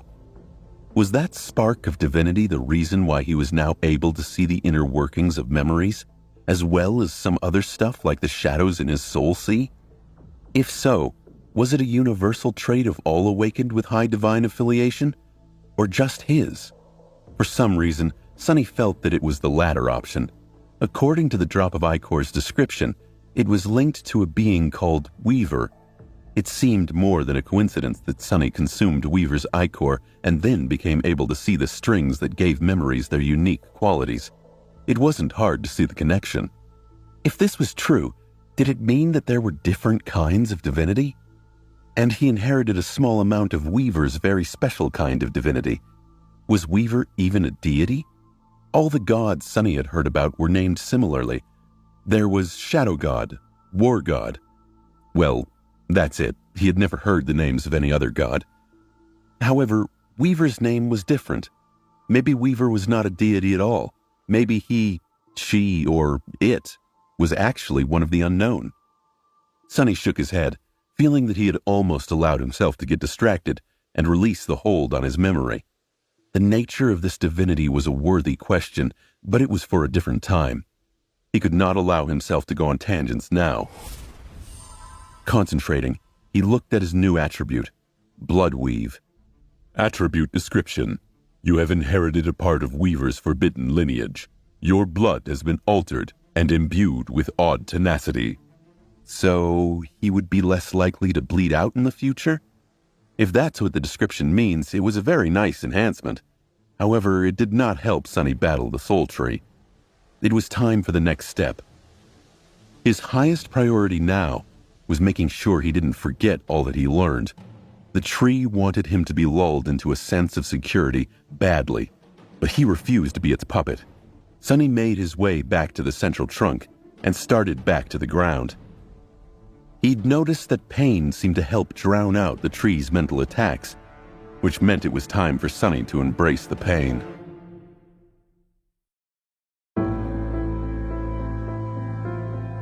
Sunny's thought process was very simple. Honestly, in the state he was in, complex ideas that went against Soul Tree's indoctrination were almost impossible to hold on to. He was already at his limits just trying to remember what had happened in the giant nest. He killed that thing, whatever it was. He stabbed that massive egg. It didn't seem to fix his predicament, but it helped. Or at least he thought it did. He hoped it did.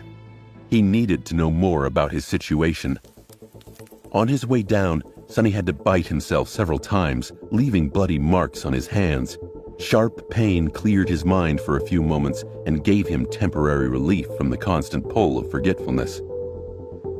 Coincidentally, he was already noticing the effect Bloodweave was exerting on him. The bites only bled for a short while, quickly turning into scabs. The speed of coagulation of his blood was clearly enhanced. He also felt more energetic, his endurance substantially better than it had been before. Which made sense. The human body is a system where every part affects the other. A comprehensive improvement of one of these parts, especially one as important as blood, had to lead to a chain reaction of lesser improvements throughout the system. It seemed that he had severely underestimated the importance of his new attribute. Focus, no tangents. Gritting his teeth, Sunny concentrated on the task. He wanted to use Cassia's aspect ability to learn the truth of the hidden attribute. Her sight was different from his. Sunny could only see the information provided by the runes, because it was a default function of the spell. He simply accessed that information with his mind. Cassia's sight, however, came from her aspect. Thus, even if their minds were compromised, it should not have affected her ability to see other people's attributes. She also had a high affinity for revelations and fate. So there was a high chance that Cassia would be able to succeed where he had failed. Finally reaching the ground, Sunny shook Cassia awake. Her eyes blinked open. What is it? Is something wrong? I need your help with something. Can you look at my attribute? Cassia rubbed her eyes. What? Something is different. I can only look at my runes. I need your sight. Cassia was stunned. She stuttered, trying to figure out what to say to that.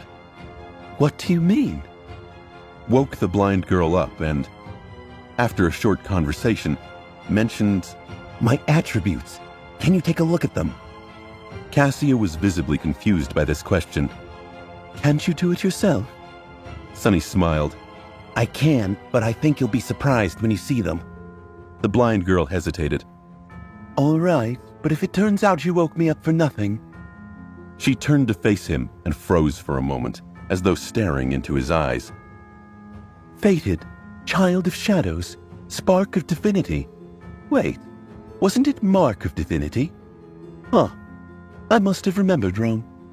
Stopping for a second, Cassia shyly covered her mouth with a small hand and yawned. My memory has not been too good lately. Too much rest, I guess. Where was I? Oh yes, Bloodweave. Huh, where did this come from? Sunny forced a chuckle. This thing? From an egg. Anyway, is there something else? Cassia blinked a couple of times. An egg? Okay, if you say so. Usually the appearance of a new attribute was not something one would gloss over, but in the state she was in, Cassia's attention span was severely reduced, and her mental capacity was clouded. She just frowned for a second, then forgot all about the discrepancy. Sunny's heart, meanwhile, was beating like it was going to explode. With a fake smile frozen on his face, he waited for the blind girl's next words. They were going to decide whether or not he would be able to get to the bottom of things. With an absent-minded smile, Cassia said, My mom makes the best eggs. What were we talking about? Right, your attributes. The last one is enthralled. Wait, where did this come from? Knowing that there was very little time, Sunny hurriedly asked, The description. What does the description say? A bit of tension slipped into his voice. Startled by this intensity, Cassia didn't ask the same question again and simply said, You have been mesmerized by the ancient fiend, soul-devouring tree, and are being turned into its thrall. Once the process is complete, there will be no escape. As soon as Sunny heard these words, it was as though heavy chains fell from his mind.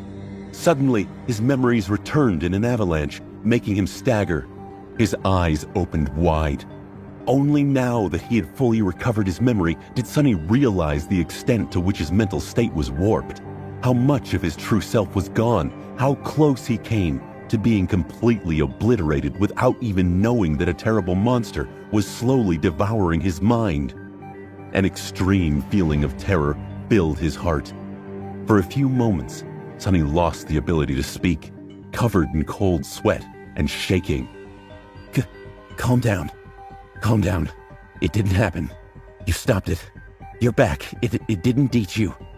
Slowly, he was able to get a grip on his panic and achieve some semblance of composure. He came very close to the edge, but did not take the last step. He was still himself. It wasn't over yet. They still had a chance. Looking at Cassia, Sunny slowly exhaled and said, Thank you. The blind girl smiled and raised her eyebrows. For what? She had already forgotten all about their conversation. Sunny was free from being mesmerized by the soul devourer, but Cassia was not. Her memory, mind, and thinking were still compromised, turning worse by the minute. A pained smile appeared on Sunny's face. Struggling to keep his tone light and cheerful, he said, For helping me out just now. Thank you so much. Sorry about waking you up so early. Go back to sleep. I'll take it from here. Cassia hesitated for a few moments, then got distracted and forgot that he was there at all. Yawning, the blind girl lay down and covered herself with her cloak. Soon, she was asleep again, happy and blissfully ignorant of the fact that her days were numbered. Sunny watched her for a while, a grim expression on his face. How had she been able to say all of that, the very thing that broke Sunny from the tree's thrall, and have it have no effect on her? How was he going to break Cassia and Nephis from its spell? He couldn't leave them like this. No, he had to act, and fast. Finally, he turned and walked away, thinking, This thing isn't going to keep you. If it does, it will be over my dead body.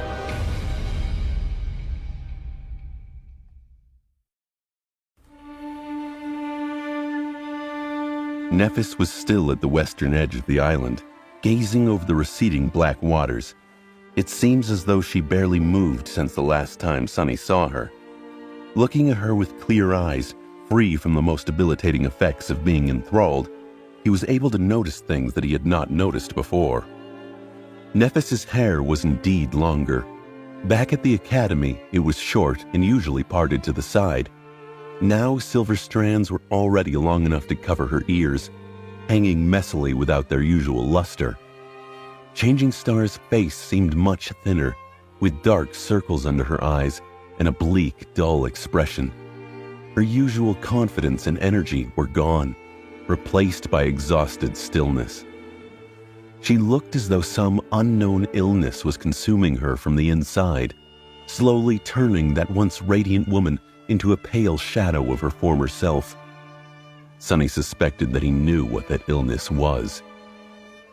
He had known for a long time that Nephis had a mysterious goal, and that her determination to achieve that goal was nothing short of frightening. That burning desire of hers, it seemed, was strong enough to resist even the enthrallment of the soul devourer. However, while the feelings remained, the actual memories were gone. Thus, Nephis had been left longing desperately for something that she did not know, with no way to understand the nature of her emotions or satiate them. This inner conflict was the reason for her terrible state, and was something Sunny could possibly use to save her. Coming closer, Sunny sat down and looked at Neph, wishing to see her striking gray eyes shine once again with unbreakable resolve. "Hey, Neph." She turned her head to him, not saying anything. Sunny gritted his teeth, feeling dark anger blossoming in his heart. That loathsome tree. "I have something to tell you." Trying to stay calm and not miss anything, he told Nephis everything that he had found out. He told her about his trip to the upper parts of the soul tree, the giant nest he had discovered, the vile thieving bird's spawn, and how he had killed it, the strange memory with no rank and type, the new attribute he had received, and the hidden one he had accidentally discovered. Finally, Sunny told her about the nature of that attribute, the true nature of the soul devourer, and how long they had been on the island, and what they had forgotten. When he finally finished, Changing Star's expression didn't change one bit. Looking away, she simply said, "I see." Sunny blinked. "I see? I see? That's all you have to say?" She glanced at him and smiled darkly. "What do you want me to say?" He gaped at her and clenched his fists. "Wow, how horrible. Good job, Sunny. Say something at least. Is it so hard to behave like a human?" She turned away, not answering. Sunny stared at her for several seconds, then said in a tired, defeated voice, "I don't know what to do. Tell me what to do, Neph. How do I get us out of this?" She was silent for a while. Sunny almost assumed that Changing Star had already forgotten everything that he had told her, but then he noticed sparks of white radiance dancing in the depths of her eyes. Nephis had activated her aspect ability, using pain to stay lucid for as long as possible. Finally, she looked at the retreating dark sea and said, "We need to build a boat." Sunny blinked. "What?" Changing Star sighed and turned her face to look at him. "We've been here on this island for many weeks. Our minds are slowly being erased by the soul tree, turning us into its slaves forever. But the process is not complete." He nodded, listening. "What thoughts did the soul tree put in our heads? That it is benevolent and great, that its fruits are desirable, and that we shouldn't leave the island, staying as close to it as possible. The first two commands make perfect sense. The third, however, is not so simple." Nephis gestured at the vast expanse of black water. "From that third command, we can deduce that the effect of the soul tree's enthrallment weakens with range, and that if we put enough distance between ourselves and the tree, it will be broken." Sunny's face brightened when he understood Neph's logic. So there was a way. They just had to leave the Ashen Barrow and flee. not looking back until the soul devourer's brand was gone from their souls. However, But why a boat? Why not just run away on foot? Changing Star lowered her head and said quietly, "We'll never make it to the castle on foot. We'll drown when the sea rushes back in by dawn. I was too arrogant before to think. Well, it doesn't matter now. It will take many months to go around the crater through the labyrinth, especially now that we don't have the echo. And every day we spend there is another day we risk encountering something that will kill us without even breaking a sweat." She sighed.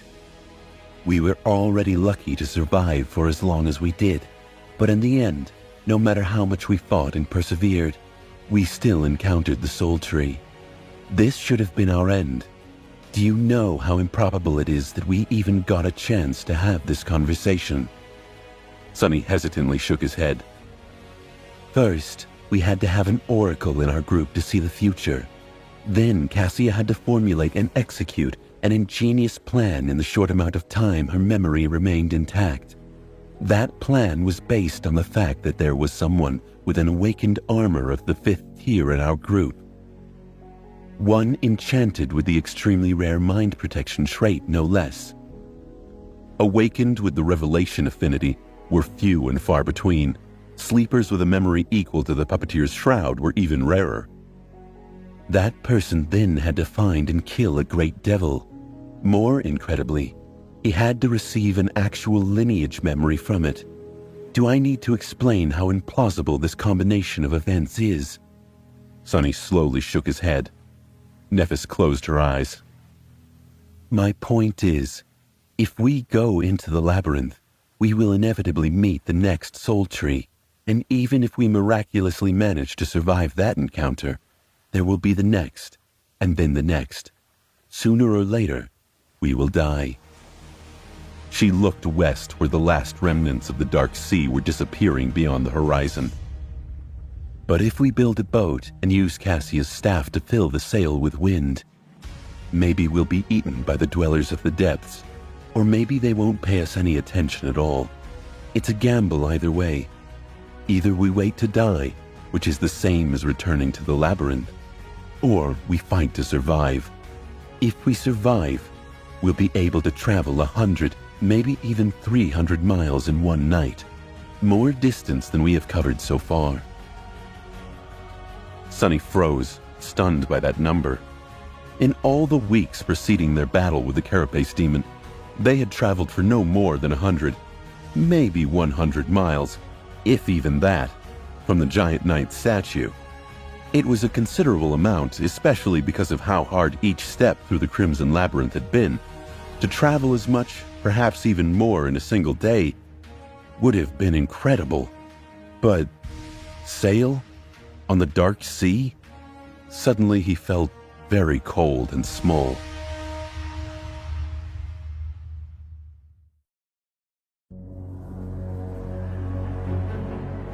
Trying to gather his courage, Sonny looked into the distance and spoke in a raspy voice. "You've seen the creatures that dwell under these waves. Do you really want to swim across them?" Changing Star was silent for a few seconds, then sighed. "We are damned either way, Sonny. What do we have to lose?" She fell silent for a moment and grimaced, pale flames dancing in her eyes. Then, in a quiet voice, she added, "We will not light any fires, relying on your eyes to guide us west. We would have to hope that Cassia's armor will protect us. Maybe it will be enough." Sonny glanced at Neff and asked, "What's so special about Cassia's armor?" She hesitated for a moment, then answered without looking at him. "It's a Tier 6 awakened memory. One of its traits is to make the wearer less likely to draw the enemy's attention." While Sonny was digesting this information, Nephis suddenly trembled, closing her eyes. She said through gritted teeth, "I'm at my limit. My mind is fading. If you have any questions left, better ask them fast." He blinked, startled. Then, knowing that there was not much time left, Sonny asked the first thing that came to his mind. "Do you even know how to build a boat?" Changing Star simply nodded, letting him know that she did. Her expression was slowly turning lost and dull again. Racing against time, Sunny frantically thought of another question. How do I convince you to leave the island once your memory is gone? Nephis looked at him, struggling to hold onto the last shreds of lucidity. For a moment, her eyes became clear again. White flames ignited in their depths, illuminating her pale, beautiful face. Aster, Song, Vale. Say those words to me, and I will listen. Starting to lose the grip on her thoughts, she turned away and added, after a short pause, her voice steady and even. If anything happens, take Cassia and flee. Don't. Then the light in her eyes slowly dimmed, and soon, Changing Star was staring west once again, all memory of their conversation gone from her mind. Sunny sat by her side for some time, waiting. After a while, he shifted a little and said, Hey, Neph. She turned to him, her face bleak and full of confusion. Sunny. Oh, when did you get here? A while ago. Then he smiled and said in a carefree tone, Hey, can I ask you something? Do you know how to build a boat? Nephis was very surprised by his question, but eventually agreed to help him. Sunny didn't tell her why exactly he wanted to build a boat, dodging the questions with practiced finesse. His flaw was not making things easy, but with the state Neph was in, persuading her was not very hard. Manipulating her felt a little strange, but explaining everything once again would have taken too much time, not to mention that he wasn't sure that it would work again. And there was not much time left. With every hour, their condition worsened. Even Sunny was having trouble keeping his lucidity intact. Every time he felt that his mind was beginning to slip, he had to inflict pain on himself to get a few moments of reprieve. Even so, his thoughts were slow and fragile. Keeping them together was taking a heavy toll on him. They had to flee the island as soon as possible. Sunny was determined to be ready by the time the Dark Sea returned. Turning away from Nephis to not let her see the pained expression on his face, Sunny bit into his hand once again. Feeling the bitter taste of blood on his tongue, he let the wave of pain clear his mind and blinked, amused at the irony of the situation. He was gnawing on himself to prevent himself from being eaten. What a funny contradiction. Hiding his bleeding hand behind his back, Sunny turned to Neph and asked, So, how are we going to make the boat? She thought about it for some time. Then she said indifferently, We will have to use the dead demon's carapace. We can strip several armor plates of suitable shape and tie them together with a golden rope. Sunny raised his eyebrows. The carapace demon's armor? It's made out of some strange steel. Can steel even float? Nephis glanced at him with reproach. Anything can float, Sunny. You just have to make sure that you're displacing more water than the weight of the floating object. That's how boats work. He blinked. Okay. About the sail, I think we can ask Cassia to lend us her cloak. What do you think? He blinked. Changing Star gave him a strange look. I mean, yes. I still don't understand what got you so excited about boat building, but I'm sure she'll be willing to help you out with this, passion project. Sunny smiled. Great. Let's go butcher the demon then. A strange sentence to say with a smile, but not the strangest one he had to say to convince Neph to help him. A few minutes later, they reached the giant carcass of the carapace demon. It was towering above them like a small hill of polished metal. After that first day, when the strange winged abominations had circled around the island for several hours, never daring to approach, nothing else had shown up to lay claim to the fearsome creature's meat. As a result, the carcass was largely intact. Strangely, the demon's corpse had not begun to rot. Only the metal of its carapace slowly deteriorated, losing its luster and shine, and then turning less and less durable. By now, its surface was marred by large patches of rust. Nephis climbed up on top of the carcass and walked from side to side, looking under her feet. Then, she gestured at several spots. These curved plates will be perfect if we can fit them together tight enough. Each one is long enough to form the entirety of the hull, leaving enough space for the three of us to sit side by side. Sonny had no knowledge of shipbuilding, so he had to trust her judgment. He wondered how hard it would be to move the massive carcass, but with everything else going on, that was the least of his worries. He could tackle that one eventually, as long as he was able to get his hands on that rope. Looking up from the ground, he asked, "What about the mast?" Changing Star scowled. "That I will have to think about." Sonny smiled. "All right. While you're thinking, I'll go fetch Cassia to keep you company." As he walked toward Cassia, the soul-devouring tree's branches shook, more than they should have in the light breeze. No, the tree seemed angry somehow. Could it know what he was doing? Sonny shook his head. He couldn't let that stop him now. Not now that they had a plan. They had to escape, and soon.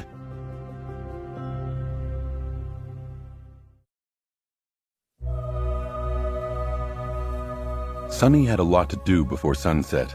The parts of the plan spun in his head, making it ache. He had to constantly remain focused, straining his will to its limits, just to keep himself from forgetting everything. When it was not enough, he had to use pain to augment his concentration. His hands and arms were covered in ghastly bite marks. Without the blood weave, Sonny might have fainted from blood loss already. Still, with his pale face turning even whiter from exhaustion and feverish light burning in his eyes, he must have looked like a zombie. Luckily, Cassia couldn't see any of it. It didn't take much to convince her to join their strange endeavor. The blind girl's state was way worse than his or Neff's. She seemed to be barely holding on, her thoughts slow and meek.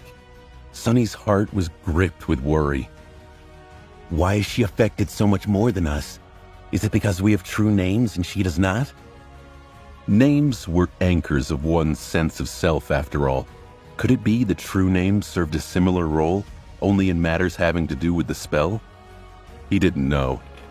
Sonny guided Cassia to the carcass of the carapace demon. Nephis was already busy stripping plates of armor from its back.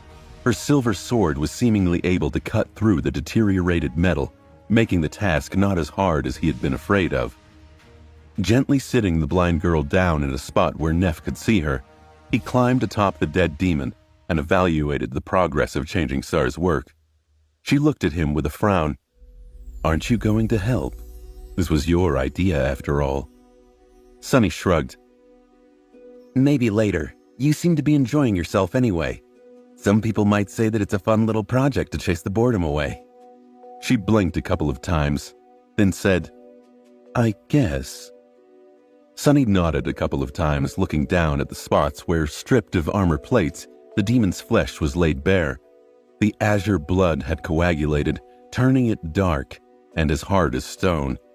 Here and there, though, white layers of fat remained in pristine condition. "Actually, I have another project in mind." Nephis raised an eyebrow. "Oh, really?" Sonny summoned his sword and stepped closer to the gap in the creature's armor. "Yeah, I want to make a candle." Saying those words, he began to cut, separating the fat from the hardened muscle tissue. Neff blinked a few times, then looked at Cassia. "Hey, Cass, has Sonny lost his mind?" The blind girl perked up at the sound of her name. "Huh?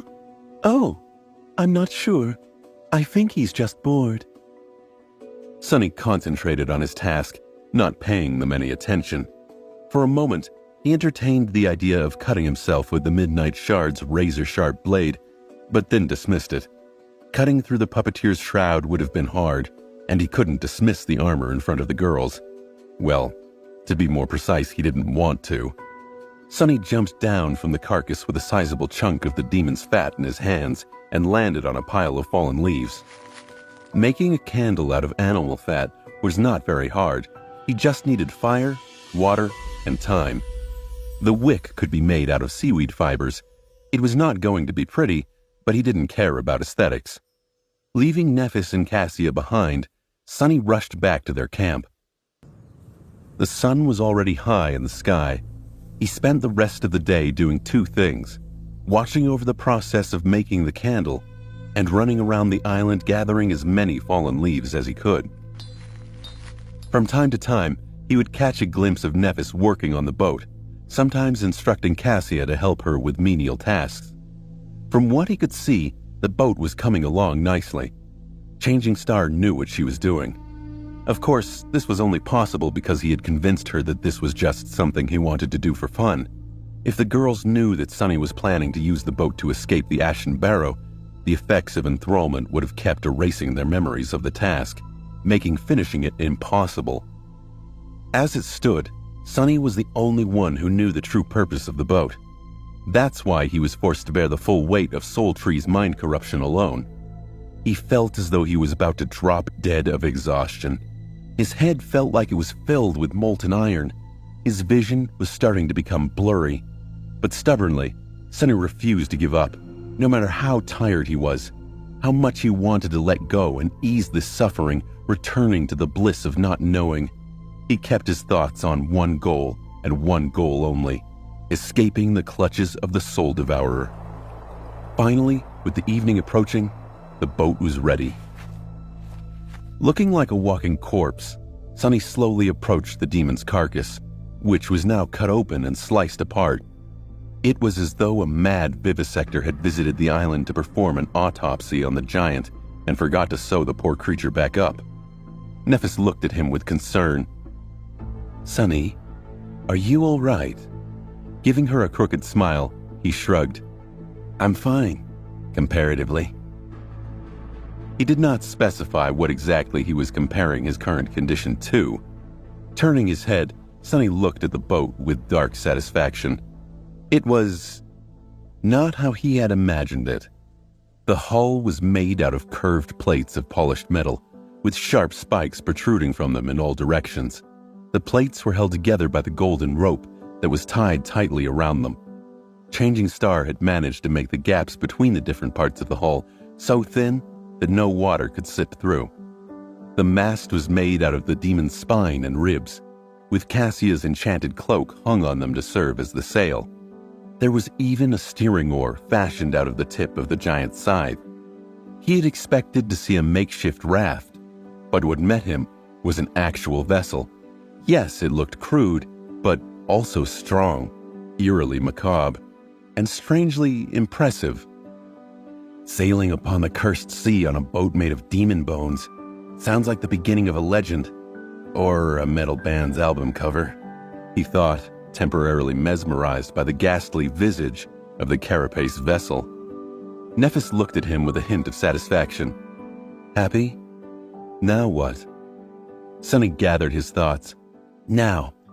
As soon as he tried to think of what they had to do next, an invisible barrier appeared in his mind, blocking any attempt to continue with that thought. Now we... No matter how hard he tried, Sunny couldn't quite remember what he wanted to do. With a scowl, he raised his hand and bit down on his mangled palm, feeling drops of blood flowing into his mouth. But even that pain did not help him destroy the barrier. Sunny smiled darkly and kneeled, placing his hand on the ground. Summoning the midnight shard, he raised his other hand and brought the pommel of the sword down without any hesitation. As the brittle bones of his ring finger shattered from the powerful strike, a wave of agony washed over his mind, obliterating the adamantine barrier. Now, we get the hell out of here.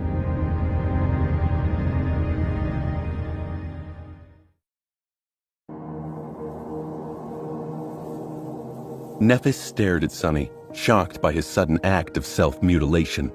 Hissing through gritted teeth, he dismissed the midnight shard and slowly rose back to his feet. Crap, that really hurts. His poor finger was red and swollen, pulsating with sharp pain. It was unmistakably broken. Sunny was so full of self-pity that he wanted to cry.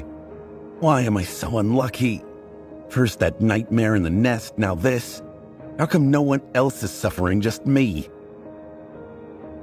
He conveniently decided to forget that Changing Star had been literally torturing herself for weeks, and that due to her blindness, Cassia was always covered in bruises. Hearing his pained voice, the blind girl turned her head and asked, Sonny, what happened? He grimaced and tried to smile. It's nothing serious, really. I just sort of smashed my hand a bit. Nephis opened her mouth to say something, but he hurriedly interrupted whatever she was going to say. Anyway, Neph, can you help me drag this gruesome masterpiece of yours to the edge of the island? At this point, one wrong question could make things very complicated. He didn't want to reveal the true purpose of his actions until the last moment. That way, he would have more leeway in how to deal with problems, should they arise. Changing Star hesitated. A few seconds later, she shrugged, looking at him with a concerned frown. Are you sure you're okay, Sonny? He forced a smile. I will be if you help me. Giving up, she shook her head and walked over to the front of the boat. Sonny turned to Cassia. We're off, Cass. Wait here for a bit, all right? I'll come get you soon. She lingered as though not quite understanding his words, then answered with an uncertain expression. Okay. Sonny raised his healthy hand to grip her shoulder, then hesitated and turned away with a dark look in his eyes. Enduring the pain, he walked toward the boat. Hold on a little more, Cassia. It will be over soon. I promise. The night was already approaching. Sonny and Nephis dragged the boat across the island, pulling it as oxen yoked to a wagon. The ashen sand was not the most difficult of terrains, but the spikes on the strange vessel's hull were making the task harder. Thankfully, the boat was lighter than it looked. Sonny knew that the alloy of the demon's carapace was extremely light from his experience with the Midnight Shard, which was forged from the same lustrous metal. If he were to believe the sword's description, this miraculous alloy came from a shard of a fallen star. Whether this omen was good or bad, he didn't know. Soon, they heard a thundering rumble in the distance. It came from the direction of the colossal crater. The dark sea was awakening. Gritting his teeth, Sonny grabbed onto the golden rope that was coiled around his chest and pulled harder.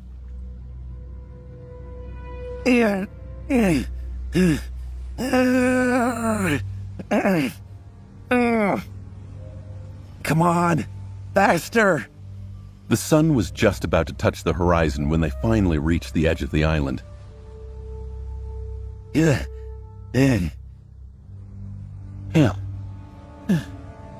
Falling to his knees, Sonny released the rope and gasped for air, his chest rising and falling frantically. A wave of overwhelming exhaustion was drowning his senses, making it hard to stay awake. Not yet. You can't let go yet. Nephis was silent, looking at him with a frown. For once, Sonny felt glad that she was weirdly taciturn by nature. Gathering his strength, he stood up and glanced at the darkening sky. Time was running out. Turning to Neph, he strained his parched throat and said in a raspy voice, I'll explain everything once Cassia is here. Don't go anywhere until I bring her, all right? Please. Changing Star stared at him for a few seconds, then shrugged with indifference and didn't say anything. I'll take it as a yes. What else could he do? Cursing under his breath, Sonny turned around and hurried away. He had one last task to accomplish before returning for Cassia. He approached the spot where he had left Cassia. The blind girl was still there, sitting some distance away from the carapace demon's carcass and idly staring into the ground. Hearing the sound of his approaching footsteps, she smiled weakly. Sonny? He walked over, tired to the bone, and said, while trying to keep his tone casual, Yeah, it's me. Cassia got distracted for a moment, then asked, Do you have a fruit? I'm hungry. He flinched, then shook his head. No, listen, we need to... I'm hungry. Do you have a fruit? Sonny stopped, looking at the blind girl with a forlorn expression. She sounded like a broken doll, repeating the same phrase over and over. Her condition wasn't good. He licked his lips. Come with me and your hunger will disappear. This was the best misdirection he could come up with within the confines of his flaw. However, this time, he failed to achieve the desired effect. Cassia smiled and said, Really? You'll take me to the fruits? Due to his exhaustion and the debilitating effect of the enthrallment, Sonny got distracted for a moment and failed to control the flaw. Without realizing it, he opened his mouth and said, No. Cassia pouted and lowered her head. That's not nice, Sonny. Why did you lie to me? Still reeling from his mistake, Sonny missed the moment and made things even worse, turning a small oversight into a real problem. Because I want to take you away from this cursed island. As soon as the words left his mouth, Sonny froze and opened his eyes wide, refusing to believe that he had just messed up that badly. However, the damage was already done. Cassia turned to him with a deep scowl. Take me away? But I don't want to leave. Why would I leave the soul tree? Sonny silently cursed and shouted, abandoning any attempt to control himself. Because that thing is evil. It's pure goddamn nightmare. Come on, let's go. Grabbing her hand, he tried to pull the delicate girl away, but she resisted with surprising strength. Let go of me, you jerk. Cassia ripped her hand away from his grip and flinched back, looking at Sonny with anger. I said I don't want to go. You're acting strange, Sonny. Stop.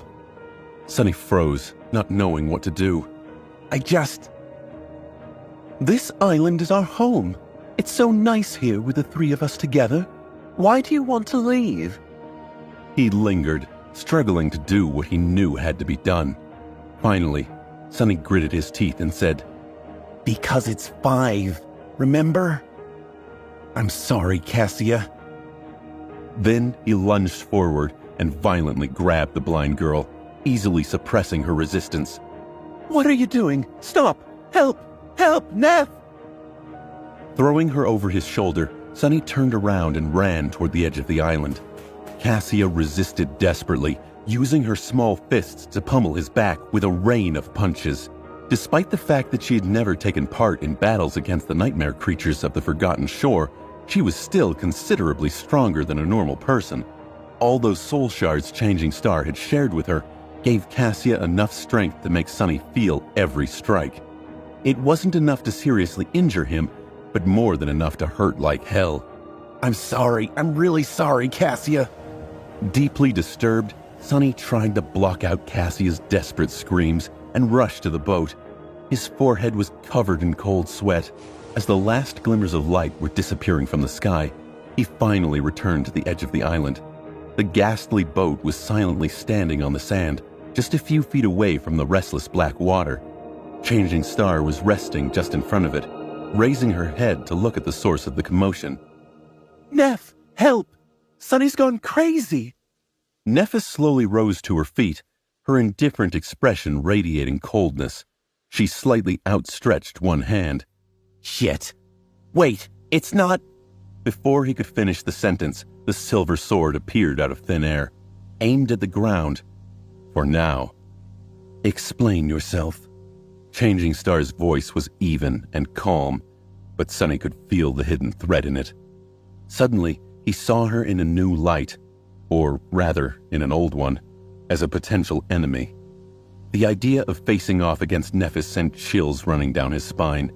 He had almost forgotten the feeling he got back in the academy, watching her wipe the floor with most of the sleepers in their batch. He had almost forgotten that she, too, was a monster.